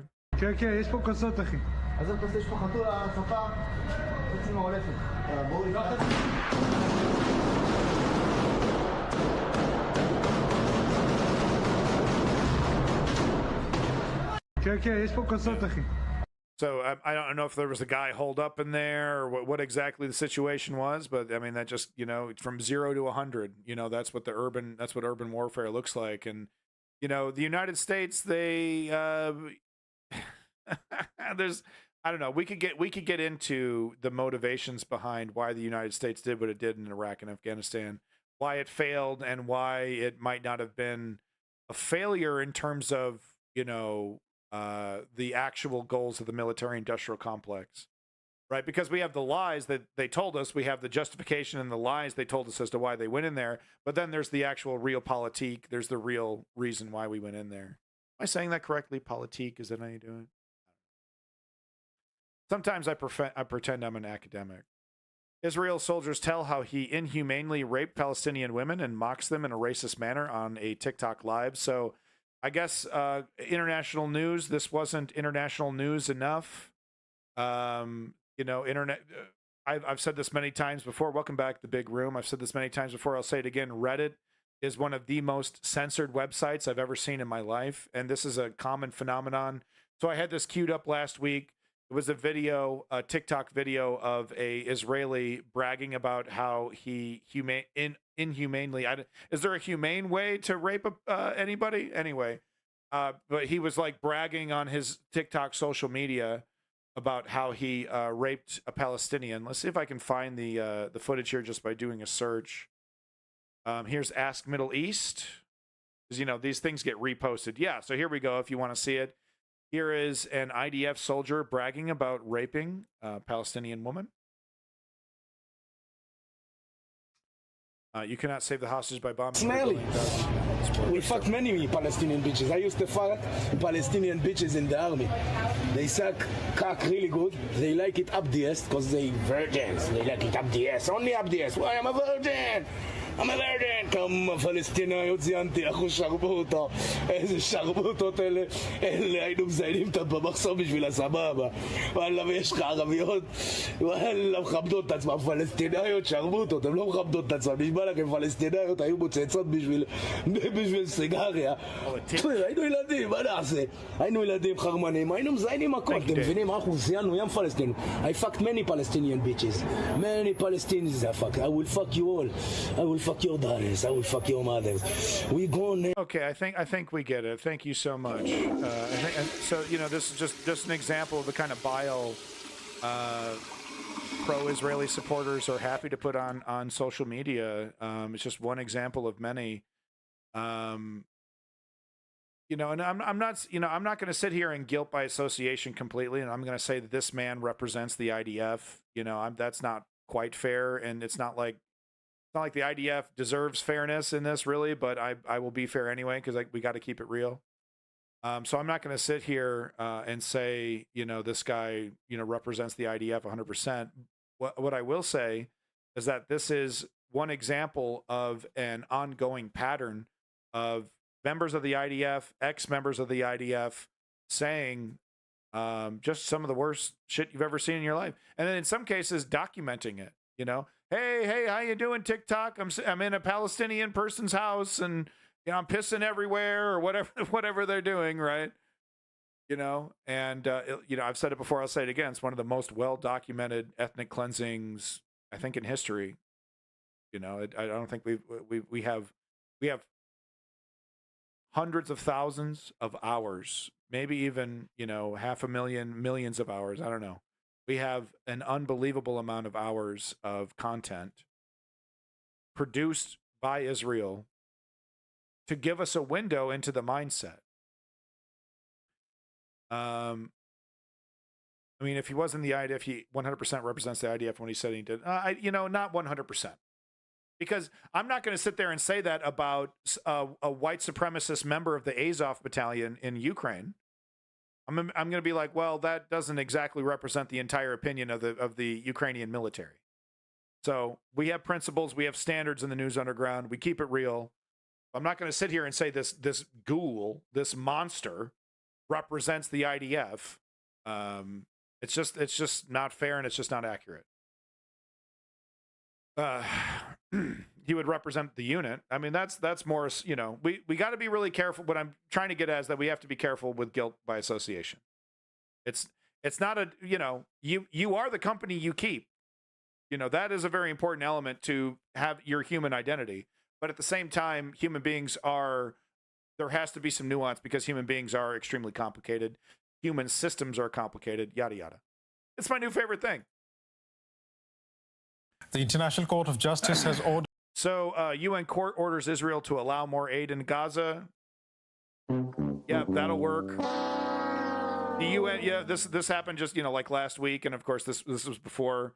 This was after UNRWA being completely disbanded and kicked out, but before the World Central Kitchen was attacked. Doesn't mean jack shit. People who are aware and didn't act are just as represented in the act than he would be, or went along for that matter. It's complicated. That one is. We have to be careful with guilt by association. I do see what you're saying, strategy member, and I don't. You know, I'm not like totally rejecting what you're saying, but look, man, we have to have nuance about this shit because human beings are fucking. You know, it's like super complicated. We're not like a race from Star Trek, you know, where it's like the Klingons like war. Have you ever seen a Klingon scientist? You know what I mean? The Ferengi like the economy. It's okay. Well, it's more complicated. I really like it when sci-fi shows an alien race with like different colors and like variations like that. I always think, oh, okay, this is good sci-fi, right? This is like really thinking about it. Moving on to the next clip here. I want to know what. Look, guys, nobody on Twitch takes bigger, fatter, greasier dumps on Joe Rogan than yours truly. Nobody. Okay, put me up against your favorite Joe Rogan hater, and I got him topped. Out of fairness, because we keep it real, Joe Rogan, the broken clock that he is, it's interesting because he molds around his guests. So if a guest starts caring about humanity, all of a sudden Joe does.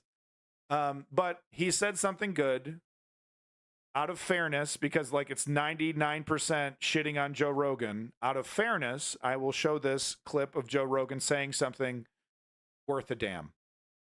Okay. That's all I got to say. No tax question to Tesla 20% on fake hair working for BlackRock. What in the are you the schizo poster from a couple days ago?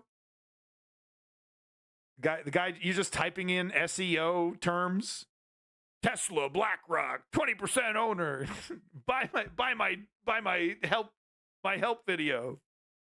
Learn how to be an investor. Musk has fake hair. Yeah, he's a billionaire. Of course, he's got hair plugs. All right, let's watch this Joe Rogan clip. I want to know what she was fired for. Because was it criticism of Israel? Was it, I mean, did she show that Edward Snowden video that he put up on Twitter that shows them drone bombing those kids that are, those men, I should say, unarmed people that were walking towards the rubble? I believe this was the beach video that I wasn't able to show you. The bulldoze, the civilians, the 2 civilians who were shot dead in cold blood, and then a bulldozer rolled them over. I think that's what he's talking about. Tesla doesn't pay taxes. Yeah, neither does AT&T. Neither does Walmart. I'm not justifying it. Yeah, tax the rich. Tax the rich right now. Tax the rich. You know, let's go back to the 1920s tax rate. Let's make them really feel it. Oh no, you can't increase corporate taxes than 2%. Oh my God, it'll break us. Oh no, man. Here's what I would do. I probably wouldn't mess, if I was in charge, I probably wouldn't mess with the tax too much. What I would do is I would make a law that says use it or lose it. If you are a billionaire who lives in this country, there's a cap. You get $2 billion max. Anything you make over $2 billion, you have to invest it, spend it, or give it away. None of this multi-billion-dollar, trillion-dollar wealth hoarding. You need to put that back in the economy. Let me tell you something. The rich people are mentally ill. They want to see that number go up, and they don't care what that does to society. They are hoarding wealth, and it's obscene. And let me tell you, the only reason they're doing it is to impress each other. Jeff Bezos is destroying the world to impress Elon Musk.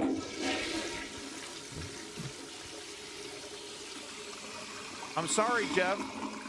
I love you, babe. Thanks for Twitch. But you got to spend your money, dude. What is it doing sitting in a bank? Well, it makes me a trillionaire, makes me a multi-billionaire.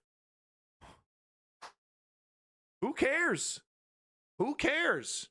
They don't want to build statues anymore like the Rockefellers. They don't want to build museums and libraries anymore.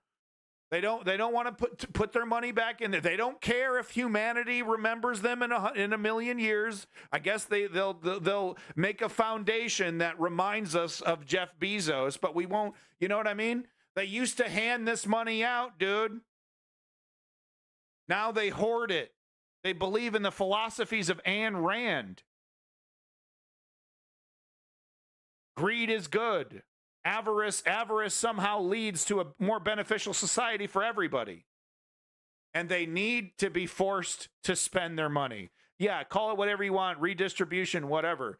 I don't care. Jeff Bezos, I want you to buy a yacht that has 10 yachts inside of it. Build the most obscene, gargantuan, monstrosity ever birthed into the ocean. Okay? But spend the money.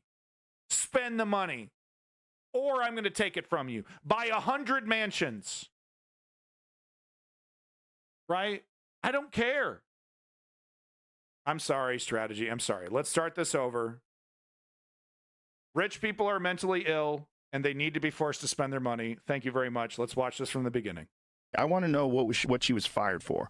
Because was it criticism of Israel? Was it, I mean, did she show that Edward Snowden video that he put up on Twitter that shows them drone bombing those kids that are, those men, I should say unarmed people that were walking towards the rubble that clearly weren't causing any danger to anybody? Yeah, They right. just bombed them. Yeah, no, it's your duty. It's just like for Biden or whoever you like, you're supposed to cover up for them. Because But the whole thing is like they were always saying they're only targeting Hamas and everybody else is a casualty.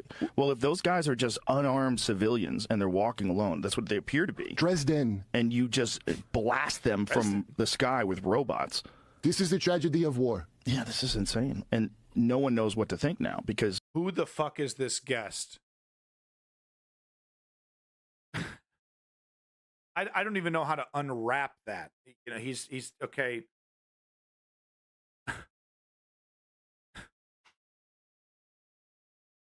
Well, the Allies killed a bunch of civilians in Dresden. We firebombed Dresden. You know, it's war. It's the tragedy. Let's just keep going. Yeah, this is insane. And no one knows what to think now because if you can't talk about that, if you can't say that's real, then you're saying that genocide is okay as long as we're doing it. And that is what we're saying. And if you're saying that from a perspective of someone who literally went through the Holocaust, or your people, your tribe, went through the fucking Holocaust, and now you're willing to do it? I hope the irony's not lost on you. It's so nuts. It's so hard to imagine that someone... He's an ally of Palestine. Maybe I'm just misinterpreting the message he's trying to give here because it's a 1-minute clip. A culture, like a country was like officially founded in what, 47? 48. 48? Okay, officially founded. So that's so recent. And you founded, more like incepted by force. Dude is called Kurt Metziger. Okay. And you guys are willing to do what like was incepted. done to you that led you to believe that you needed to start your own country? You're willing to do that at least on a small scale in Gaza. Like there's nothing left. If you see the videos, let's see some recent footage of Gaza. All right. Big props, Joe Rogan. Big props. Still doesn't admit he was dead wrong about ivermectin. Still buys a lot of the Alex Jones bullshit. You know, still brags, you know, still thinks, you know, people who protected themselves and others with masks were pussies. But hey, he's got an audience of millions, and he talked about the humanity of the Gazan civilians, and he, you know, I assume spent a little bit of time showing footage of the destruction of Palestine, talking about how it's kind of ironic that we're seeing Israel kind of, you know, repeat some of these, you know, these horrible things that happened to them during World War II. It's, you know, making those observations. So this is not me, you know, having a truce with Joe Rogan, but you know, like human beings are complicated, and sometimes broken clocks get it right. And if I'm going to keep it real, I got to point that out. Dude is not the GOAT, puppy. No. That's the exact attitude that I'm trying to push back against. He's actually a very dangerous, misinforming, rube, useful idiot. One might say. He's not the GOAT. No, honey. And I got the receipts, man. I got the receipts. But out of fairness, I found, you know, out of the dozens of shitty Joe Rogan clips, I found a good one. And out of fairness, I thought I would show it. So here are members of Congress admitting that biblical prophecies are steering U.S. foreign policy. Congress about Israel and the U.S.'s relationship. All right, go. There are some biblical prophecies that say that control of Jerusalem by the Jews is important for the second coming of Christ. This entire matter is based upon faith of our Maker, of our Creator. But it's I don't hear him denying that one bit. If you don't know what that person was asking about, there's an evangelical belief. If you're wondering why a bunch of Christian nationalists in the United States support a bunch of Jewish extremists in Israel, the connection is that there's a prophecy that once Israel has completely taken control of Jerusalem, it will trigger literally the apocalypse, and only those who supported this biblical prophecy, the people the good people, right, who supported all this and who were pious and all that, I guess they get, it's like a left behind kind of thing, or maybe everything gets destroyed except for these areas in Israel, something like that. But literally, right-wing Christian nationalist extremists in the United States support Israel because they believe once Israel has completely destroyed Palestine, I guess, or taken over Jerusalem or whatever the prophecy is, that it will trigger Armageddon, the apocalypse, and that's a good thing. That's a good thing. This U.S. politician agrees. It's also faith of a chosen people. Can you ask why the Democrats keep using our law enforcement streets? How would you like to see the Capitol Police? There's a new government in Israel. Can you talk a little bit about the importance of the U.S. relationship with Israel? There have been two nations created to glorify God, Israel and the United States of America. I will bless both. I will honor both. I will do all I can to stand and defend them. Wow, cool. Wow. I mean, if she's trying out for a part in the next Hunger Games movie, she's nailed it. Thank you, Congresswoman. Take care.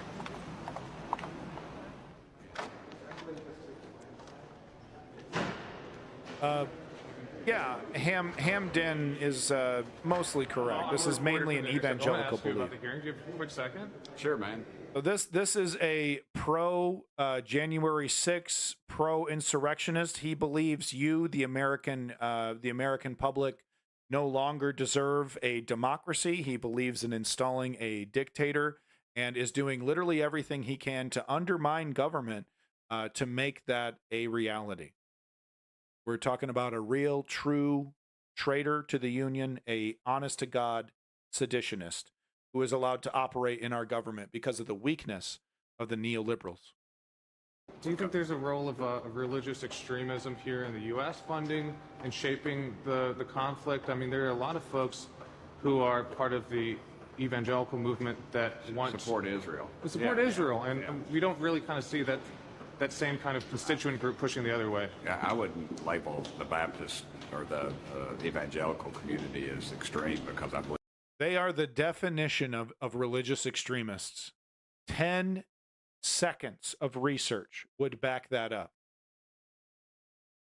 They are the American Taliban, okay? they feel like they're following the scripture and what the scripture says about Israel. Those who bless Israel will be blessed. I mean, they take it literal, and I'm one of those people. You know, there's some Christians on. So we have a sitting pro-insurrectionist politician who pines and agrees to triggering the apocalypse. That do believe in some of these biblical prophecies, and they're very controversial even within the Christian Zionist evangelical community. Yeah, and believing in Armageddon, that there will be a final battle around Jerusalem, and that after that battle, you know, there's a judgment day. Jews will be killed or converted. Jesus will come back. There's going to be a rapture event. What do you think about those kind of prophecies? I believe Jesus will come back, and I believe in them. Is what I agree with them. And I'm going to be on his side. That's a man that is making decisions that not only affect United States lives, but affect the lives of everyone on planet Earth. The neoliberals have failed to hold him accountable for his crimes. And we're all going to feel the pain. We're all going to be punished because of the neoliberals' failure to just do their job. Merrick Garland has been a dramatic and horrible AG who has not held a single January 6th seditionist who holds office to account outside of Donald Trump and I guess a couple other actors. But Mike Johnson, Matt Gaetz, can't quite remember this guy's name at the moment. Certainly recognize him.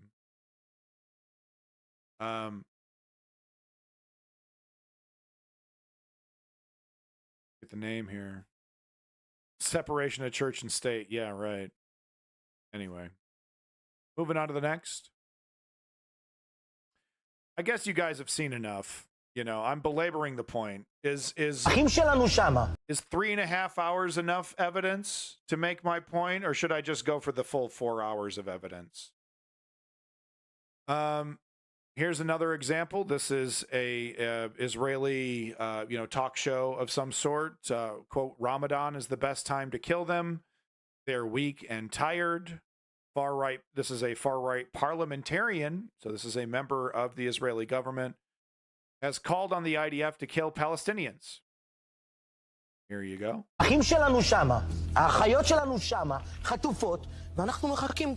Lenny, I agree with you. Yeah, they're fasting. It's the best time to kill them. They're really weak and tired. Great time to go after them. But he cares about the kidnapped. He cares about kidnapped Israelis. ראש הממשלה צריך להנחות את הצבא להיכנס לרפיח, כן, כשהם צמים, כשהם עייפים, כשהם תשושים, לפרק להם את העצמות. Perfect time. This is not an Alex Jones of Israel. This is literally a member of the Israeli government. I think he's probably part of the Ben Gvir coalition. Is it Likud? Is that who they are? I can't remember.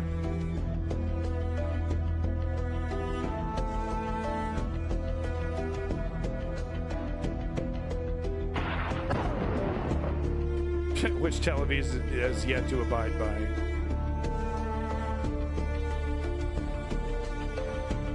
You will die at his Palestinian Arab counterparts. He was another one of the. Wow, to be a Palestinian sitting in this sitting in this cabinet in the Knesset here, you're literally just members of the government. And look at that, Bibi Netanyahu sitting right here while he's screaming this. You will die at the top of his lungs, screaming it. It's just business as usual. And look at Bibi's reaction, man. I'm kind of hungry. Can we get lunch? After a vote of unilateral recognition of the Palestinian state. Yeah, wouldn't you guess they didn't recognize it? Because Hamas. Come on, guys. Because Hamas. Oh, well, justified, huh, guys? Justified. It's all justified. Justified. Come on, guys. Oh yeah. I can't. So this is the footage I was talking about of that bulldozer, of those, the two Palestinian, innocent Palestinian, unarmed Palestinian men shot dead and then brutally bulldozed, right out in public. Not doing it in the cover of night. Not picking up the bodies and taking them somewhere else and then throwing them in a shallow grave. No, just literally right where they are.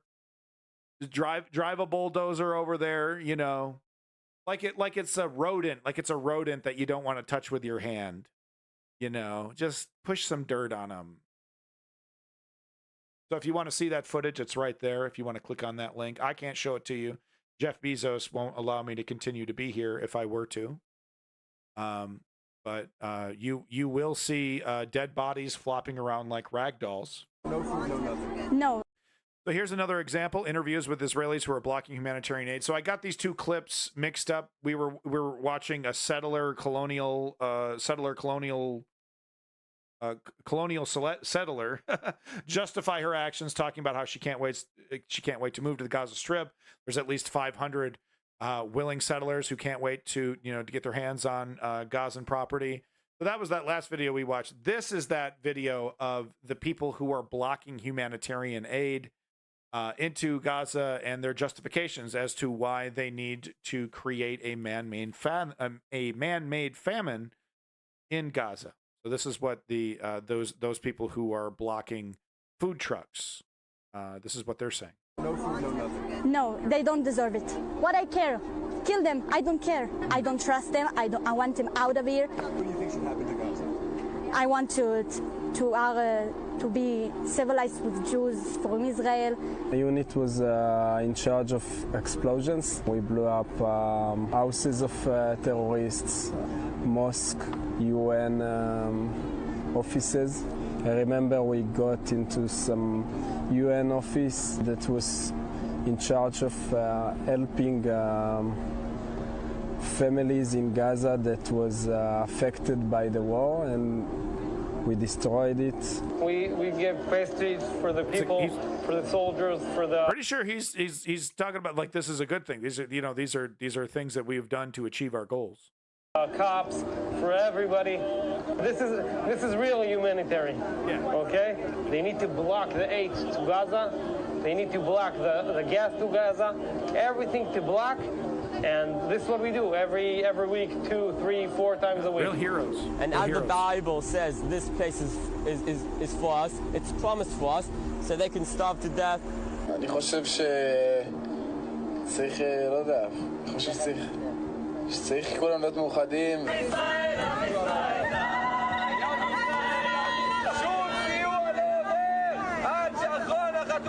So the child, the baby, is a very important tool for the colonial settler.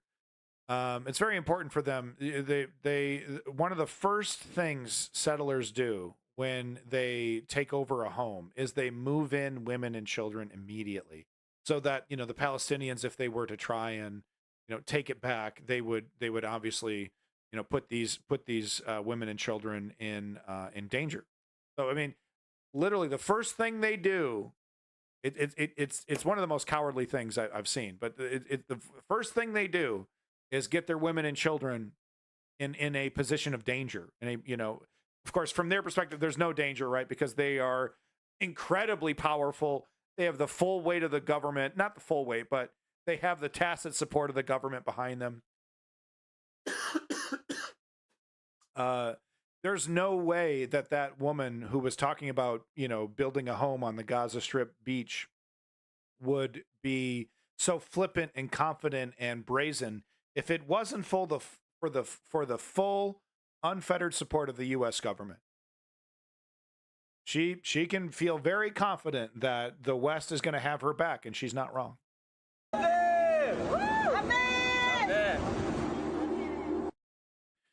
So yeah, one thing I like to ask a lot of the defenders of Israel is, are you going to admit that you're wrong when the settlers start moving into the Gaza Strip? And I usually, I'm not good at that. Israel is stealing another 16% of Gaza for a quote-unquote buffer zone. Plans seem to suggest the IDF will occupy Gaza after the genocide is over. More evidence to ignore. More evidence. You want the actual article and not the Reddit link. Here it is. From Haaretz. They're not leaving, guys. They're not leaving. It's not an anti-terrorist operation. It's not an anti-terrorist operation at all. Australian news content creator, What Do You Mean, who makes absolutely fantastic content. She's one of a kind. She's really amazing. I definitely need to interview her. That's definitely on my short list of interviews. Make sure you are liking and subscribing, folks. I'm not kidding. Stop playing your video games or whatever the hell you're doing. Click on this YouTube link and like and subscribe. Look at this, 26 likes. This is a crime. Trust me, she does much more than what we're going to watch here. She did a tribute video to the heroic Palestinian journalists who have been targeted by the IDF, who have been giving us the information that they can get, before they're murdered. We have 192 aid workers killed. Hey, Strategy, that's great news. Thank you for the 27 viewers. I do appreciate all you lurkers out there. Thank you very much. Hope you're enjoying the news underground. But I'm not sure how many journalists have already been killed, but it's more than one. It actually, that famous Palestinian journalist was murdered just a few months before October 7th. Part of that escalatory behavior that I was talking about that Ben Gvir and Bibi Netanyahu engaged in immediately against the Palestinians. If I recall correctly, the funeral of that Palestinian journalist was also interrupted and harassed by the IDF. That was that famous scene where the IDF member is billy clubbing the Palestinian who's holding the coffin, and he almost drops it. But anyway, What Do You Mean from Australia has done this compilation video, and I wanted to show it to everybody.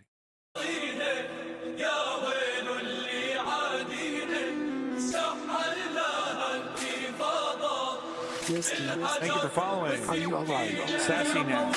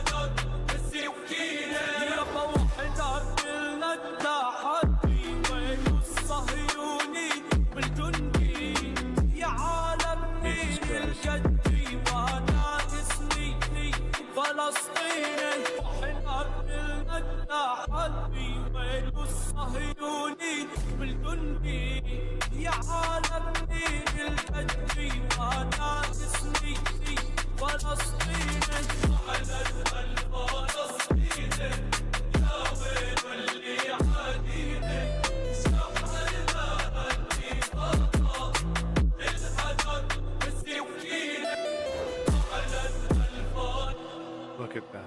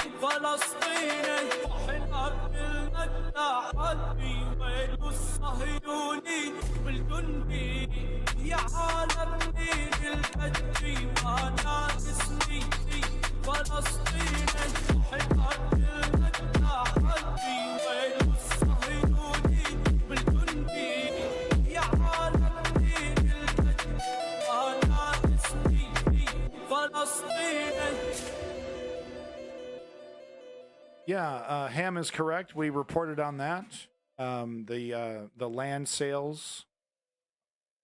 So Smash pointing out there might be 180 journalists.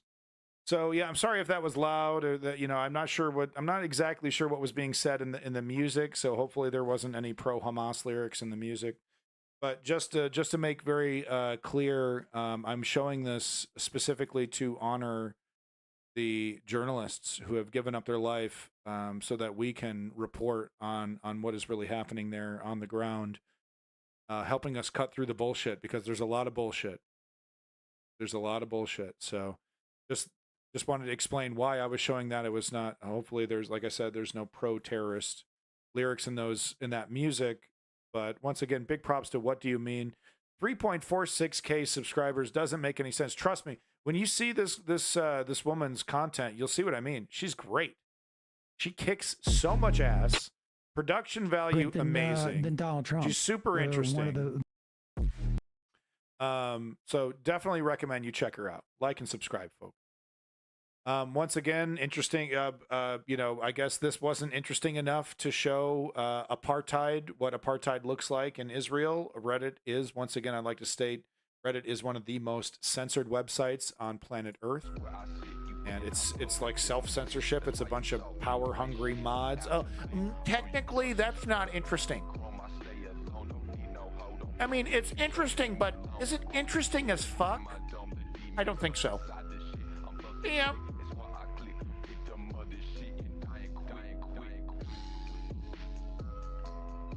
Here's okay. Here you go. More censorship. More censorship. I don't even know the context of what this video was. I'm sure it had something to do with the crimes of the IDF in Israel, but I guess, you know, that's going against the United States would. Well, this is definitely, we're getting into the very old 11 days old stuff. So this was before so this was an interesting, I won't get into the details, but this was an interesting thing. We talked about it last week, so we don't need to get into that. We actually talked about that. Here's another lighthearted video that I had to show everybody, just to kind of, you know, lighten the mood a little bit. I hope you enjoy this. So ridiculous you didn't believe it until you looked it up yourself. This is a really cool one. I had no idea this was a fact until I just looked it up. Are you aware that back in 1963, the Department of Transportation conducted a research, and they were trying to figure out why it is that some travelers were driving the speed limit in the left lane, in the fast lane. After the research that they conducted, they realized that the drivers, their moms were all whores and that they were adopted.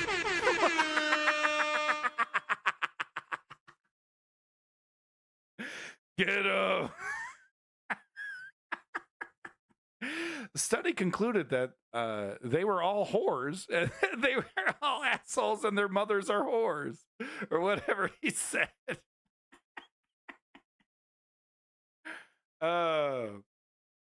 Yeah, driving the speed limit in the left lane, fuck you. Whoever, if you're doing it, stop. If you're in this chat, stop. Stop. Get your ass over to the right. Unless you're passing, especially if you're passing a semi. What am I talking about? Especially if you're passing a semi. Get your ass over there.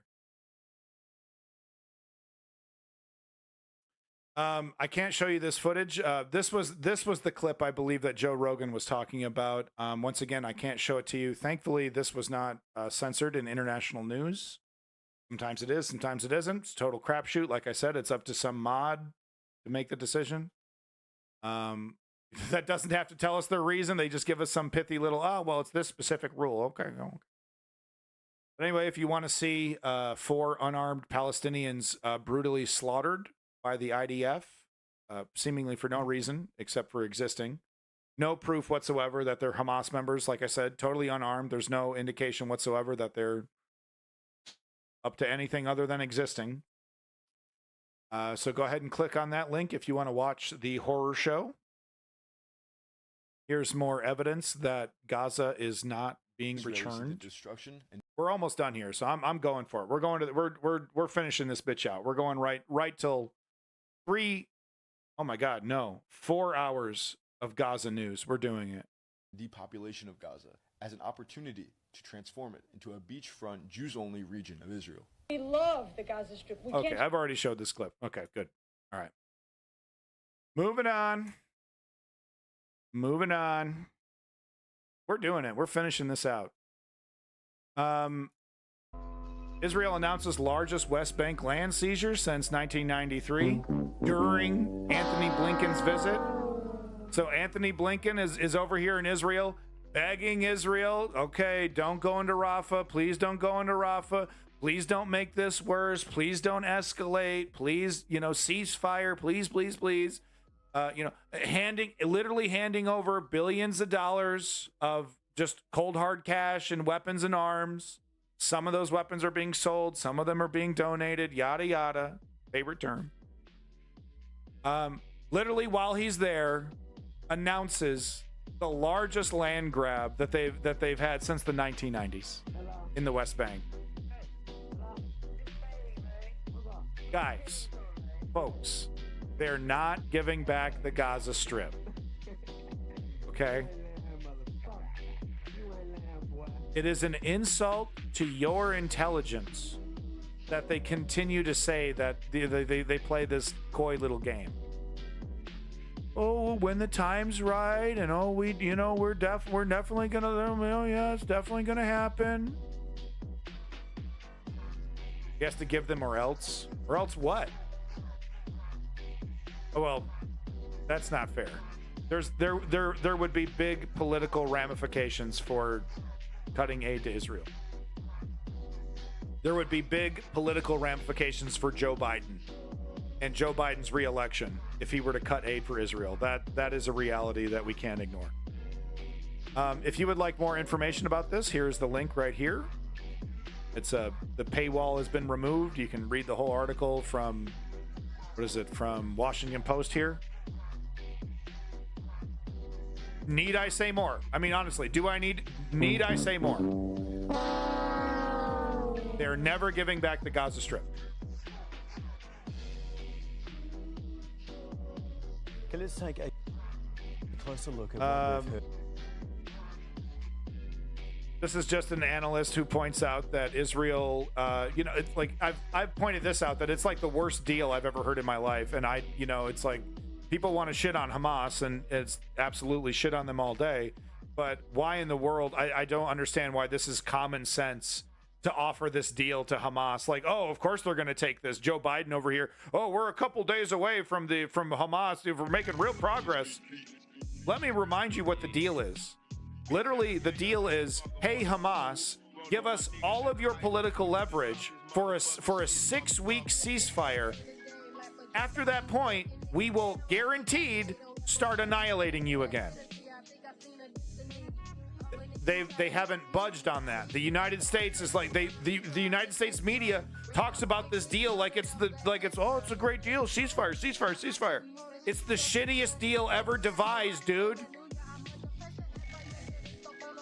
Hey, you know all that trouble you went to kidnap and do all this? Go ahead, give up all of that leverage and let us win. And if you don't surrender and dissolve as an organization after that, after 6 weeks, we're going to blow the snot out of you again. Hamas over here, sign me up. Whoa, Allah Akbar on that one. Who would take the deal? I'm not trying to defend Hamas, but I'm just like, I'm not a fucking idiot. And like Rachel Maddow and MSNBC, Chris Hayes and MSNBC talking about like this is like, oh, this is a good deal. It's a good deal. It was shit from the beginning. It's been shit ever since, and it's still shit. I don't care if you hate Hamas. They got the hostages, apparently. They sure haven't shown us a lot of proof lately, have they? But I'm sorry I'm asking you to empathize with your enemy, which is something necessary for a discussion to happen. I'm sorry I'm asking you to do that. I'm not fans of these guys either. But if I put myself in the shoes of a Hamas negotiator, what are we talking about here? This is the shittiest deal I've ever heard of in my life. Oh yeah, let me call the boys up and get the hostages lined up. 6 weeks? Whoa! You sure we could do it in 5? It's absurd. And it's propped up like it's like, oh, this is a great deal for Hamas. I just don't even. It's propped up like it's like that's the deal of the century. Sure, strategy. Yeah, I see that. So here is how Gazans, so that IDF, that IDF that doesn't snipe people. That the most moral army in the world. Well, this is what they're doing to the people of the Gaza Strip. This is how the people of the Gaza Strip are now in this area right here transporting water, because regardless of whether you look like a civilian, if you're holding a white flag, you get shot dead. You're holding barrels of water. It doesn't matter. Look at that. So now, in an effort to survive, right, they devised a little pulley system to try and transport water, trying to stay out of the line of fire of the very deadly and very accurate IDF snipers who 100% know what they're shooting at. Oh, whoops, I didn't know that was a person from the press. I didn't see their big blue and white press vest through my, what, $50,000, $80,000 scopes that they have on some of these rifles. You can't see shit from those, man. It's just a bunch of blobs and colors. I don't know what I'm shooting at over here. You never know. That's why I'm a professional. In Rafah,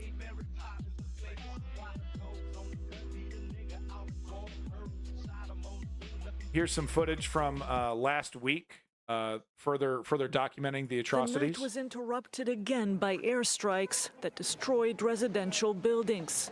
And what more can I say? This border city is the place where Israel had told Palestinians to find refuge. More than 1 million people came here. So, we haven't talked about this, actually. This is actually something we haven't talked about today. But why would Israel want to direct people to locations and then intentionally bomb them? Why would they do that? Once again, this is part of that intentional ethnic cleansing campaign. You make nothing is certain. Nothing, you can't trust anything. A bomb can drop on you at any moment. There is no safe zone. There's nothing to come back to. There's no place to be safe. The only place you're not going to get bombed is in the Sinai Peninsula. Now, why would they do that? Israel had told Palestinians to find refuge. More than 1 million people came here. Hassan Zanoun and his family were sleeping when their building collapsed. They're all displaced. Most of the people in this region are displaced people, civilians. They told us we were in a safe zone. On Sunday again. So if this man whose family was bombed in his sleep, if a poll worker came up to him while he's on his way to a Rafah refugee camp and said, "Do you support Hamas? Do you hate Israel?" and he said yes to both of those questions, does that mean he should die? This man who has known suffering that we us in the chat right now probably will never know ever in our lives, and I certainly hope that's the case. A kind of deep-rooted sorrow. So if someone comes up to him and says, so what do you think of Hamas? What do you think of Israel? And he said some things you disagree with. Would his death then be justified? I don't think so. I would disagree with him. I would try to point out that, well, I know, I understand your feelings, but Hamas is literally counterproductive to your own liberation. Let me explain why. Let this pampered, comfy, fat, pink whitey explain to you why Hamas is counterproductive for your liberation. I'm sure it'd go over really well. That's what I'm trying to say. They told us we were in a safe zone. On Sunday again, families mourned their loved ones in this Rafah hospital, caressing their body bags one last time. Jesus fucking Christ, man. Israel says it's hoping to destroy Hamas's military capabilities to avert new attacks against its territory to press for the release of the hostages. But survivors say civilians are the ones getting killed. That'll work. We have nothing to do with anything. We're civilians, that's all. They want to fight with Hamas. Let them fight Hamas. Yeah, but there was a poll. There was a poll done of Palestinians, and a majority of Palestinians support Hamas. So get your ass to the Sinai Peninsula, buddy. It's done. It's done, and we're done. We're done with this. It's already over. Let them kill its members. As for us, the displaced people, we have nothing to do with it.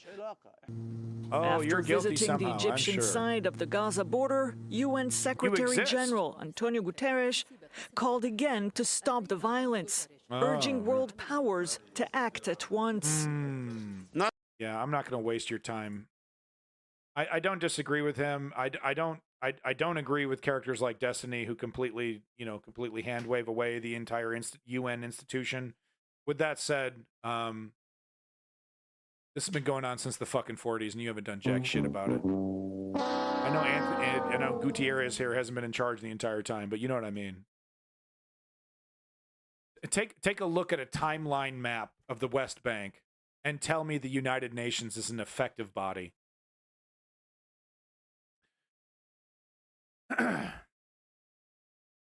Here is the moment an Israeli strike senior Islamic Jihad member in a car. Remember, the only confirmation we have that this was a member of Hamas is from the IDF, who routinely and usually by default lies to people, in its statements, but still uses their definition of genocide. Isn't that cute strategy? Isn't that adorable? I thank you for pointing that out. I didn't want to get too much in the weeds with the Destiny and the whole definition of genocide, but I also found that kind of cute. Well, I don't know technically what the genocide, I don't even technically if I would even call, pathetic. Pakistan needs to do more with humanitarian aid to Gaza. Yeah. Is Pakistan an Arab country? I mean, I really do believe Arab countries around the world need to do a lot more for Palestine. I don't see that happening, but I do believe that. Levi, thank you for visiting the News Underground, Levi. Hope you're enjoying yourself as much as one can, witnessing such atrocities.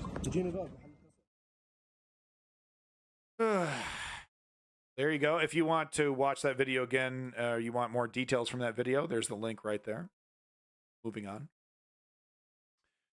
Here's our last funny video of the day before we get to our final Israeli video. Finally, the final Gaza video of the day. Jesus Christ, thank God.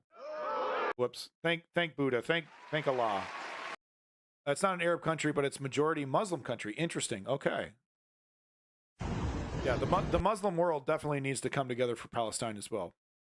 I know there's a difference there, Arab and Muslim countries. But no, so check this out. This is a crosswalk that, drivers are constantly blasting by. They don't, there's no lights to tell them to slow down.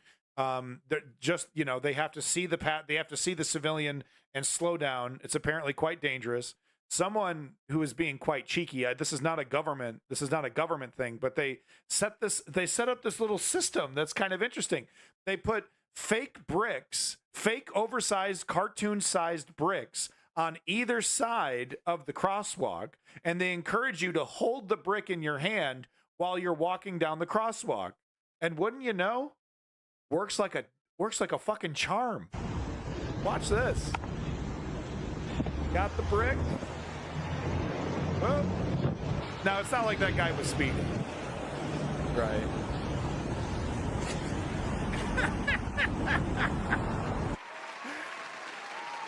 I got a brick. I got a brick. I just thought that was funny. They do some aid, what I can find, but it's one-sided. And if you look at U.S. Gaza aid, you can find some more. Interesting. Well, thank you for those links, Strategy. Thank you. I do appreciate all the hard work you're doing in the chat there. I see you. I see you out there, Strategy member. And I do appreciate you. Thank you. You are appreciated. Well, appreciated. Bit of levity is good. No doubt. All right, so our last video, our last article here, actually, not a video. I don't have time to read it, so don't worry. But Netanyahu assails Schumer, dramatizing partisan split over Israel. So, Israel... Cool it with the anti-Semitic remarks. Doing another one of these. So Chuck Schumer came out a couple weeks ago and said, okay, enough's enough. Bibi Netanyahu needs to step down. Oh, I agree with all the kill Palestinian stuff. I'm not disagreeing with that, but I believe Bibi Netanyahu needs to step down. And of course, the smear machine immediately kicked into full gear. Right-wingers, over here who've never seen a genocide that they don't support. Chuck Schumer is anti-Semite. I can't believe he would say such terrible anti-Israel, pro-Hamas. Completely pulling their hair out. The IDF smear machine kicking into full gear as well, saying Chuck Schumer needs to be ashamed of himself, yada, yada, yada, yada, yada. I just wanted to show you an example of the incredibly hypocritical, nature of politics with Israel. Like, I had this. Cool it with the anti-Semitic remarks. I had this on my soundboard well before October 7th. Okay, and there's a reason, because you can't criticize Israel without having to defend your humanity, without being you just hate Jewish people, just like Hitler. And it's like, no, I'm not Hitler, because I believe the Palestinians are human. No. All right, well, there you go. That's what I wanted to show. Please enjoy that article if you want to read it. We actually, all of the Gaza news done. All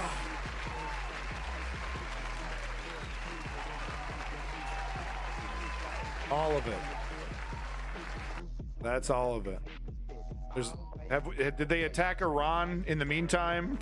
Did Israel attack Iran in the meantime when I was covering that?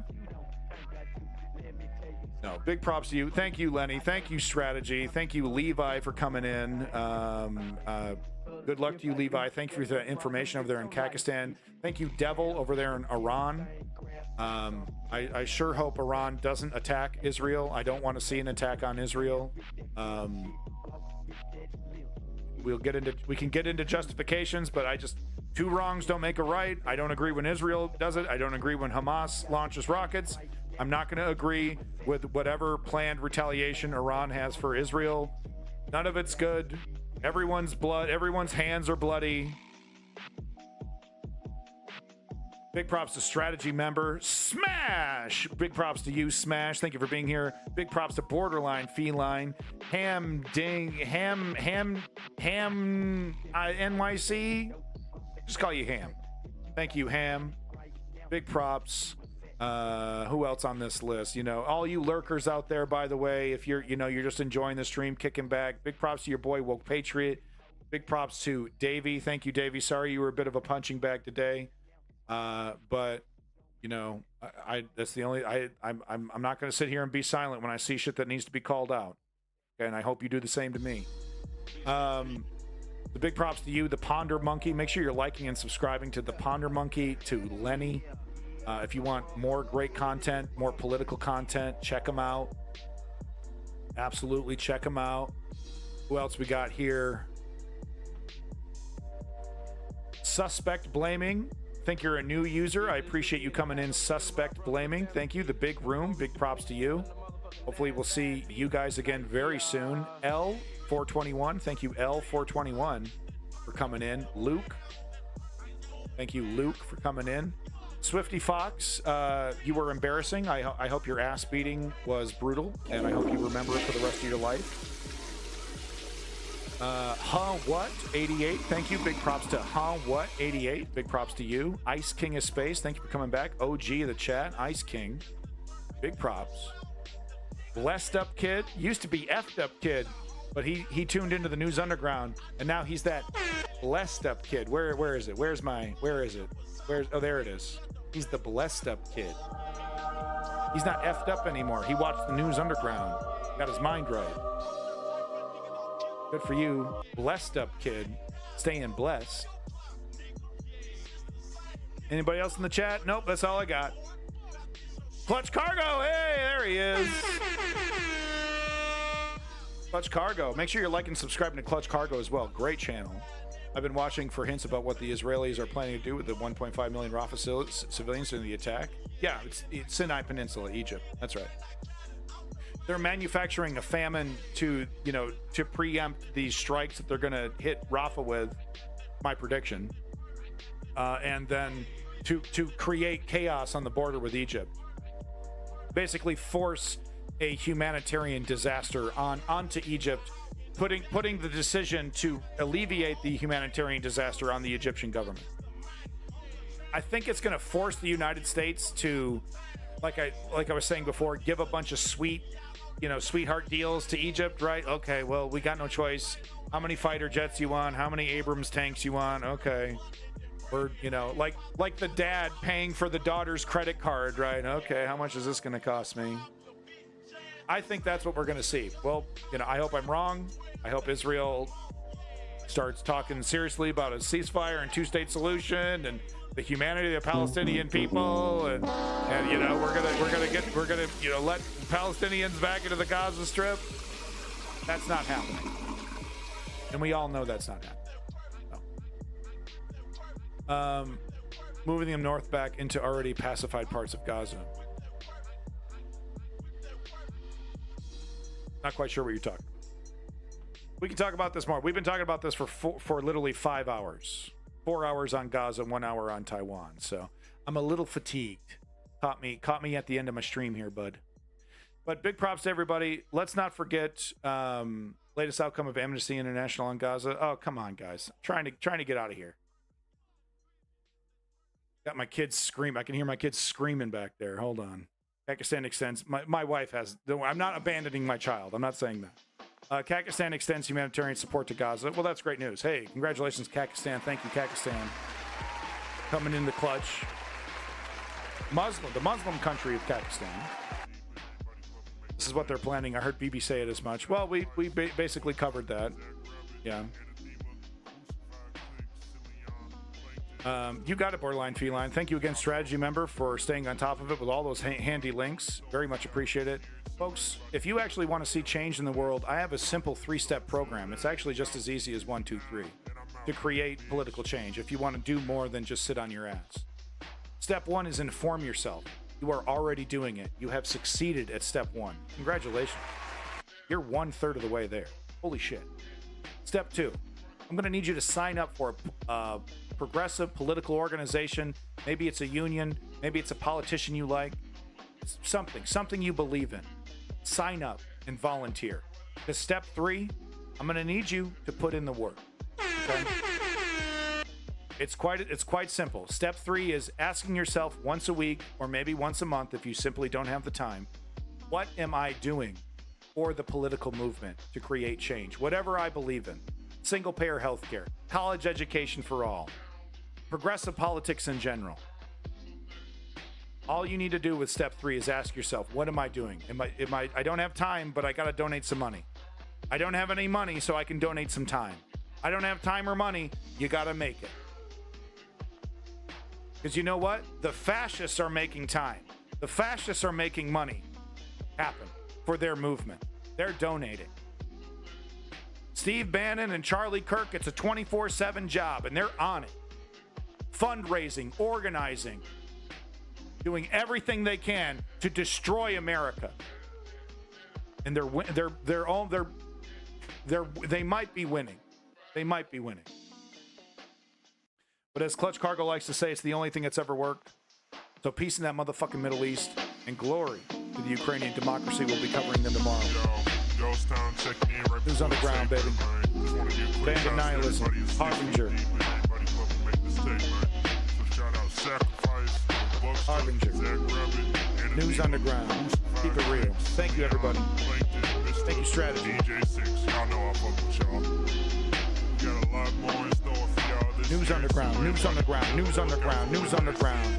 Brought to you by Garbage Fuel. Brought to you by Garbage Fuel.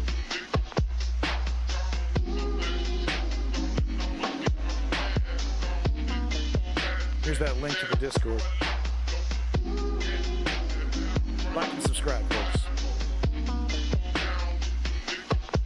Realist News Channel on Twitch.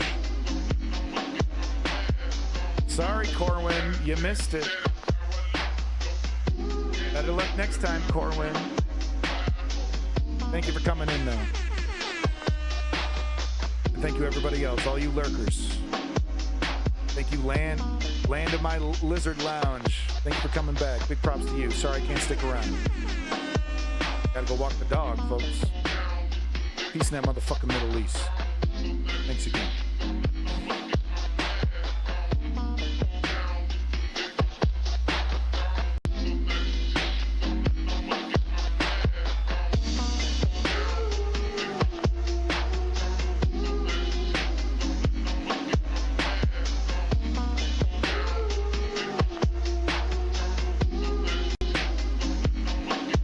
Big props to Sassy Natch Nash. I see you. Sassy Nash. Thank you.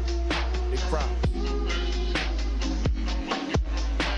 Try to keep it real out there, folks.